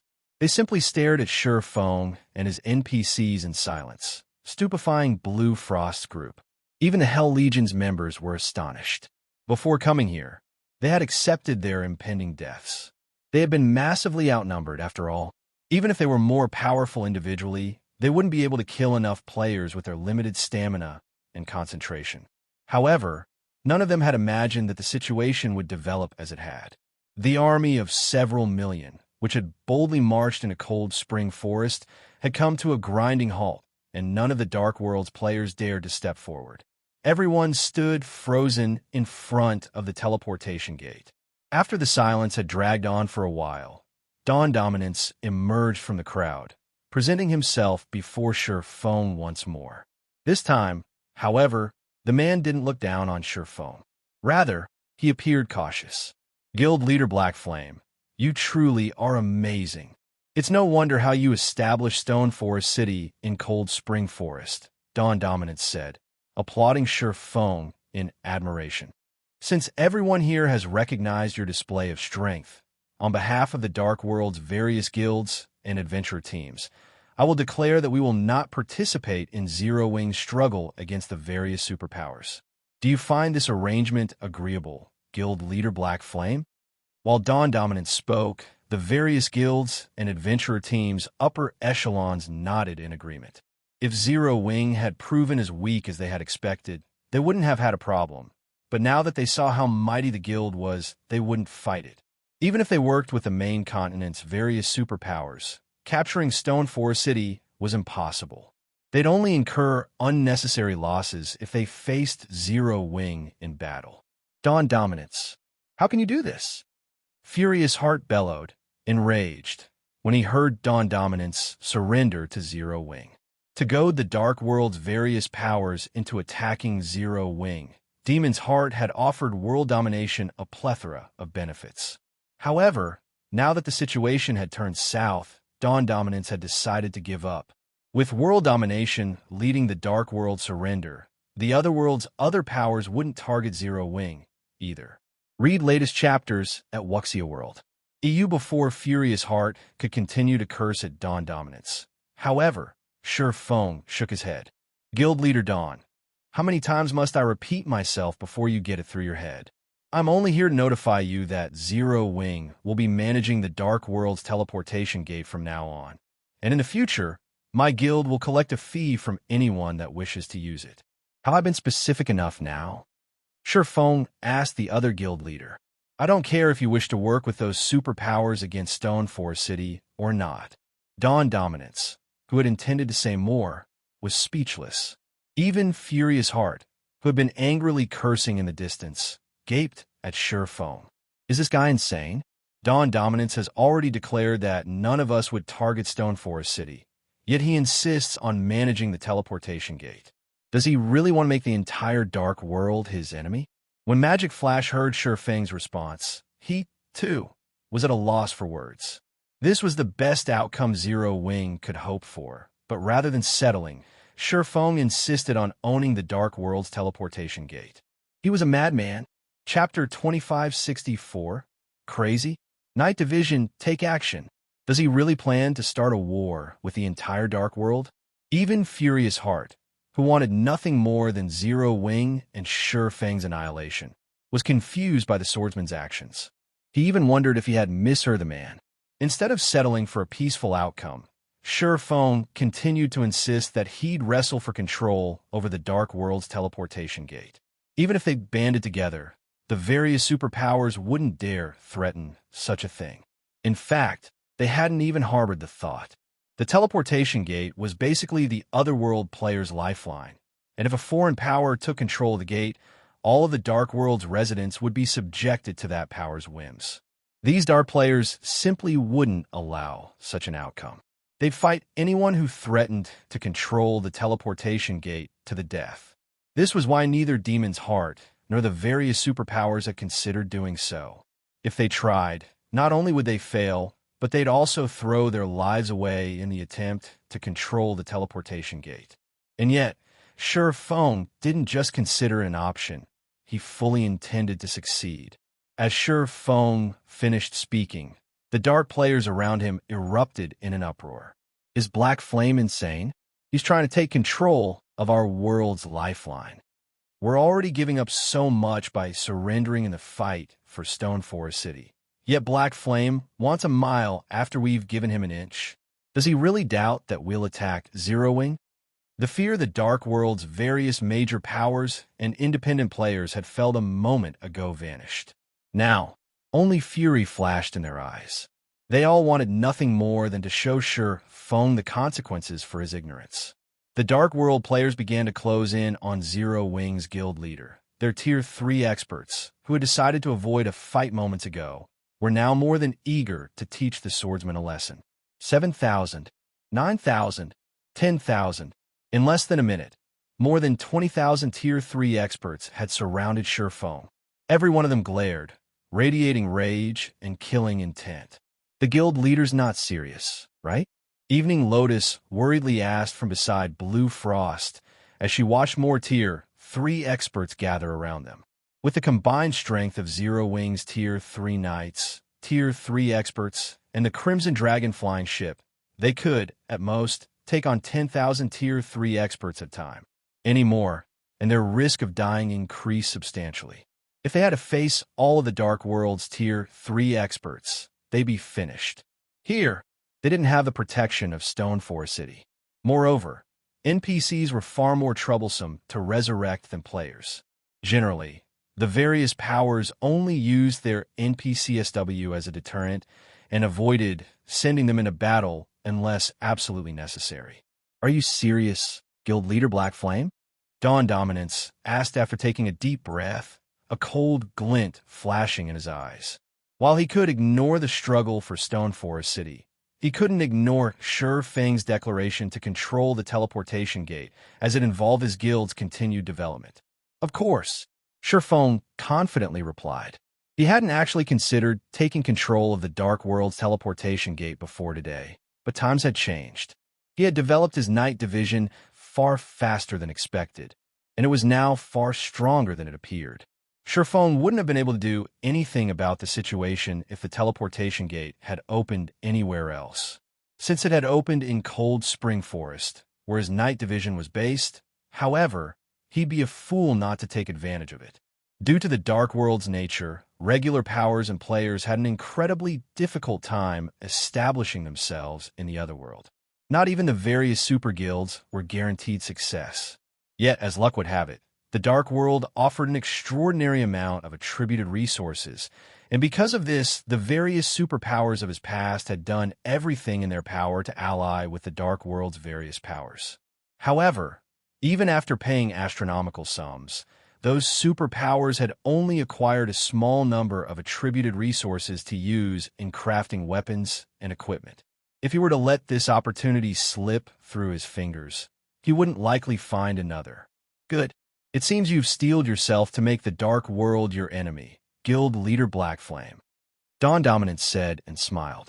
Since that is the case, show us what profound move you'll use to stop us.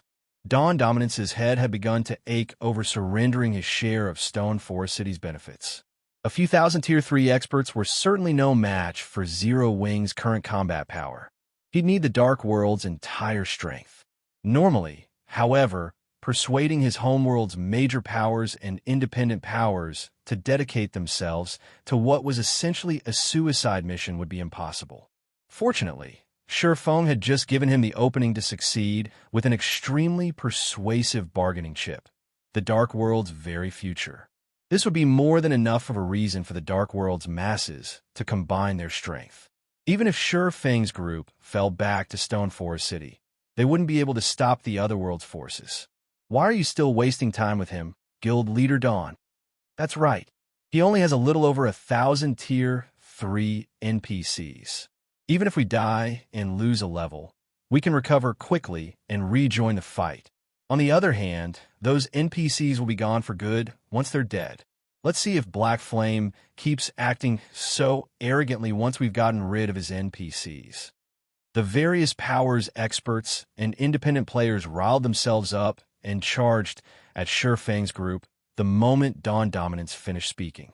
Over 20,000 Tier 3 experts and several 100,000 Tier 2 players advanced, their footfalls shaking the entire valley. Despite their bountiful combat experience, the Hell Legion's members grew nervous, watching the incoming force with grim expressions. This battle would be more terrifying than any they had participated in. The Dark World's various powers didn't even prepare any of their trump cards. Relying solely on their numbers, the invading army could intimidate even God's Domain's various superpowers. Moreover, some of the Dark players used Tier 3 defensive magic scrolls to cope with potential Tier 4 attacks. This greatly limited how effective the flying ships could be in this fight. Ha! Die! So what if you have over 1,000 Tier 3 NPCs and 5 flying ships? None of them can reach their full potential in such a vast plain.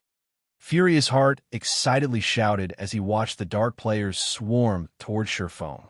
Every Dark player participating in the army was an expert. They had long since familiarized themselves with large-scale combat and knew how to minimize the damage enemy AoE attacks could deal. Furthermore, unlike in a siege, Zero Wing's forces didn't have a defensive magic array to hide behind. Once the two armies engaged, war weapons like the Crimson Dragon flying ships and large-scale destruction spells would be nearly useless. However, Shurfang didn't mobilize his flying ships or instruct his Tier 3 magical class NPCs to cast large-scale destruction spells as everyone had expected. He simply watched the Dark players approach in silence. Have they forgotten how to attack? Scared silly? They must not have expected an actual fight, but it's too late for regret now. The Dark players were confused when Zero Wing's forces remained motionless, but that didn't stop them in closing the distance. 100 yards, 50 yards, 30 yards. Fools! When less than 30 yards separated Shurfang's forces from the Dark players, he swung a hand forward and shouted, "Attack!" Suddenly, over 100 tall, brawny oars geared with epic weapons and equipment exploded forth, reaching the enemy's front line in the blink of an eye. They brandished their swords and axes, cutting down the enemy Tier 3 MTs with speed and accuracy. Read latest chapters at Wuxia World. EU skillfully responding to the Or Knight's assault, the Tier 3 MTs raised their shields, effectively blocking the attacks. After a moment, however, every Dark player was stupefied. The instant the Or's weapons slammed into the Tier 3 MT's shields, every player that took a hit flew backward as if a giant boulder had slammed into them. From afar, it had looked like the Dark World army had crashed into an immovable wall. Not only had the army's advance ended in a grinding halt, but bodies flew above the rest of the force as well. Before these players fell to the ground, however, countless magic arrays appeared above, bombarding them with another series of attacks. The casters exhibited astounding control with their spells, and the spells themselves were unbelievably powerful. Every attack had as much power as level 1 10 mythic monsters.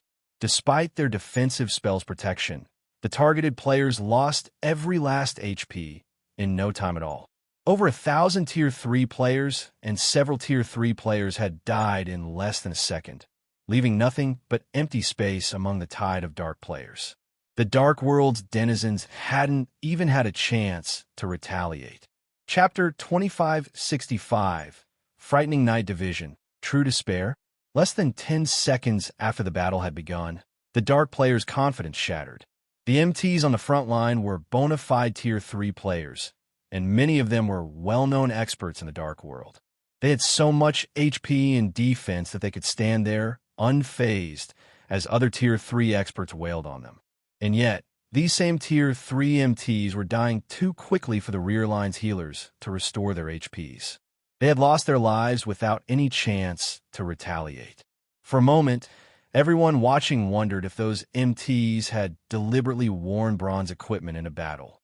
Their opponents were only level 120 plus, Tier 3 NPCs, and many of the Dark World players had fought NPC cities Tier 3 soldiers before. Although Tier 3 NPCs might have higher basic attributes and combat standards, the difference shouldn't be this massive. Even Zero Wings players were stunned. The Tier 3 Knights had slain over 1,000 Tier 3 players and several thousand Tier 2 players with a single round of attacks. Such a force would even give super guilds a painful headache, and putting an end to the battle would take quite a while. However, those Tier 2 and 3 Dar players were little more than infants before the Tier 3 Knights. The two sides' combat power was on entirely different levels. Only Sherfong remained unperturbed. His Tier 3 Knights only seemed to be 10 or so levels higher than the enemy's Tier 3 players on the surface. Logically, there shouldn't be such a huge gap between the two forces' strength, even if the Tier 3 Knights were fully armed with epic weapons and equipment. However, God's Domain's current players didn't know that there were significant differences among NPCs' combat power, even at Tier 3. One of the most obvious was the liberation of their mana bodies. Unlike players, NPCs did not need to invest a large amount of time to unlock their mana body's potential after reaching Tier 3. Instead, they relied on their talent and growth potential. As long as Tier 3 NPCs had the required talent and growth potential, they could unlock their mana bodies immediately. Conversely, some failed to accomplish the feat throughout their lifetimes. The applicants Sherfong had accepted into his Knight division were considered elites among NPCs. Their innate talent and growth potential were far superior to the soldiers in NPC cities. Hence, as soon as they reached Tier 3, they had unlocked their mana body's full potential. They hadn't needed to experiment as players did. But what about God's Domain's current players? Most hadn't even started the process of unlocking their mana bodies, let alone unlock them fully. They were 10 years too early if they thought they could stand against Sherfeng's Knight division. Moreover, Sherfeng had employed plenty of Ors, Elves, and Giants. Their combat power was even greater than human NPCs of the same tier and level. For example, a Mysterious Iron ranked or warrior could rival a Secret Silver ranked human warrior. Of the non-human members of Sherfeng's Knight division, even the weakest had Mysterious Iron growth potential. Not even Tier 3 peak experts in full, top-tier equipment would last more than a few seconds against these NPCs, much less ordinary Tier 3 experts. Before the Dark World's players could snap out of their daze, Zero Wings Knights swept through them again. Like harvesting wheat, the Knights needed no more than 3 moves to slay the Dark players, reaping their lives in the blink of an eye. None had time for elegant or astonishing combat techniques on this battlefield. Only pure strength and terror reigned. The first unit, consisting of more than 50,000 players, had been annihilated in less than 2 minutes, and over 6,000 of them had been Tier 3 experts. In contrast, Zero Wing hadn't lost a single knight. In fact, they had hardly taken any damage. Silence descended on the battlefield. The Dark players that had eagerly charged into combat had begun to back away, one step after another. How is this possible? Furious Heart, who had been preparing to join the fray, gasped when he saw the field of corpses. He had assumed the Dark World's overwhelming victory had been assured. He had never expected the battle to end like this. They were talking about more than 6,000 Tier 3 experts. The horrific force could easily destroy a guild city. Yet before Zero Wings Knight division, those experts had been as weak as common monsters. How did they have so much more combat power? Blue Rainbow and Elder Gold, who watched from afar, were just as shocked after watching the Knights obliterate the first wave of players. They had thought Sherfeng's confidence had been a joke. They had never dreamed that his guild was actually this strong. When Zero Wing had refrained from using its flying ships, they had seen the decision as foolish. Looking at it now, however, that was not the case. Zero Wing had merely decided against using the ships because it didn't need them. How could these 1,000-plus NPCs even be Tier 3 beings? They seemed more like Tier 4 mythic monsters, and ones with incredibly high combat standards. If the Dark World wanted to defeat such a frightening force, it would have to rely on its foundations. Otherwise, it didn't matter how many players they sent at those Tier 3 NPCs. All would perish. How are these Tier 3 NPCs so strong? Dawn Dominance frowned after watching several thousand Tier 3 experts die. Gritting his teeth, he snarled, "Everyone, now is not the time to hold back. All guilds and adventurer teams, use your trump cards and crush those NPCs. If we keep holding back, Zero Wing will take the teleportation gate." The various guilds and adventurer teams' upper echelons immediately took action. Zero Wing's Night Division might be scary, but their members were no pushovers. Like Zero Wing, they had trump cards that could boost their combat power far above what they currently wielded. One after another, the guilds and adventurer teams activated their trump cards. Tier 4 Summoning Scrolls. Advanced Magic Barriers. Tier 3 Personal Guards. In less than a minute, more than 50 Tier 4 summoned creatures and 4,000 Tier 3 personal guards appeared on the battlefield, their combined aura making everyone in the vicinity shudder. The various superpowers members watching the battle from a safe distance were especially flabbergasted. The Dark World's guilds and adventurer teams had just revealed their strength in its fullest. Amazing. Truly amazing. No individual power can hope to stand against the Dark World. Furious Heart's heart pounded as he watched. He had been shocked to see Zero Wing field over 1,000 Tier 3 NPCs. But that was nothing before the Dark World's full power. Read latest chapters at Wuxia World. EU excellent. Everyone attack. Dawn Dominance proudly ordered. Annihilate Zero Wing and avenge our fallen brothers. As soon as they heard the command, the various guilds and adventurer teams sent their Tier 3 NPCs and Tier 4 summoned creatures into battle. Not even they had thought their combined strength would be so terrifying. Zero Wing's players began to panic a little.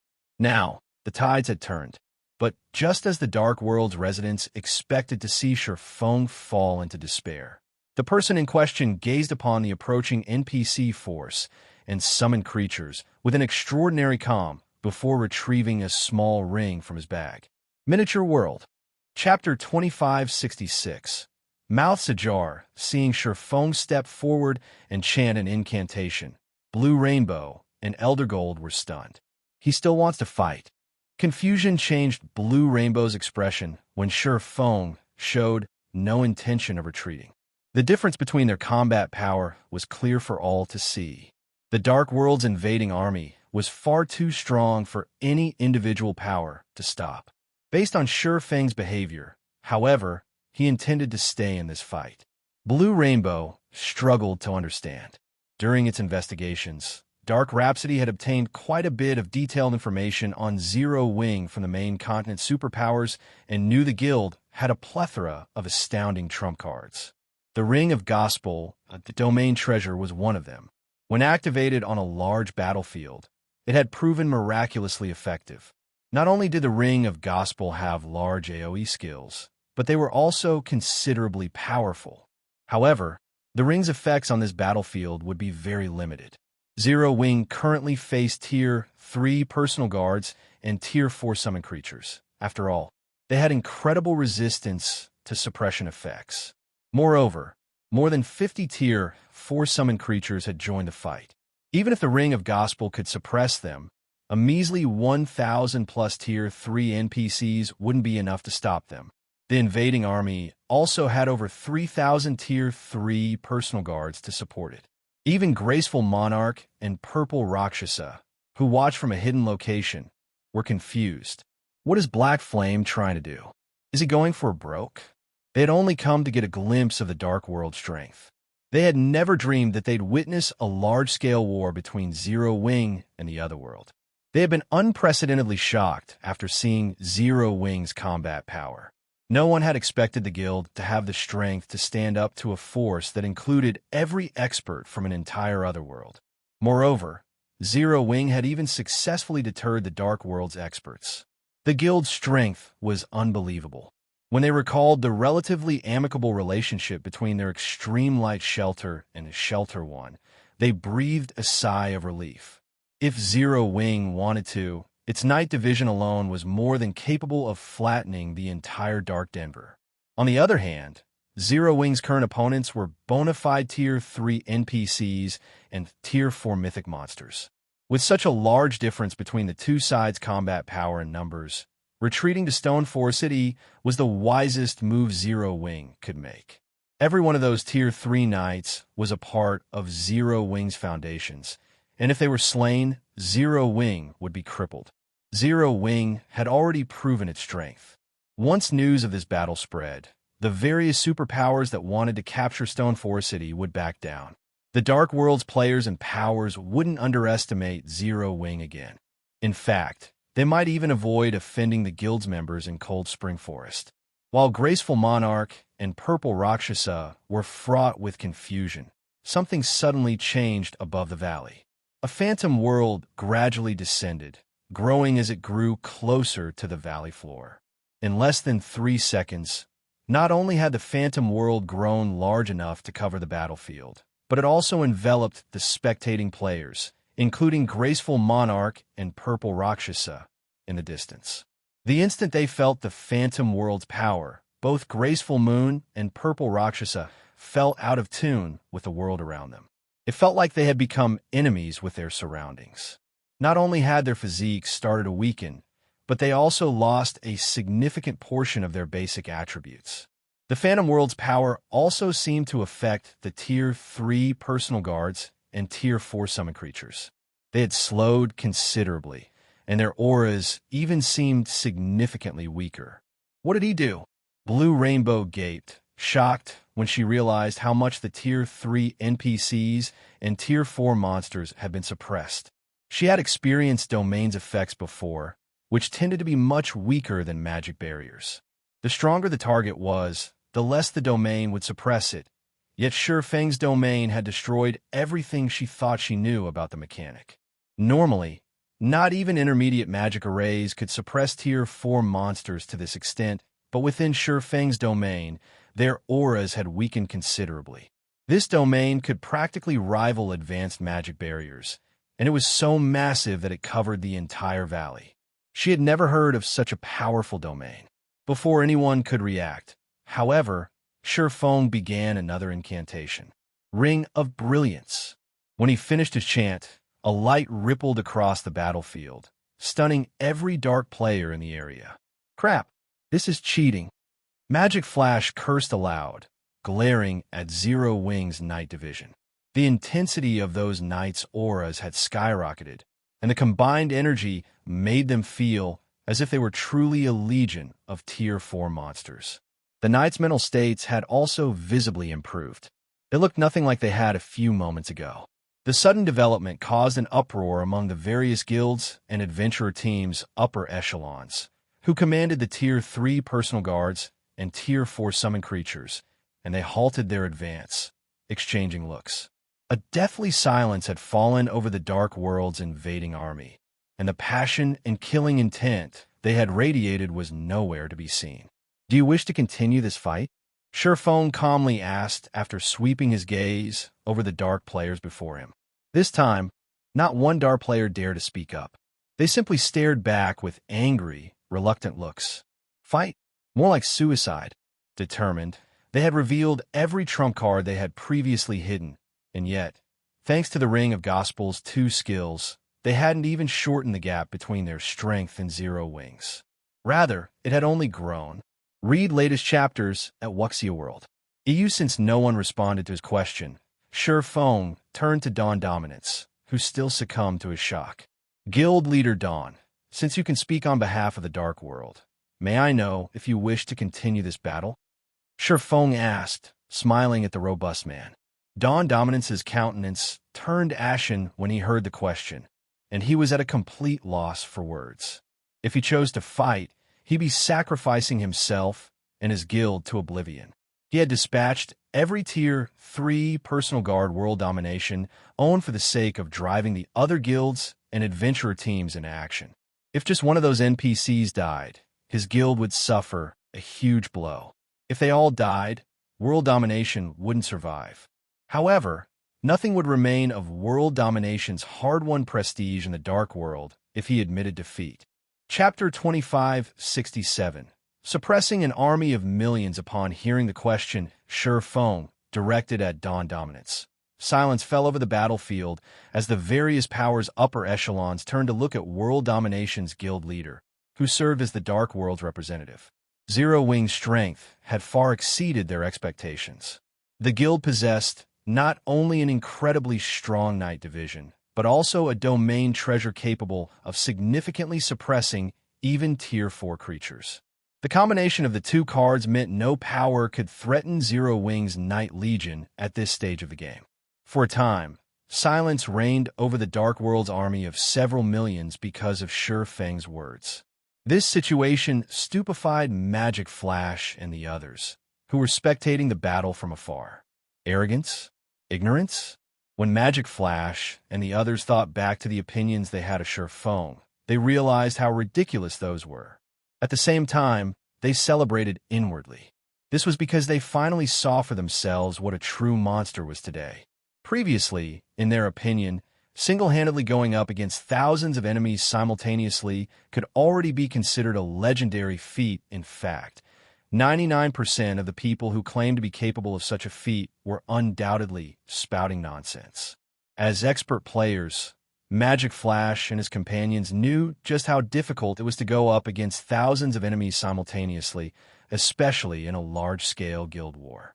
The enemy side would definitely have numerous expert players amidst their forces. Trying to fight against thousands in such a situation ramped up the difficulty. Now, however, not only did this legendary feat happen right before their very eyes, but the scale of this feat had even been magnified by 1,000. Feng had single-handedly suppressed an army of millions. Due to just this one scene, they could say with certainty that the name of Black Flame would shake the entire Dark World in the future. Is he really human? Purple Rakshas's heart pounded rapidly as she took in the army of millions remaining motionless before Feng. At this moment, she earnestly doubted Feng was human. He had intimidated several million expert players and several thousand Tier 3 NPCs. Although Feng's previous performance at the Extreme Light Shelter had already been plenty shocking, that feat was nothing compared to this. Even standing a great distance away, she had still shuddered upon sighting the army of millions. Feng, however, had single-handedly silenced these several million experts. The power and influence he wielded were simply inhuman. It seems Shelter 1 no longer has to worry about its development from now on, Graceful Monarch said, a bitter smile forming on her face as she gazed at Blue Frost, one of her rivals in the Dark Den. Originally, Graceful Monarch thought that, with Crimson Emperor's help, the Extreme Light Shelter could surpass Shelter 1 in the Dark Denver. In light of the turn of events, however, that was categorically impossible. Zero Wing was a guild capable of suppressing an entire world's players to the point where they didn't even dare to breathe. Once news of this feat reached the Dark Den, the experts that revered strength would definitely do everything they could to join Shelter 1 and Zero Wing. Moreover, Feng had previously displayed extraordinary individual strength in the Dark Denver. With these two factors combined, Shelter 1 would surely become a sacred land for Dark Den's experts.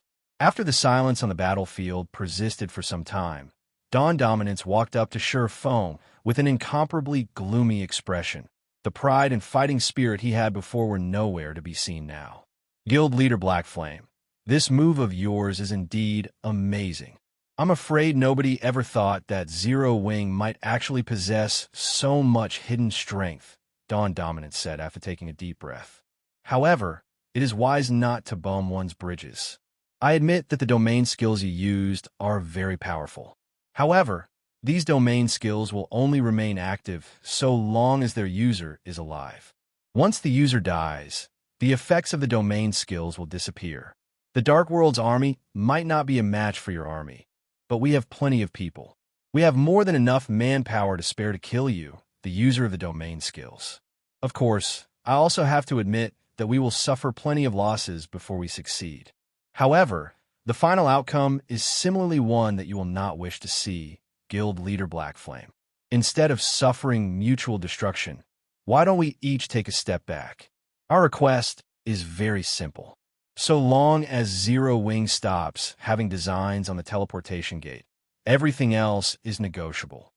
Upon hearing Dawn Dominance's suggestion, realization immediately dawned upon the dark players present. Guild Leader Dawn really is the best. How could we have forgotten such a thing? Due to the immense shock they felt before, one simple thing actually slipped their minds. In God's domain, magic arrays and domain skills required a user to sustain them. Domain tools were no exception. If they killed the player using the tool, then the tool would naturally lose effect. Meanwhile, once the Dark Army no longer suffered under the effects of Miniature World, taking care of Zero Wing would be a piece of cake. However, Dawn Dominance was also correct in that they would have to pay a huge price to annihilate Zero Wing if they continued fighting, and this was not something they wished to see. The best solution now was for both sides to each take a step back. What if I refuse? Shifeng asked, smiling. At Shifeng's words, silence filled the battlefield once more. Lunatic. He's definitely a lunatic. The Dark World has already taken a step back, yet he's still insisting on controlling the teleportation gate. Is he really not afraid of losing everything? The spectating experts of the various superpowers found Shifeng's intransigence insane. Previously, the Dark World's offer to give up on participating in the superpowers' fight for Stone Forest City was already plenty shocking. Now, the Dark World was even willing to take another step back and provide Zero Wing with other benefits in exchange for Zero Wing giving up its designs on the teleportation gate. In the eyes of the main continent's various superpowers, this was an unbelievable opportunity, something any power would wish to obtain. Yet Shifeng had still rejected it without hesitation. They had no doubt that this was the Dark World's bottom line. There would be no more concessions after this. If Shifeng continued insisting on taking control of the teleportation gate, then Zero Wing really would enter an irreconcilable feud with the Dark World. Guild Leader Blackflame, do you really intend to drag Zero Wing into a fight to the death? Dawn Dominance demanded as he tried to suppress the anger in his heart as much as possible. You'll regret it if that happens. Zero Wing's strength thoroughly exceeded Dawn Dominance's expectations. If both sides continued fighting, the only outcome would be mutual destruction, an outcome he was not willing to see. After all, world domination still needed to develop on the main continent. Without sufficient strength, its efforts would be futile. However, he never imagined that Shifeng would actually be so stubborn as to refuse to take a step back even when given an excellent opportunity to do so. Guild Leader Dawn, there's no need to continue showing Blackflame any respect. Since he doesn't know how to appreciate goodwill, I say that we just teach him a lesson. At worst, we'll have a slower time developing on the main continent. That's right. Since he doesn't want the goodwill we're showing him, let's just annihilate Zero Wing and be done with this. Let's see what he can do then. The dark players present similarly grew enraged at Shifeng's response. They had already offered a huge concession to Zero Wing, a condition that even super guilds wouldn't dream of obtaining, yet Shifeng had still chosen to reject it. This rekindled the various powers' thoughts of annihilating Zero Wing. A fight to the death. Shaking his head, Shifeng said, Guild Leader Dawn, you're over-exaggerating things. In my eyes, it is at most negligible losses. Good. Since you wish to remain stubborn, you have only yourself to blame, Guild Leader Blackflame. Brothers, no need to hold back anymore. Dawn Dominance snarled as he glared at Shifeng in anger. Negligible losses? Such arrogance. Shifeng was simply too arrogant. However, just as the Dark World army was about to advance once more, Shifeng made his move. Read latest chapters at Wuxia World. EU Unsheathing Killing Ray. Shifeng executed a forward slash. Lightning slash. A blue lightning bolt promptly streaked through the area before Shifeng. A bystander would also see a pitch-black spatial tear following closely behind the lightning bolt. Without Dawn Dominance noticing, both the lightning bolt and spatial tear brushed past his body. When the lightning bolt disappeared, the dozen or so Tier 3 experts in its path instantly lost all their HPs. An 18-meter tall, level 115 mythic monster, standing a short distance behind Dawn Dominance, was also sent flying and crashing into a bunch of dark players. For a time, deathly silence filled the battlefield. Chapter 2568, Dark World Defeated. Zero Wing flourishes after a short period of stunned silence. A gabble of confusion erupted as everyone present stared at Sure Feng in disbelief. What happened? How did he send a Tier 4 summoned creature flying? What did he do? Everyone present had seen Sure Feng's actions very clearly. In fact, they even felt that Sure Feng had moved very slowly. However, nobody could wrap their heads around what had actually happened. All they had seen was Sure Feng executing a forward slash at the empty space before him and releasing a streak of blue light from his sword. And by the time they snapped out of their daze, the Tier 4 summoned creature that stood over 60 yards away from the swordsman was already in the air. He sent a level 115 Tier 4 summoned creature flying with a single hit. Blue Rainbow wore a somber and confused look on her face as she gazed at Sure Feng. Just how high are his basic attributes? From previous investigations, she knew that Sure Feng possessed ridiculously high basic attributes. Even Rebellious Thunder, who was a demon count and wielded the magic weapon Cruel Darkness, had only a slight edge on Sure Feng in this regard. Moreover, that was when Sure Feng was in his normal state. In other words, even back then, Sure Feng's strength attribute should already rival that of mythic monsters of the same level. Now, however, Sure Feng had actually sent a level 115 mythic monster flying with his attack. Something was wrong with this situation. After all, blocking an attack from a mythic monster and sending a mythic monster flying were two entirely different concepts. Unless there was an enormous gap in strength, it was impossible for one to send their opponents flying, yet not only did Sure Feng send a mythic monster flying, but it was even a level 115 mythic monster. The current strength he displayed was starkly different from what the reports mentioned. How is this possible? Furious Heart, who was spectating from afar, was similarly stunned by this situation. He had personally witnessed Sure Feng's strength before. However, despite so little time having passed since their last meeting, Sure Feng could now actually send a level 115 mythic monster flying with his attacks. For a moment, Furious Heart suspected that the main god system was playing a prank on him.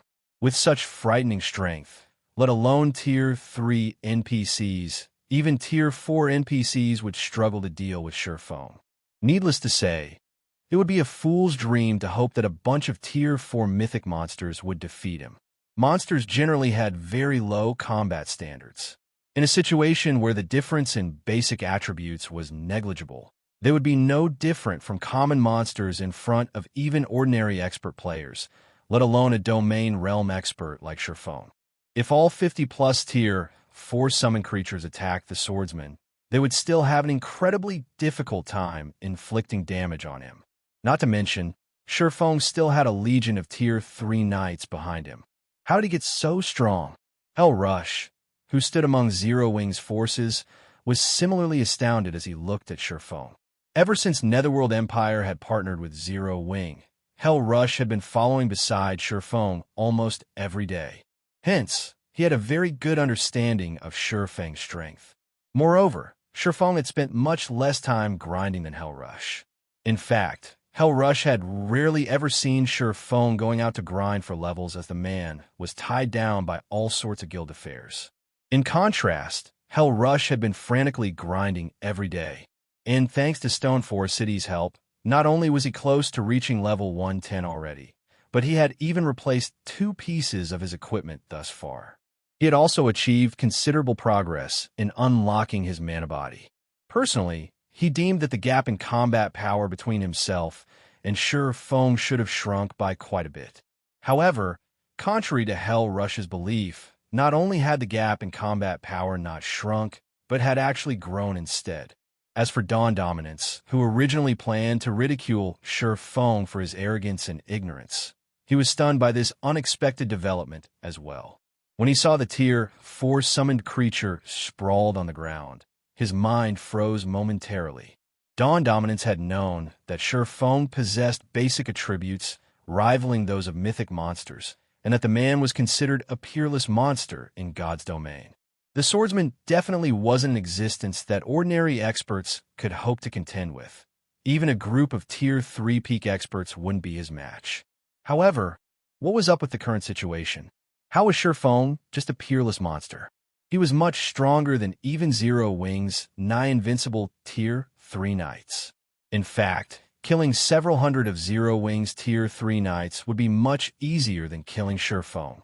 At this moment, only Shurfeng himself remained unfazed by the latest development. In God's domain, weapons played the biggest role in determining a player's combat power. The Abyssal Blade's recent promotion into a fragmented legendary weapon had boosted Shurfeng's strength beyond that of level 115 mythic monsters. With the Ring of Gospel's assistance, which weakened the Dark Army's Tier 4 summoned creatures and improved his own basic attributes by a significant margin, it was only natural that he could send a level 115 mythic monster flying. Guild Leader Dawn, do you still wish to continue? Shurfeng asked the motionless man before him. This time, Shurfeng did not speak that loudly. However, the Dark players found his voice unusually ear-piercing and vexing. This was already Shurfeng's second time asking them this question. It was as if he was ridiculing them for their previous mockery of him, and they could not help but wish they could charge forward and kill Shurfeng right now. Humiliation. This was absolute humiliation. Nevertheless, despite feeling greatly humiliated, none of the Dark players present dared to speak up. Instead, they all stared at Dawn Dominance in silence. Meanwhile, after Shurfeng repeated his question, an indescribably gloomy expression appeared on Dawn Dominance's face. Black flame. Dawn Dominance gnashed his teeth as he glared at Shurfeng. However, aside from calling out Shurfeng's name, he couldn't think of anything else to say. In this situation, the upper echelons of the Dark World's various powers sympathized with Dawn Dominance despite themselves. Previously, Dawn Dominance's bid to increase world domination's influence in the Dark World through this war had exasperated the various powers present. This was especially true for Dark Rhapsody and Deity Society. Currently, however, both Blue Rainbow and Elder Gold only felt pity for Dawn Dominance. After all, Shurfeng was truly too vicious. By deliberately repeating his question, not only did Shurfeng thoroughly humiliate Dawn Dominance, but Dawn Dominance also had no choice but to stomach this humiliation in silence. Guild Leader Dawn, if you wish to continue fighting, I won't object. Only, the outcome will not be within my control, Shurfeng said, and shrugged as he looked at Dawn Dominance's enraged expression, indicating that he had no qualms whatsoever. Upon hearing Shurfeng's words, the upper echelons of the Dark World's various guilds and adventurer teams immediately grew nervous, and they all sent meaningful looks at Dawn Dominance. The Zero Wing members and various superpowers spectating experts present gaped in shock at this sight. The Dark World that had once stricken fear into the main continent's various superpowers was now timorous after a few words from Shurfeng. If they were to retell today's tale, nobody would believe them. However, it had happened right before their very eyes. Of course, the various superpowers experts could sympathize with the Dark World's players. The current battle involved the foundations of both sides. If the Dark Army perished, then the Dark World's various powers would lose all the fruits of their efforts, with nothing to show for it. This definitely wasn't an outcome they could accept. Guild Leader Blackflame, I admit that you are very powerful. The Dark World will give up on this teleportation gate. However, don't think you can feel pleased for long. You won't be able to defend this teleportation gate forever. Dawn Dominance said after taking in a deep breath. Read latest chapters at Wuxia World. EU. As soon as Dawn Dominance finished speaking, he turned around and walked back to the teleportation gate. He had no intention of staying in Cold Spring Forest for even a moment longer. Upon seeing this, the members of the Dark World's powers promptly withdrew to the Dark World as well. None of them chose to remain in Cold Spring Forest. Only a few independent players decided to stay behind and take a look at the situation. Zero Wing won, just like that. Purple Rakshasa was stunned when she saw the Dark World's various powers retreating. For a moment, she felt as if she was dreaming. Against an entire world's experts, Zero Wing had actually emerged victorious. Chapter 2569, Gathering for Nothing? Cold Spring Forest, Stone Forest City. As news of the Dark World's teleportation gates opening had already spread across the entire Cold Spring Forest, the tension in Stone Forest City had increased, and many of the city's resident players had decided to leave and develop somewhere else. This development left the once bustling city quiet. Stone Forest City's previously crowded main street now had less than half the players it originally did. Moreover, it was only because of the newly established Freedom Hotel that this many players chose to remain in the city. However, the majority of these players were actually experts belonging to the various major powers. Very few were independent players. At this time, a group of cloaked players entered the Freedom Hotel's first-floor lobby, the appearance of these players triggering loud discussions among the other players there. The reason for the strong reaction was the Secret Pavilion's experts guiding this group of nearly 100 cloaked players. Standing at the head of the Secret Pavilion's experts were the well-known Yuan Tieshin and a male half-elf who looked to be in his 40s. Amazing! Who are those people? They're actually being guided by an elder of the Secret Pavilion. Those people must be big shots of superpowers. I recall that the Secret Pavilion is a shareholder of Stone Forest City. Now that the Dark World's players have entered Cold Spring Forest, Stone Forest City faces a very bleak future. Those cloaked people might be reinforcements the Secret Pavilion recruited. Reinforcements? What's the point of calling in reinforcements? That's an entire world we're talking about. That's not something any individual superpower can go up against. Even multiple superpowers working together won't be able to stop the Dark World's invasion. The various major powers experts in the lobby were eaten up with curiosity as they discussed the identities of the cloaked experts. Nowadays, Stone Forest City was already a holy land for players who wanted to develop themselves. After all, the city boasted not only an incredibly high mana density, but also the Freedom Hotel, which greatly amplified the rate at which players accumulated the double EXP buff. It was even rumored that the Freedom Hotel's top-floor rooms could accelerate the removal of foreign energy from one's body and increase the efficiency of one's training in combat techniques. In the current era, where combat techniques have become more commonly available in God's domain, the Freedom Hotel's functions held a fatal temptation to expert players. If a power could develop their expert players using the Freedom Hotel's functions over long periods, the development speed of said power would reach unimaginable heights.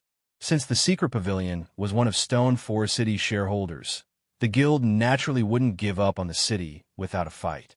Only, now that the Dark World's teleportation gate was open, the various major powers experts found it inconceivable that any power could stop the Dark World's players. Please wait a moment. I'll go rent an advanced reception room, Yuan Tieshin said to the cloaked players behind him. He went up to the front desk and presented a gold card to the receptionist there. And upon seeing the card, the various major powers' upper echelons were green with envy. The Freedom Hotel's gold membership card.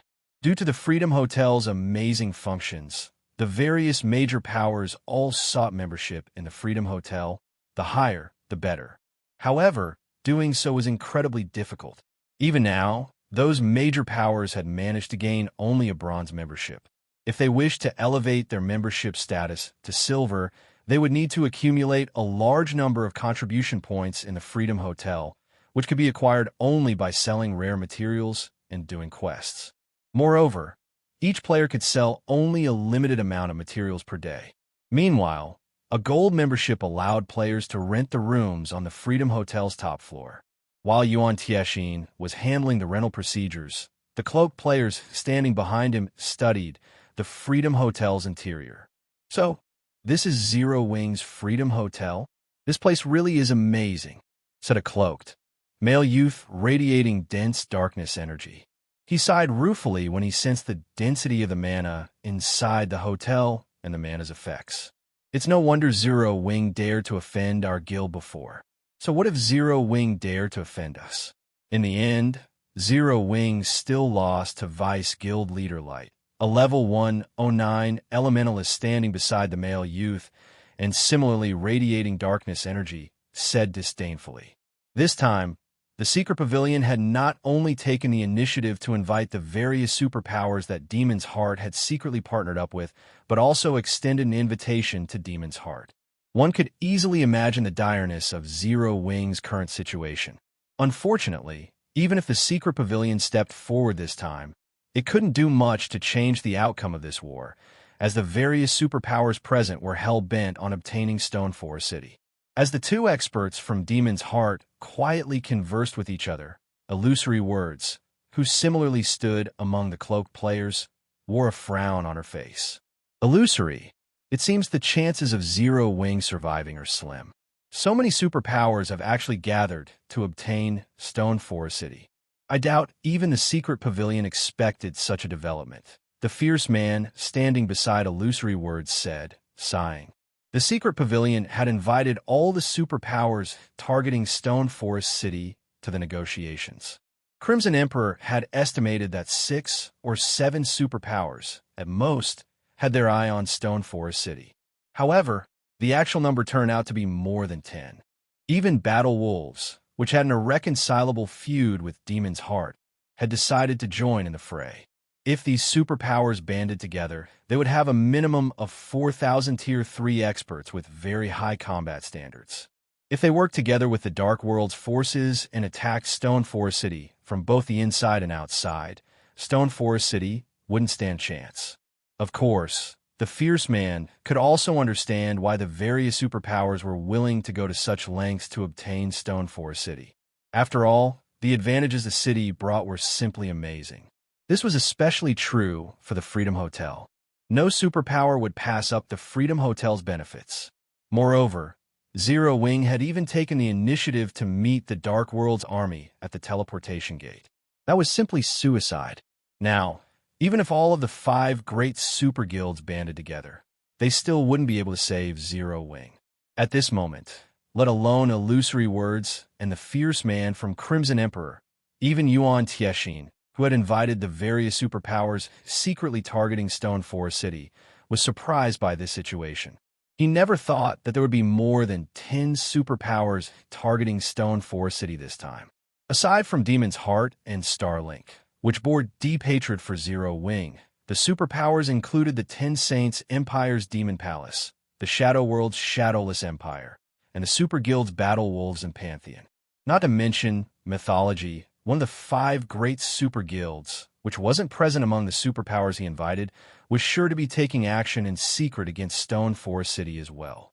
If all these superpowers worked together, they could shake the entire eastern continent, what more a measly Stoneforest City.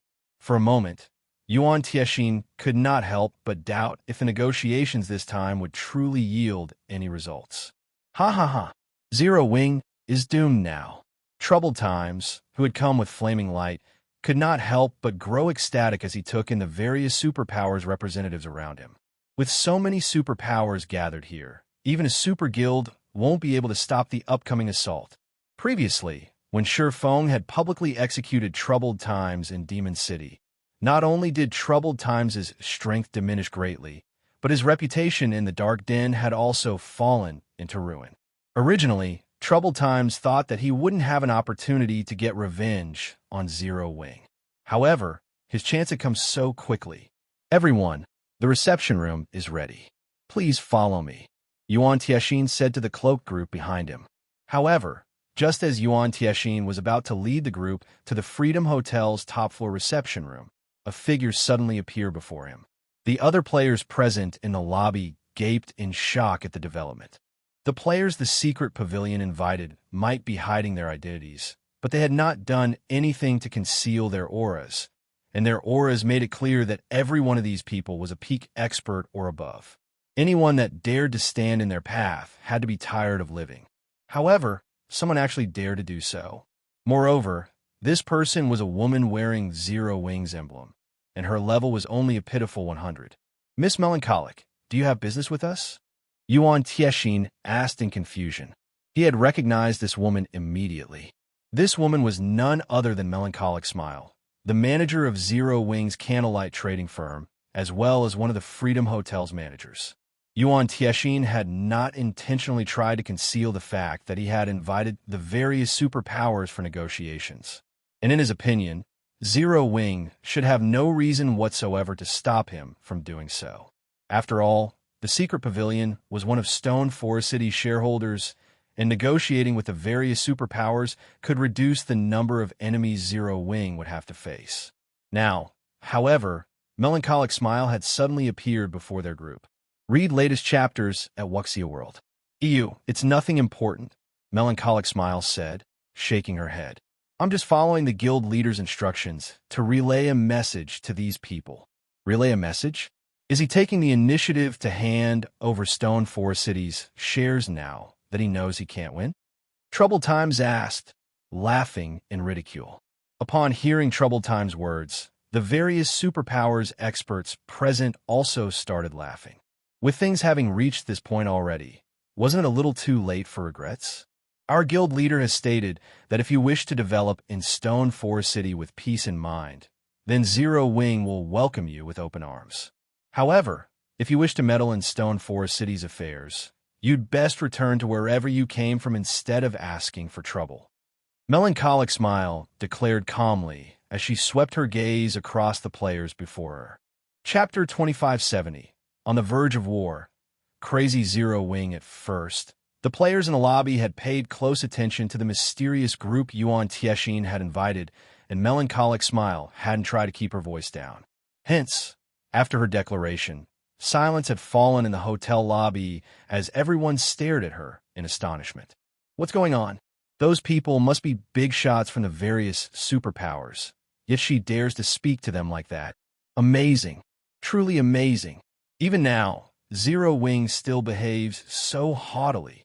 Since the day I joined God's Domain, I've never seen such a suicidal guild. None of these players were fools, and even though they hid themselves under black cloaks, the individuals Yuan Tiexin had invited were clearly from the various superpowers. Moreover, they should be the superpowers' top-ranked experts based on their auras.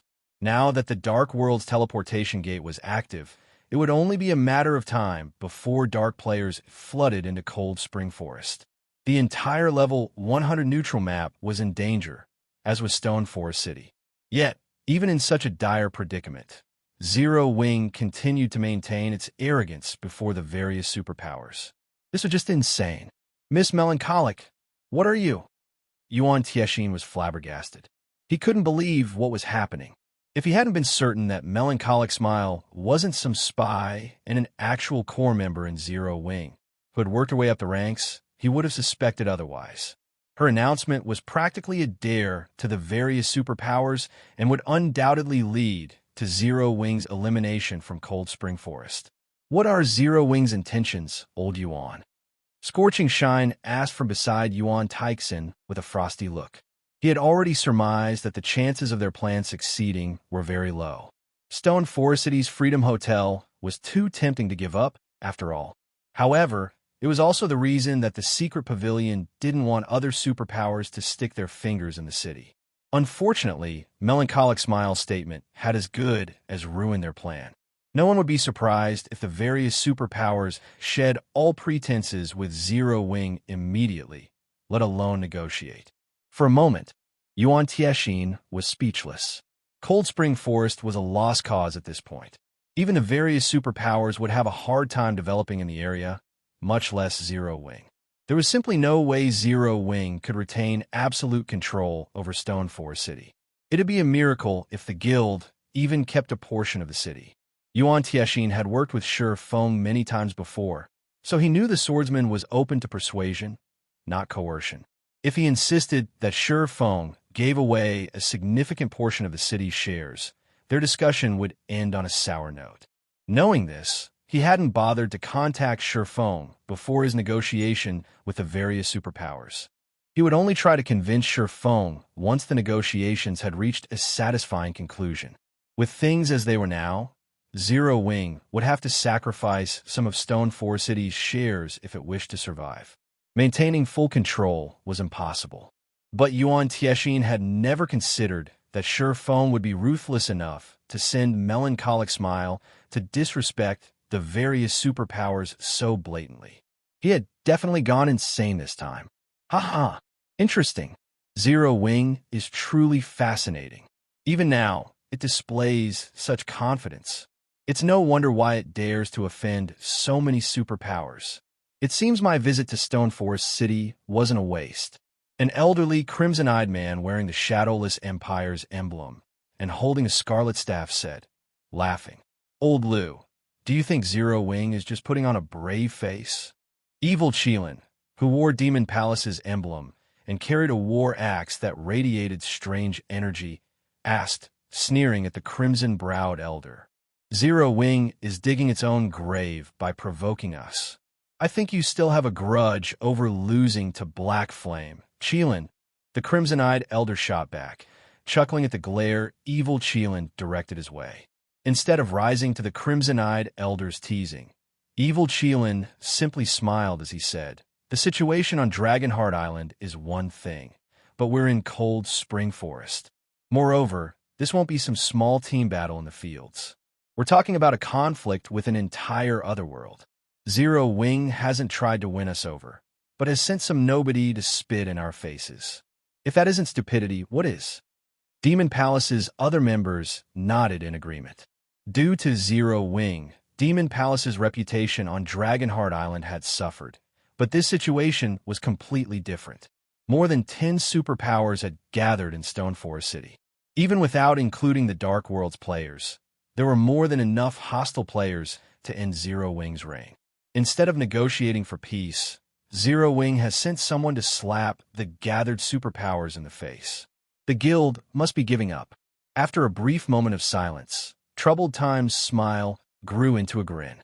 He then walked up to Melancholic Smile without any hesitation. "Lady from Zero Wing, we're here precisely to cause trouble. What are you going to do about it?" Troubled Times asked, raising his voice deliberately to ensure that every player in the lobby heard him. Hearing Troubled Times' threat, an uproar shook the lobby. What? Are the various superpowers really going to fight Zero Wing? Zero Wing asked for it. We may be in Stone Forest City, but do you think the various superpowers would let such intentional disrespect slide? Zero Wing truly is doomed now. Now, not only does it have to deal with the Dark World's invasion, but it will also have to face the various superpowers' wrath. The experts that recently joined Zero Wing must deeply regret their decisions. The various major powers members started chatting amongst themselves as they watched the tense conversation play out. They could hardly believe Zero Wing's behavior. None of them had expected the guild to shed all pretenses before the various superpowers representatives. While everyone expected Melancholic Smile to panic, however, she smiled brightly at Troubled Times and replied, "If that's the case, Zero Wing will have no choice but to erase you from Cold Spring Forest." Read latest chapters at Wuxia World. EU again, the lobby fell deathly silent. Melancholic Smile's response even stunned Troubled Times. He couldn't understand why she was so bold. Wasn't she supposed to grovel at his feet and beg for mercy? It seems your instincts were wrong this time, Illusory. That girl is just as insane as her guild leader. She's only pushing Zero Wing further down the path of no return, the fierce man from Crimson Emperor said, admiring Melancholic Smile's bravery. Every one of the various superpowers representatives wanted to declare war on Zero Wing that moment. They hadn't found a good excuse to attack Stone Forest City yet, but Zero Wing had just given them the reason they had been searching for. The fierce man looked over, expecting to see Illusory words bitter after misjudging Zero Wing, but he saw that she maintained a neutral expression, focused on a message she had just received. After a moment, she looked up and took a deep breath before informing her companion, "My instincts might have been wrong, but her statement isn't." Chapter 2571, Astonished once more, Hotel in an Uproar, what do you mean? Illusory Word's statement confused her fierce comrade from Crimson Emperor. What did you mean by her instincts had been wrong, but Melancholic Smile wasn't? The The current situation was clear for all to see, and Illusory Word had acknowledged that she had misjudged Zero Wing. How could Melancholic Smile's statement possibly be correct? Zero Wing was struggling to survive. Chasing the various superpowers out of Cold Spring Forest from such a position was a joke. To be precise, my instincts were only partially correct. Illusory Words explained, chuckling at the fierce man's confused look. It's best if you take a look for yourself. I just received this message from Graceful Monarch. Graceful Monarch? Has something unexpected happened at the teleportation gate? Curious, the fierce man opened the message Illusory Words had forwarded.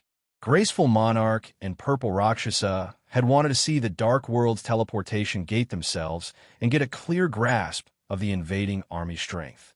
Zero Wing had also dispatched quite a few players to the gate, and by allowing the two Dark Den players to spectate, they'd find out exactly what Zero Wing intended. In his opinion, Zero Wing was wasting its time in trying to negotiate with the Dark World's various powers, especially once they'd seen the benefits Cold Spring Forest and Stone Forest City had to offer. Regardless of what the guild tried to offer, the outcome wouldn't change.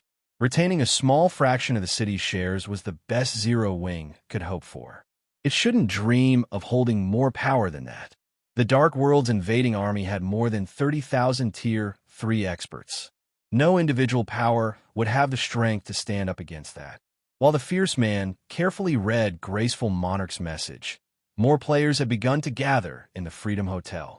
A large number of independent experts had come to hear what Melancholic Smile had to say. Did she get the wrong message?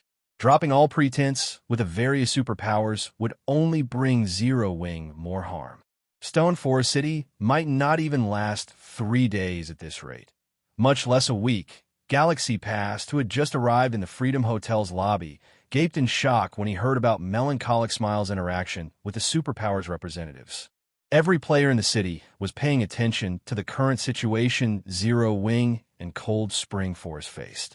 Although word of the various superpowers moving against Stone Forest City had long since reached the masses, Galaxy Past still had a hard time believing that Zero Wing would take the initiative to offend the various superpowers. He, too, knew that Zero Wing would never bend to coercion, only persuasion. He also knew that the guild was insane and acted no differently than a gambling addict. Although Zero Wing's crazy bets had been astonishingly successful thus far, its current opponent was on a completely different level than those it had faced before. If Zero Wing moved against the various superpowers now, it would be caught in a dead end. Zero Wing was no longer the guild it had been. It had nearly as many resources and as much territory as the various superpowers. If the guild could stabilize its hold in Stone Forest City and continue to develop in peace, it would only be a matter of time before it became another of God's domain superpowers. While Galaxy Past found Melancholic Smile's actions perplexing, Demon's Heart's members began to laugh. Troubled Time's laughter, in particular, rang throughout the lobby. He looked at Melancholic Smile as if she were a fool.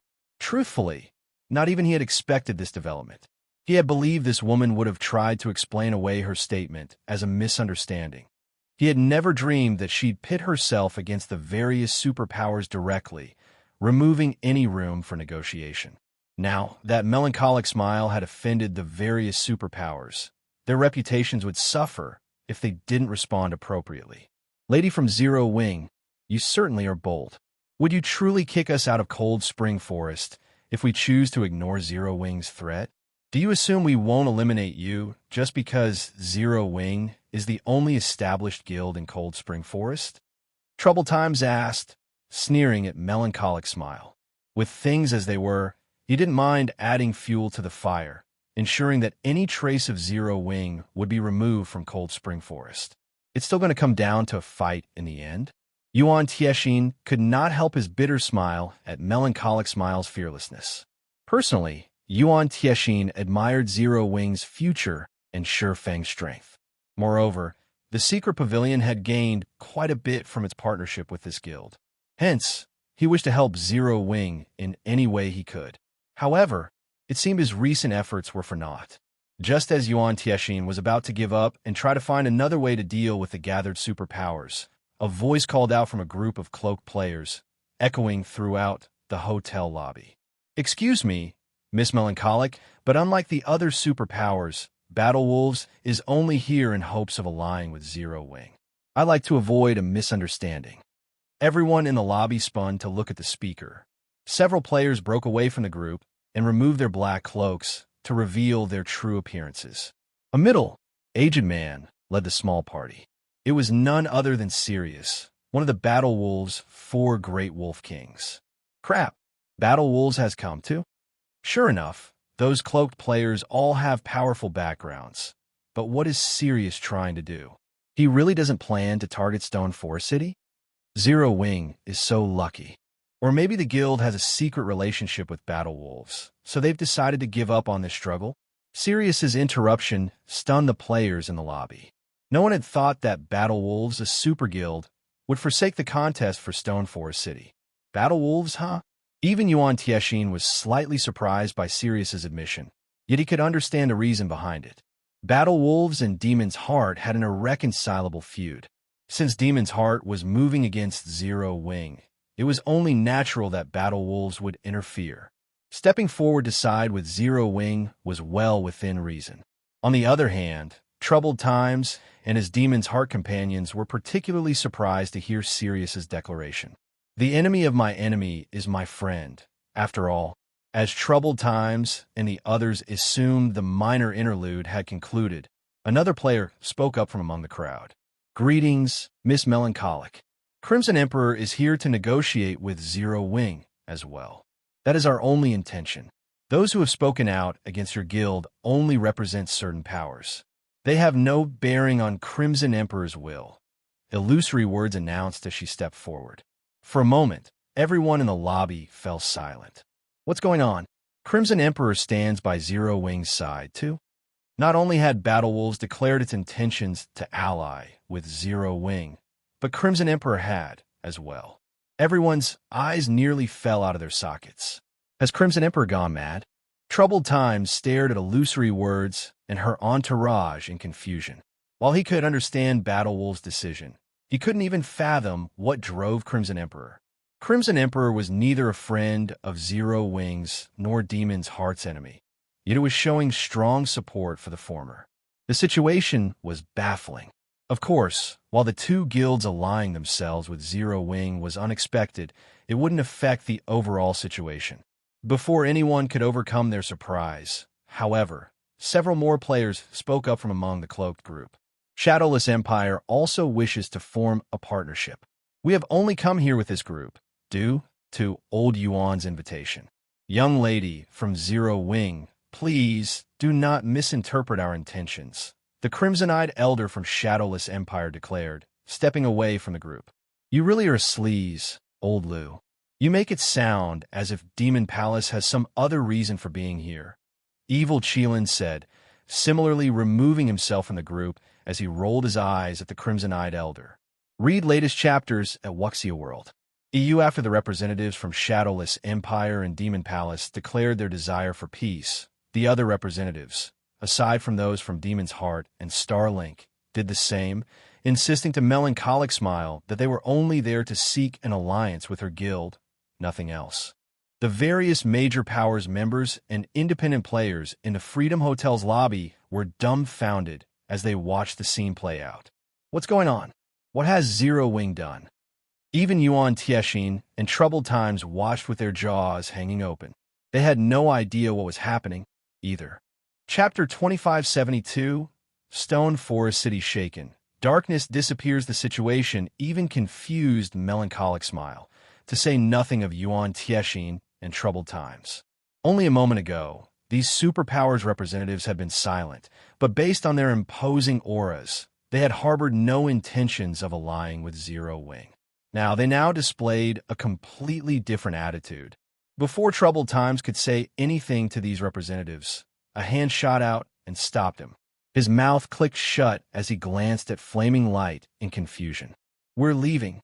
Flaming Light snapped after one last glance at Melancholic Smile. He turned and left the Freedom Hotel without another word. He made no attempts to win back the various superpowers. Are we just going to let Zero Wing off the hook? Vice Guild leader? Troubled Times whispered to Flaming Light. They had gone to great lengths to gather so many superpowers. Combined with the Dark World's forces, Stone Forest City, even at intermediate rank, was a fish on the cutting board. Most of the superpowers they had gathered may have abandoned the plan to attack Stone Forest City, but they could still cause enough trouble to cost Zero Wing a fortune and accelerate the city's downfall with Starlink, Demon's Heart, and the adventurer team's mythology controlled, even if they couldn't deal a severe blow. Fool! Do you think those superpowers would suddenly change their minds without a reason? Flaming Light growled as he glared at Troubled Times. Have they unearthed some sort of unexpected information? Troubled Times wondered, realization dawning on him. Those superpowers are all sly foxes. No ordinary news could make them change sides so drastically. Something big must have happened with the Dark World, Flaming Light hissed. Something's happened to the Dark World? How is that possible? Troubled Times could not help his skepticism. The Dark World was home to powerful lunatics, where the strong preyed upon the weak. If the Dark World's players wanted to enter Cold Spring Forest, there was no power strong enough to stop them. Not even Flaming Light, who was responsible for opening the teleportation gate. I'm not sure yet. I could be overthinking things, Flaming Light said, shaking his head. In reality, he found the deduction hard to believe. We need to send someone to investigate immediately. I'll contact Elder Hart right away, Troubled Times said, nodding. Even after Flaming Light and his entourage left the Freedom Hotel, the lobby was still silent as the various major powers members and independent players remained speechless. Everything had changed too suddenly. A second ago, the various superpowers had been ready to draw their weapons and declare war on Zero Wing. But in the next moment, they voiced their intentions to ally with the guild. The crowd even wondered if those cloaked players were truly upper echelons from the various superpowers or not. What's going on here, Old Yuan? Why are these superpowers behaving like this? Scorching Shine asked, unable to hold back his curiosity any longer.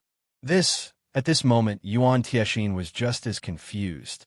He, too, wished to know what had just changed. Yuan Tiexin struggled to find an answer for Scorched Shine's question when he noticed that he had received a message from Purple Jade some time ago. Could Zero Wing have done something? Realization dawned on Yuan Tiexin when he saw the message. When he had heard that Zero Wing had rashly sent a force to the Dark World's teleportation gate, he had sent Purple Jade to investigate the situation. Since she had messaged him, he found it likely that Zero Wing had done something at the gate, which had, in turn, caused this unexpected development. The other superpowers representatives must also have received news which had changed their minds. Even if Zero Wing has done something, this outcome shouldn't be possible. Yuan Tiexin felt that something was amiss, and he immediately opened Purple Jade's message. By the time he finished reading her report, he was astounded. Old Yuan, what's happened? Did you get disconnected? Scorching Shine asked when he saw his old comrade's slack expression. Not even Scorching Shine's question shook Yuan Tiexin from his daze. He only opened his mouth after some time and stuttered, They won. Zero Wing actually won. Zero Wing won? What did it win? Scorching Shine prodded. Zero Wing won the Dark World. After taking in a deep breath, Yuan Tiexin clearly explained, Zero Wing just won the Dark World at the teleportation gate. Won the Dark World? Yuan Tiexin's abnormal behavior baffled Scorching Shine. The man was, after all, utterly incoherent. Did he have Alzheimer's? For a moment, Scorching Shine thought it might be time to suggest to his guild leader that Yuan Tiexin take a vacation. Brother Shine, I apologize. I got too excited. Yuan Tiexin apologized when he realized that Scorching Shine was looking at him like a mental patient. Chuckling, he explained, a few minutes ago, Zero Wing led a legion of Tier 3 NPCs and repelled the Dark World's invading army. Dawn Dominance, World Domination's guild leader and the Dark World's representative, has publicly announced their retreat. Zero Wing has taken full control of the Dark World's teleportation gate. Zero Wing has defeated the Dark World's invading army? Are you toying with me, Old Yuan? Scorching Shine questioned, giving Yuan Tiexin a disdainful look. Since Yuan Tiexin hadn't controlled his voice, Everyone in the lobby had heard him clearly. A commotion erupted, and the various major powers experts and independent players stated at Yuan Tiexin as if he were a blubbering fool. No individual power in God's domain was capable of standing against the Dark World's invading army.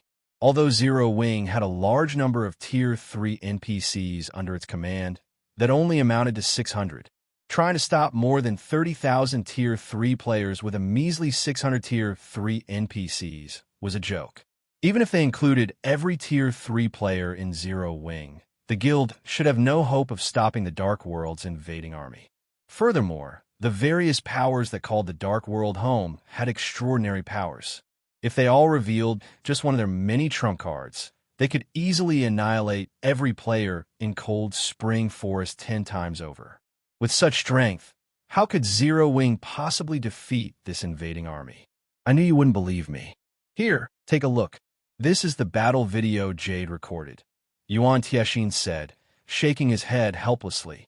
Yuan Tiexin found the situation just as unbelievable, but with the facts before him, he had no choice but to recognize it as truth. Scorching Shine then watched the video Yuan Tiexin sent him. Silence. Shock. How is this possible? Scorching Shine couldn't believe his eyes. Read latest chapters at Wuxia World. EU, they were talking about several million expert players. He also saw several dozen Tier 4 summon creatures and several thousand Tier 3 personal guards. Yet, even with such power, the Dark World's invading army had suffered defeat. Shortly after the video ended, a group of players entered the Freedom Hotel's lobby in a hurry, clearly excited. Big news, everyone. Great news. Zero Wings just repelled the Dark World's invading army and has taken control of the Dark World's teleportation gate. Chapter 2573. Popular Stone Forest City, when the group that had just burst into the Freedom Hotel excitedly announced Zero Wing's victory of the Dark World's invading army. The players in the lobby, who had been skeptical about Yuan Tiexin's stunned announcement, were flabbergasted. What? It's actually true? How could Zero Wing have possibly won? We're talking about an entire world of experts. The fact that the secret pavilion held some of Stone Forest City's shares was no longer a secret. Thus, there had been a chance that Yuan Tiexin had been lying to boost Zero Wing's reputation. The players that had just arrived, however, were a different story. Every member of the group was an independent player, and a few of them were well known among the adventurer teams unrelated to Zero Wing in the city. Because of this, they were considered quite credible. Most importantly, they had just explained the sudden change in the various superpowers' attitudes regarding Zero Wing. Even with many players still doubting the news, assuming it was either a lie or outrageously exaggerated, there was no doubt that the guild in question had done something to change the superpowers' minds. That fact alone was enough to shock everyone in the lobby only moments before they were overcome with joy. Without the various superpowers' interference, and with Stone Forest City's defenses and terrain advantage, even the Dark World's players would need a long time before they could capture the city. Meanwhile, resident players like themselves could safely and far faster than those based outside of Stone Forest City. Thankfully, we weren't too rash, but I really doubt that Zero Wing's foundations are this formidable. Demon's Heart's flaming light must be going mad with regret right about now, the fierce man from Crimson Emperor said with a bitter smile. The main reason that the various superpowers were so afraid of Demon's Heart was the key in Flaming Light's possession, which allowed him to open the Dark World's teleportation gate in any location he desired. If not for this trump card, Demon's Heart wouldn't have developed so smoothly in the Ten Saints Empire. Flaming Light had intended to use this trump card to salvage Demon's Heart's reputation and deter the Ten Saints Empire's various superpowers. But now, both his threat and plans had gone to the dogs. In fact, Flaming Light's trump card had unexpectedly benefited Zero Wing, increasing both the guild's fame and fortune. It was only a matter of time before word of the Dark World's defeat spread across the main continent, and as it did, everyone would learn about Zero Wing. Not even the various superpowers were capable of accomplishing such a feat, yet Zero Wing had succeeded. Although the guild had relied on a large number of Tier 3 NPCs to do so, those NPCs were considered a part of Zero Wing's strength. In addition, with the Dark World's teleportation gate under Zero Wing's control, even ordinary players knew this victory would usher in an era of power for the guild. No one would be surprised if it instantly became a superpower in its own right. And the one who granted Zero Wing this opportunity was none other than Demon's Heart's flaming light. That's right. Without the Dark World assistance, Demon's Heart will have a very hard time expanding in the Ten Saints Empire. Illusory Words agreed, nodding. Demon's Heart had gone out for wool and come home shorn. The Dark World's teleportation gate should have triggered unprecedented change on the main continent. However, Zero Wing now controlled the gate, and the guild had made it clear that it intended to collect a fee from every player that wanted to use the teleportation gate. This would significantly decrease the number of visiting Dark World players and, in turn, reduce the number of Demon's Heart's potential allies. Unless the Dark Guild wanted to face the Ten Saints Empire's various superpowers, it would have to keep a low profile for a considerable amount of time. You've done a great job this time, Illusory. Since the Grand Elders had nearly made such a catastrophic mistake, the guild leader has reclaimed a lot of authority in the guild. The guild leader sent a message ago requesting that you represent Crimson Emperor in the negotiations with Zero Wing. It would also be best if you could rent a few of the Freedom Hotel's rooms long-term. Don't worry about the required money and materials. The fierce man congratulated his comrade. The guild leader's requests are certainly troublesome. Now that Zero Wing has defeated the Dark World, a ton of powers will try to rent a large number of the hotel rooms. Illusory Words grumbled, offering a half-hearted smile. With Cold Spring Forest now free of the Dark World's threat, Stone Forest City was, once again, a sacred leveling ground. It would soon become a holy city for the Eastern Continent's various powers and independent players, and when it did, even entering the city would become a challenge, let alone renting one of the Freedom Hotel's rooms. Shortly after the various superpowers meeting in the first-floor lobby had concluded, news of the Dark World's defeat spread throughout the continent. As they learned of the event, many powers began to regret their decision to abandon Stone Forest City the moment things had turned south. Crap, how is this even possible? Zero Wing is so awesome. Even an entire otherworld of players is helpless against that guild. Who could possibly stand against it? Stone Forest City? It seems like a good place to develop. When the various kingdoms and empires' powers and independent experts learned about Zero Wing's victory, many of them considered moving their bases of operations to Stone Forest City.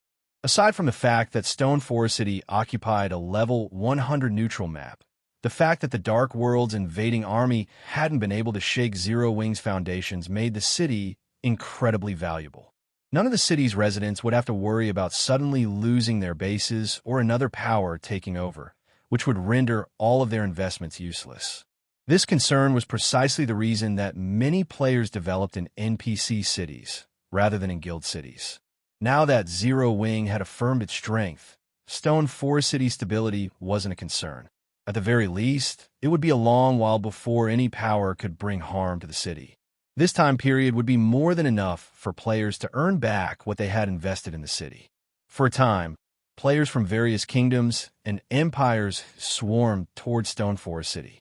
The abrupt population boom was easily 10 times larger than the initial wave of players that visited the city once it had reached intermediate rank. Moreover, an astounding number of players had begun to apply to the guild. Zero Wing had already received more than 2 million applicants among its various branches, with many of these experts capable of reaching the Trial Tower's 5th floor and beyond. Gentle Snow, Aqua Rose, and Zero Wing's other management personnel were stupefied. No matter how well they had managed Zero Wing in the past, few new experts had applied to join, yet after a single battle, everything had changed. Read latest chapters at Wuxia World. EU Guild Leader, Stone Forest City's player population has exceeded 8 million, and I believe even more players are on their way. Should we slightly raise the city's entrance fee? Aqua Rose asked, still blissful after reading the latest statistics report. Their war with the Dark World had ended less than half a day ago, yet Stone Forest City's player population had risen from less than 2 million to over 8 million. The number of players visiting the city had completely exceeded her expectations. No, let's forget about increasing the entrance fee. We still need a large number of independent players to settle down in Stone Forest City. However, we can increase the Freedom Hotel's prices. Don't normal rooms cost 30 silver per day? Raise it to 1 gold. Bronze members will get a 10% discount, silver members will get 20%, and gold members will get 30%, Surephone decided, chuckling. Nothing in this world came for free. Since the various powers wanted their experts to develop as quickly as possible, he wouldn't be courteous. He was incredibly poor right now, after all. To arm his night division, he had spent almost all of the money he had. Understand, the pricing Astonished Aqua rose a little. Not even ordinary experts could afford a daily expense of 1 gold. All right, Guild Leader, Dark Rhapsody, and Deity Society have contacted me and wish to discuss the offer you made them. They're asking when you'll be free to speak on the matter. Chapter 2574. Ancient Gods, Tower Stone Forest City, Freedom Hotel's top floor reception room. Blue Rainbow from Dark Rhapsody and Elder Gold from Deity Society sat on a sofa, an awkward silence between them, in a spacious, luxurious reception room. Magic Flash and Old Forest sat beside them, just as dazed. This was simply too humiliating. They had thought that their previous meeting with Surephone would have been their last, and they would never have to see each other again. They had seen Surefang's hope of a stronger partnership between their guilds as nothing more than wishful thinking. However, less than 2 days after that meeting, they had sought the swordsman out again. Meanwhile, Surephone had transformed his brazen declaration into reality, taking control of the Dark World's teleportation gate and the Otherworld's lifeline. If any of the Dark World's powers or players wanted to continue and accelerate their development, they'd have to travel to Cold Spring Forest. However, Zero Wing's teleportation fees were just fraudulent. The guild actually charged 1 darkness crystal or similarly attributed magic crystal per person. Attributed magic crystals were even rarer than ordinary magic crystals, and dark players needed darkness crystals for their growth. In fact, they needed a lot of them. There weren't even enough darkness crystals to go around for the Dark World's various powers and independent players. Yet Zero Wing was cruel enough to charge darkness crystals as its teleportation fee. Worse yet, they couldn't defeat Zero Wing. To secure its hold on the teleportation gate, Zero Wing had established a permanent magic barrier around it. In addition to stationing 2 Crimson Dragon flying ships, 8 combat puppets, 600 Tier 3 knights, and 2,000 Tier 2 knights to guard the gate. The defenses Zero Wing had set up around the teleportation gate were maddening. Sending an army of 20,000 Tier 3 experts would be futile against such high security, much less sneaking through. The only option the Dark World's powers and players had left was to hand over the required fee obediently. After Blue Rainbow and the others waited for a while, the reception room's doors opened abruptly, and Zero Wing's guild leader, Black Flame, walked in. He was the monster that had single-handedly deterred the Dark World's army of several million players. However, Surephone seemed like a completely different person at the moment. When he had stood before the Dark World's teleportation gate, he had radiated an incredible aura that frightened everyone in his presence. But now, they couldn't even detect the hint of an aura, as if he were just an ordinary player. Similar to Blue Rainbow and the others' first meeting with this swordsman, he seemed harmless, rather than contempt. However, they only looked at Surephone with fear in their eyes. They hadn't paid much attention to him during their last meeting, but now that they did, they couldn't even consider Surephone as human. He felt more like a plant, nearly non-existent. As Blue Rainbow and Elder Gold began to stand to greet him, Surephone gestured for them to remain seated, dispensing with the formalities. He then smiled and asked, "I've heard that you've conveyed my proposal to your respective guild leaders. How do your guilds wish to cooperate with Zero Wing?" Magic Flash and Old Forest inwardly rolled their eyes at Surefang's question. His actions had practically engraved his words on their guild leaders' bones, and they'd remember them for the rest of their lives. Guild leader Black Flame, Your proposal has delighted our guild leaders, and they have stated that as long as Zero Wing will waive the teleportation fees for our guild members, we will help the Candlelight trading firm establish itself in the Dark World's major NPC cities. What do you think? Blue Rainbow asked. Although their two guilds were reluctant to accept Sure Fang's conditions, they had no choice with the situation weighing against them. If they declined, both of their guilds' positions would become more disadvantageous as time passed. Waive the teleportation fee. After giving the matter some thought, Sure Feng said, "That's fine, but I'd like to set up a branch shop in every NPC city in the Dark World. Of course, Zero Wing will cover the necessary expenditures. Your two guilds only need to resolve the issue of land." Guild leader Black Flame, you are asking for the impossible. The Dark World is even larger than the main continent's ancient empires. While our guilds are two of the top 3 in the Dark World, we only control a small portion of the other world. We simply don't have the manpower and resources to ensure that Candlelight can operate in every NPC city, Elder Gold said, shaking his head with an unhappy smile. Dark Rhapsody, Deity Society, and World Domination had a lot of influence on the surface, but the same couldn't be said for their control in the Dark World. In the Dark World, players had partial control of the various NPC cities. As long as a power controlled one of these cities, they wouldn't have to worry about needing funds or resources, and without these concerns, they didn't have to worry about offending the other world's top 3 guilds. To put it simply, helping Candlelight secure branches in the Dark World's major NPC cities was a colossal challenge. Both guilds would have to pull a lot of strings to fulfill their end of the bargain. Unfortunately, helping the trading firm set up shops in every NPC city would be a dream. Even if World Domination cooperated, the feat wouldn't be feasible. There is something else we need to inform you about, Guild Leader Black Flame, Blue Rainbow said. Due to your actions at the teleportation gate, the Dark World's various major powers loathe Zero Wing. As a result, our guilds are risking much by allying with your guild. Moreover, Demon's Heart has traveled across the Dark World, secretly persuading the various powers to join its alliance. By the looks of it, they plan to challenge the Ancient God's Tower in the Dark World. This Ancient God's Tower is extraordinary, surviving since the Dark World's creation. There are rumors that it's connected to thousands of other worlds. Nobody had been able to clear the tower's trials yet, but as players grow stronger, the various powers will be able to activate a portion of it, if not all. If that happens, the various powers will reach the main continent, even without the teleportation gate. Only, they will have to do so by passing through another otherworld. Aqua Rose and Gentle Snow, who stood behind Sure Foam, frowned at the news. If what the female Dark Knight said was true, wouldn't that mean the effort they had put into capturing the teleportation gate would go to waste? The Ancient God's Tower. Sure Foam had some recollection of this name.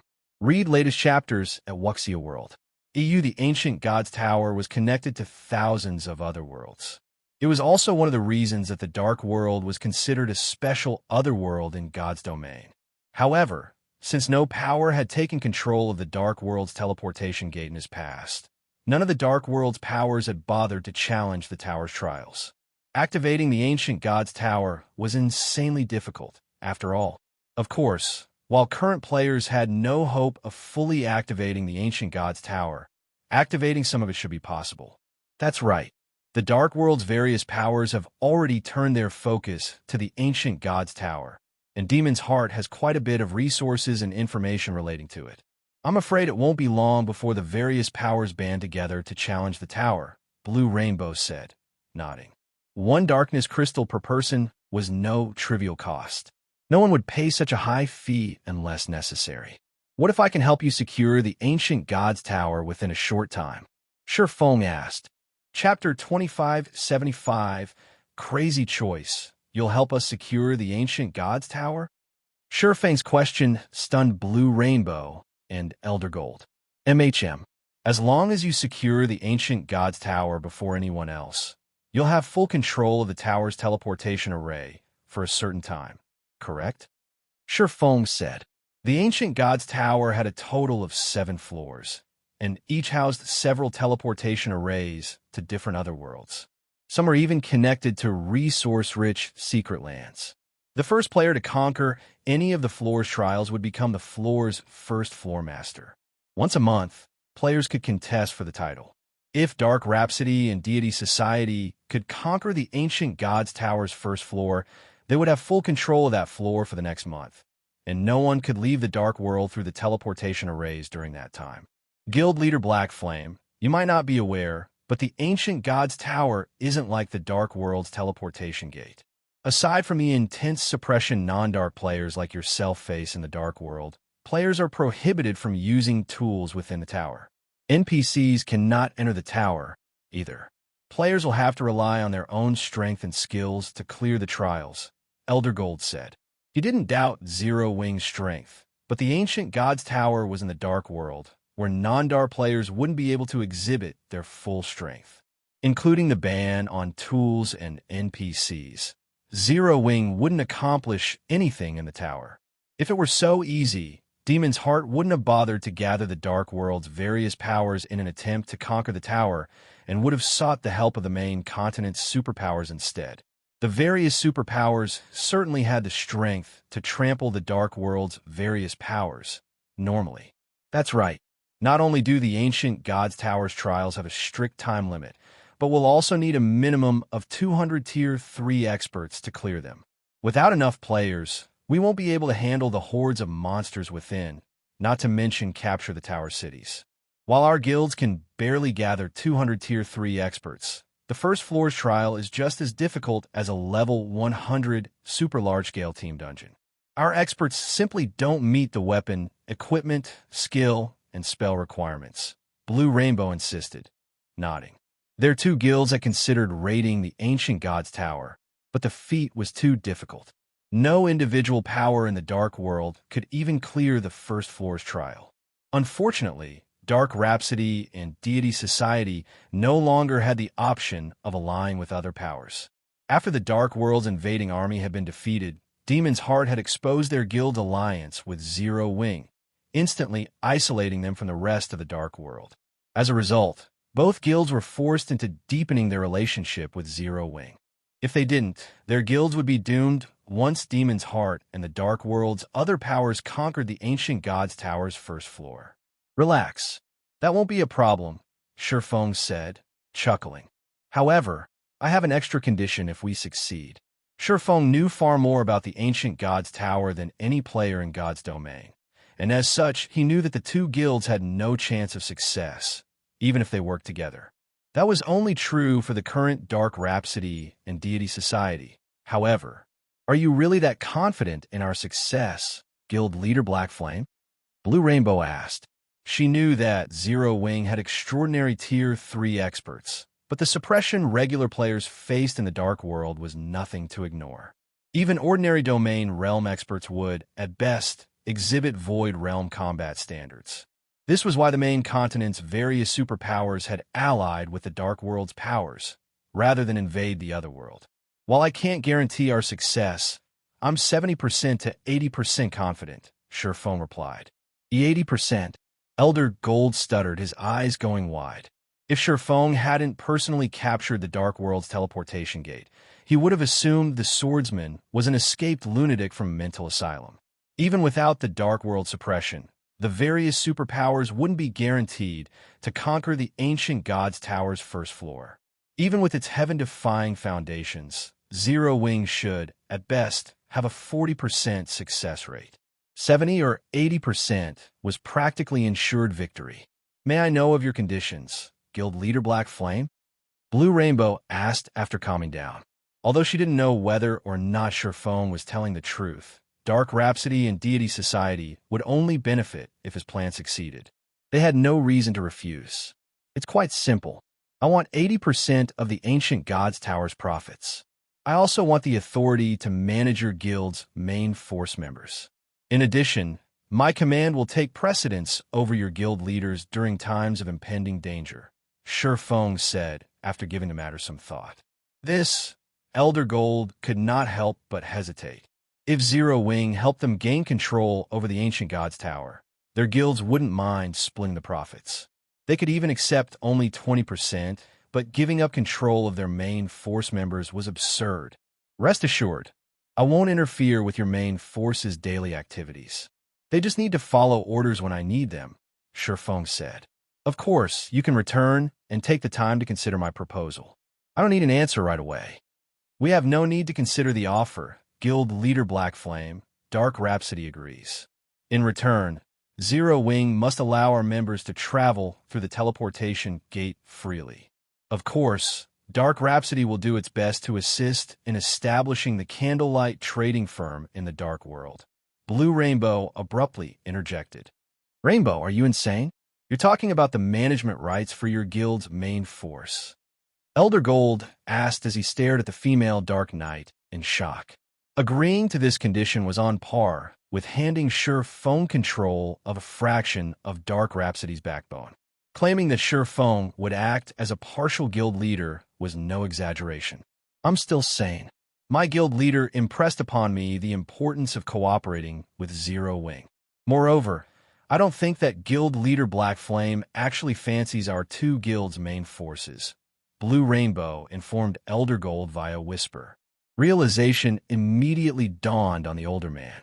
Zero Wing no longer lacked manpower. With every moment, a ton of experts applied to join the guild, and Zero Wing now controlled the Dark World's teleportation gate. Until someone activated the Ancient God's Tower, Zero Wing had a firm grasp on the Dark World's lifeline. In truth, even Shifeng was a little surprised. He hadn't expected Blue Rainbow to agree so decisively. Any other large guild's upper echelon would have likely turned and left in a huff. Deal. Deity Society will agree to your conditions, as well, Guild Leader Black Flame. However, Deity Society wants the same conditions as Dark Rhapsody in return, Elder Gold said, sighing. Now that the Dark World's various powers recognized their guilds as Zero Wing's allies, they had no choice but to stick by Zero Wing until the very end. Moreover, an alliance with this guild would ensure that both Dark Rhapsody and Deity Society could develop far faster than their dark counterparts. That won't be a problem. Once we sign a contract, your guild's members may use the teleportation gate to their heart's content. Shifeng agreed, nodding. What do we do once the contract has been signed? Elder Gold asked. Read latest chapters at Wuxia World. EU Demon's heart was already in a rush to find allies to conquer the Ancient God's Tower. Once its team had enough Tier 3 experts, it would challenge the tower's trials. Hence, Dark Rhapsody and Deity Society were running out of time. Simple. Send your main force members to Stone Forest City immediately. Zero Wing will take responsibility for their growth, Shifeng said, chuckling.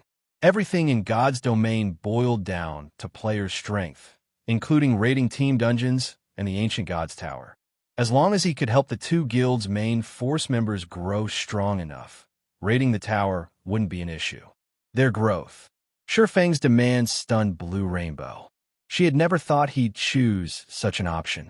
Where are we going? To the level 120 secret land, Poison City, Shifeng declared. Chapter 2576, Secret Land Exploration. When Shifeng stated his intentions to travel to a level 120 secret land, both Blue Rainbow and Elder Gold were speechless. The various superpowers hadn't even entered level 110,100 man-team dungeons once. In fact, barely any players had reached level 110 yet. While secret lands weren't dungeons, they were even more dangerous. Even the safest secret land could rival super large-scale, hard-mode team dungeons of the same level. Not even superpowers would dare suggest exploring a level 120 secret land. Yet, Shifeng spoke of doing so as casually as if he were visiting the local market. For a moment, Blue Rainbow and Elder Gold doubted that they played the same game Shifeng did. What? Is there a problem? Shifeng curiously asked when he saw the two representatives' dazed expressions. And no, it's nothing. Only, Guild Leader Black Flame, we're talking about a level 120 secret land. I'm afraid that with our current levels and equipment, Elder Gold said worriedly, entering a level 120 secret land wouldn't be a problem.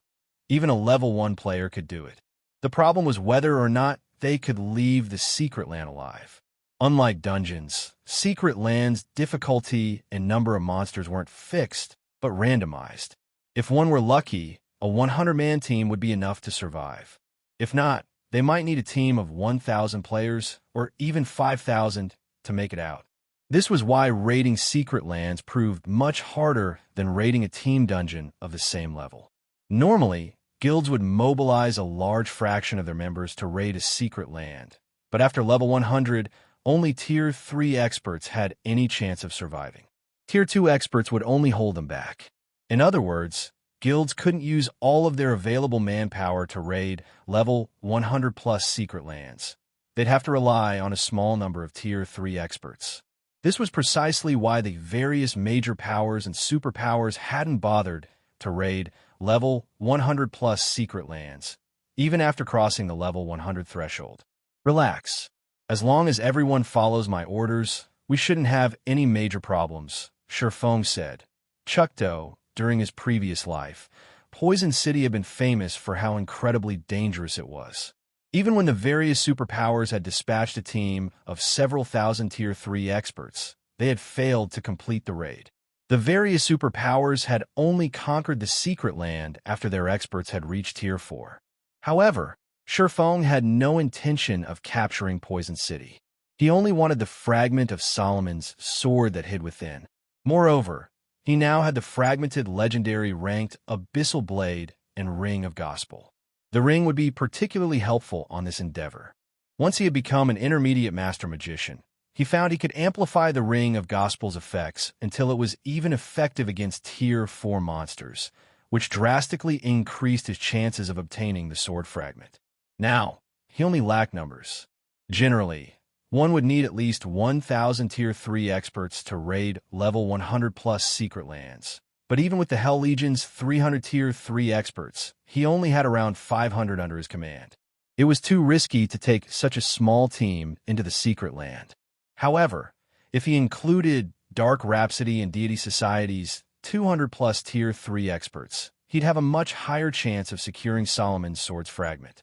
Something still fell off to Blue Rainbow and Elder Gold, but since they had already signed a contract with Sherfong, they couldn't go back on their word for no good reason. The two representatives then contacted their guilds, secretly gathering their Tier 3 experts.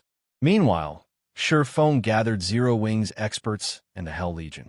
In the Dark World, news of the alliance between Zero Wing, Dark Rhapsody, and Deity Society spread quickly.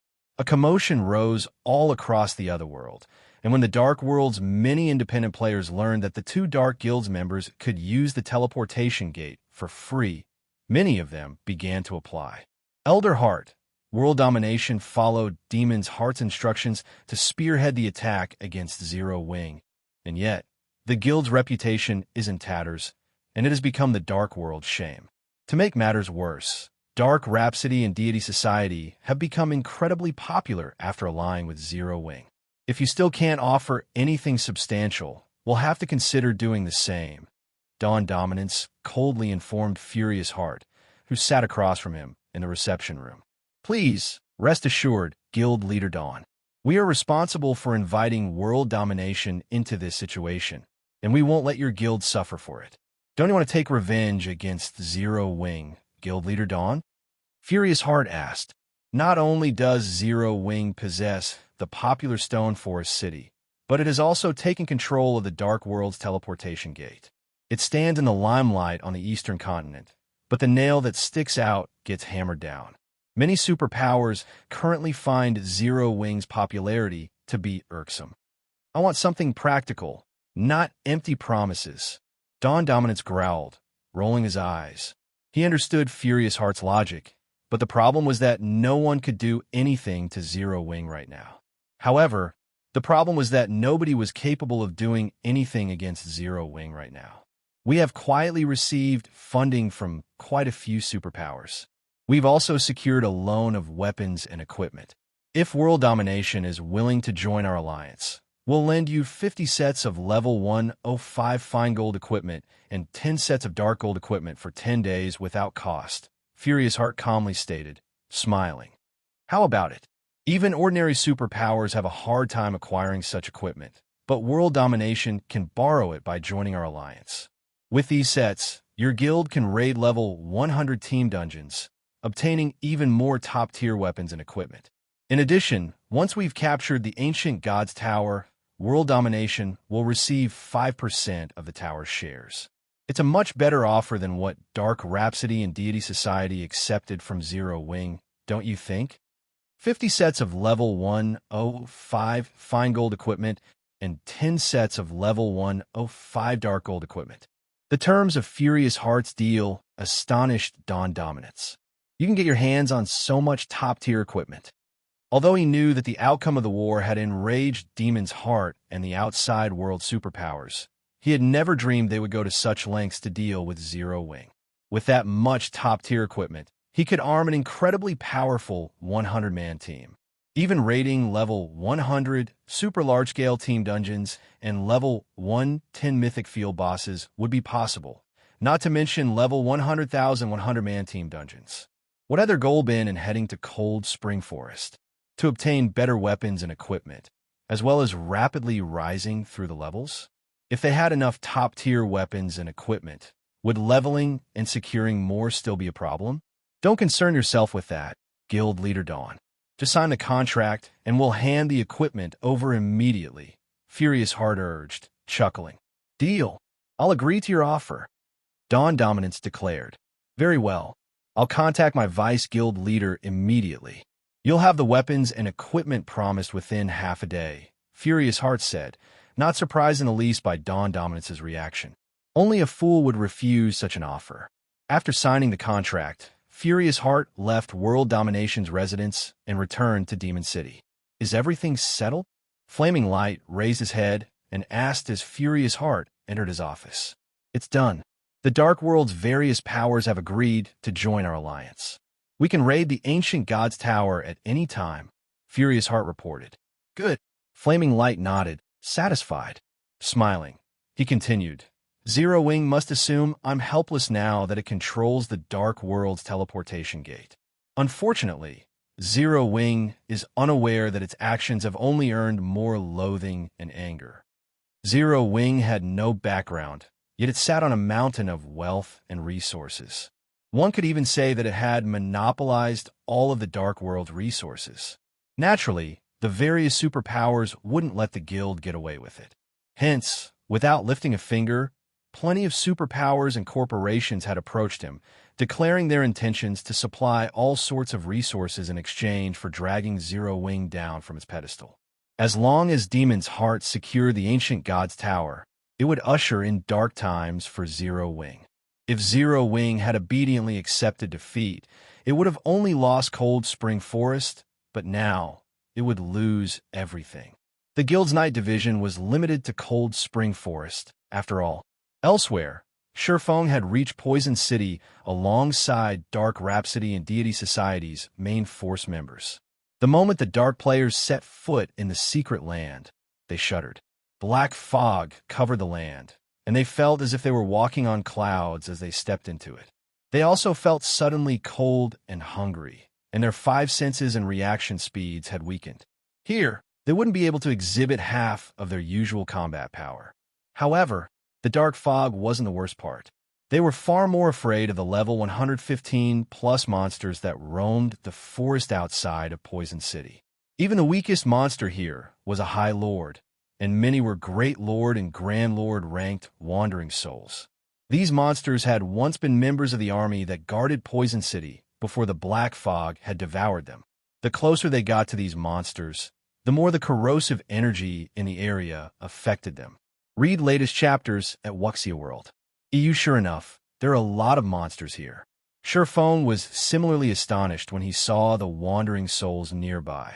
Not only did the secret land house far more monsters than during his previous life, but the death energy that enveloped the area was also denser. Of course, that wasn't enough to deter him from exploring the secret land, and he turned to Cola and the others. Start luring monsters, but not too many at once. 500 or 600 will be enough. Sherfang's command rendered Dark Rhapsody and Deity Society's members speechless. They were sure they'd be annihilated if they took on 100 monsters at a time, let alone 500. The death energy in this map was simply too powerful, and all of these monsters were level 115 or higher. Trying to fight 5 or 600 simultaneously was suicide. Okay. However, Cola, Fire Dance, and the others remained unfazed. They immediately dashed into the forest on their own and began to attract the Wandering Souls aggro. Chapter 2577. Difference of level 120. Frightening wealth as Cola, Fire Dance, and the others darted through the silent forest. They caused a commotion.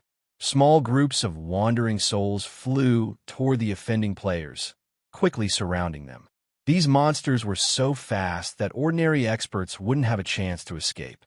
However, the encirclement was practically non-existent to Cola and Zero Wing's other MTs.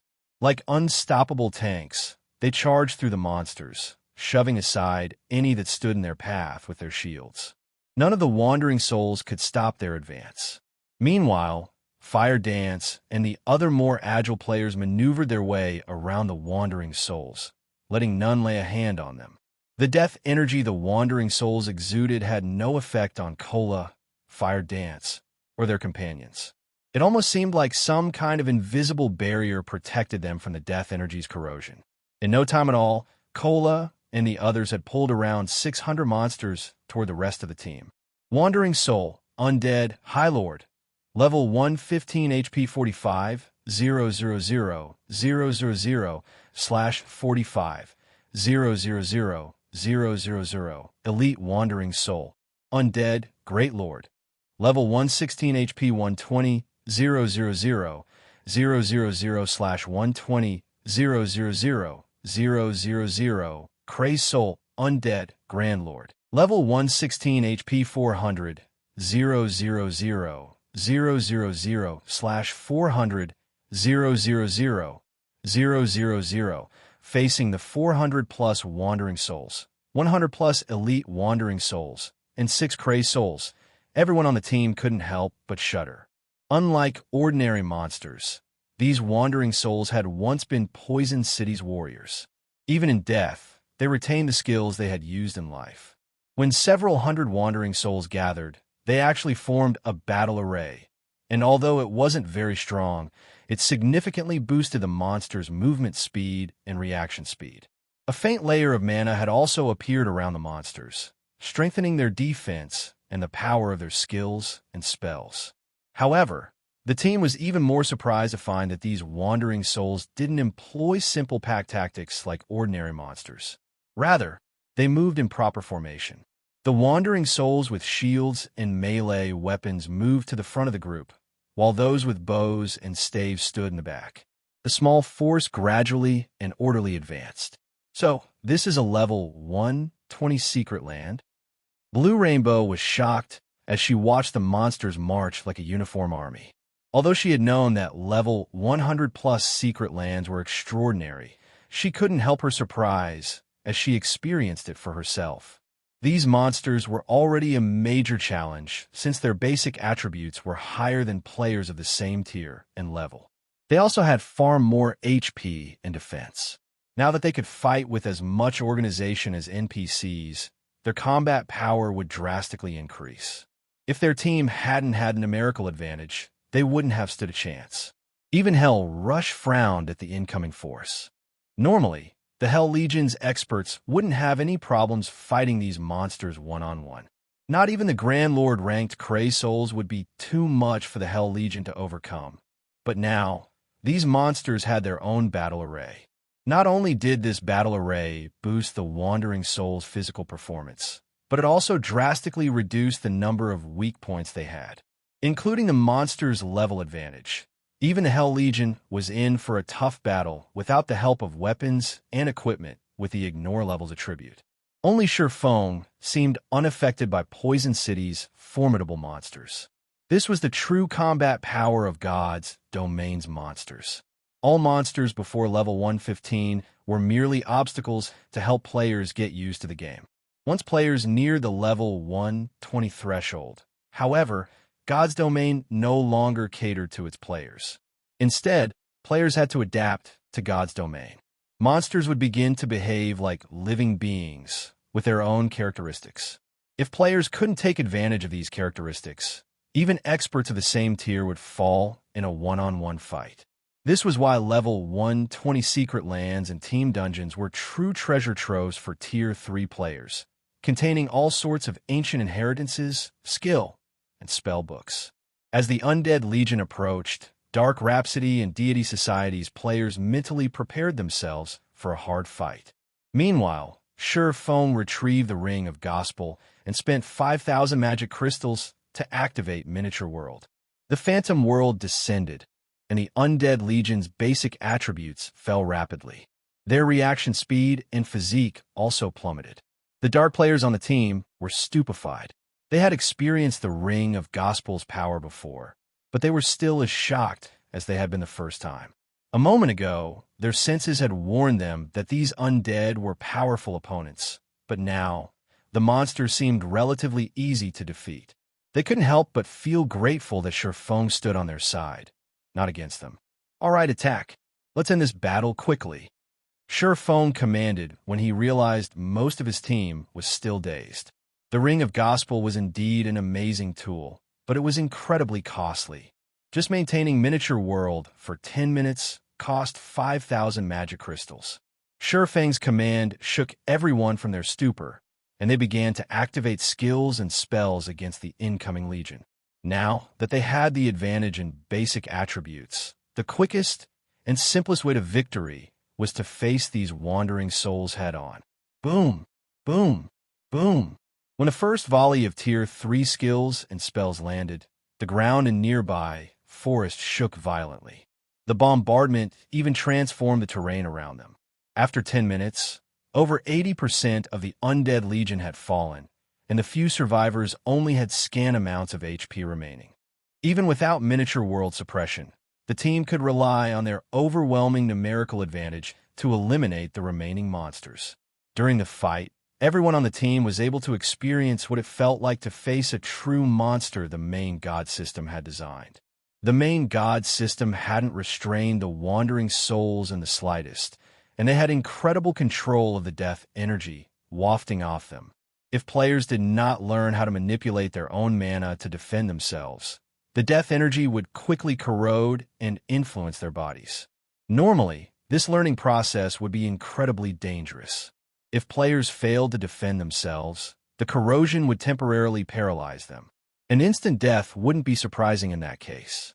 Fortunately, the team had more than just an overwhelming numerical advantage. The monsters before them were at death's door, and as a result, their combat power had dropped slightly. Hence, they posed far less of a threat. Every player on the team was a Tier 3 expert, with far greater talent and combat standards than ordinary players. Although they had only experienced such combat for a short time, they had all gained a newfound understanding of mana control and their mana bodies. However, the team was far more surprised to see how much EXP they earned from the slain wandering souls. The monsters granted such abundant EXP that even Blue Rainbow and Elder Gold were shocked. Every member of the team saw a significant rise in their experience bars after just defeating around 600 wandering souls. Some players even rose from level 107 to 108. Their leveling speed here was at least 10 times faster than in the outside world. Moreover, the monsters had dropped a bunch of loot. Items were scattered across the entire battlefield. These monsters' drop rate was more than double that of monsters in the outside world, particularly when it came to weapons and equipment. Even the weakest piece of equipment was level 115 Mysterious Iron rank, and 6 pieces of level 115 Secret Silver equipment had dropped. For a while, the Dark players had bloodshot eyes. Read latest chapters at Wuxia World. EU to them, level 115 Mysterious Iron equipment might be subpar, but level 115 Secret Silver equipment was incredibly precious. So long as they equipped level reduction gemstones, they could arm themselves with level 115 Secret Silver equipment after reaching level 110. Naturally, level 115 Secret Silver equipment was slightly better than level 110 Fine Gold equipment. Due to equipment's low drop rate, the various powers were going mad in their search for level 105 Fine Gold equipment. They could only dream of level 110 fine gold items. Now, after fighting for less than 15 minutes, their team had obtained 6 pieces of level 115 secret silver equipment. If they grinded here for a full day, their harvest would be astronomical. While Dark Rhapsody and Deity Society's members envied Zero Wing over so much loot, Fire Dance, who was responsible for collecting the items, excitedly ran up to Surephone. Guild leader, it dropped.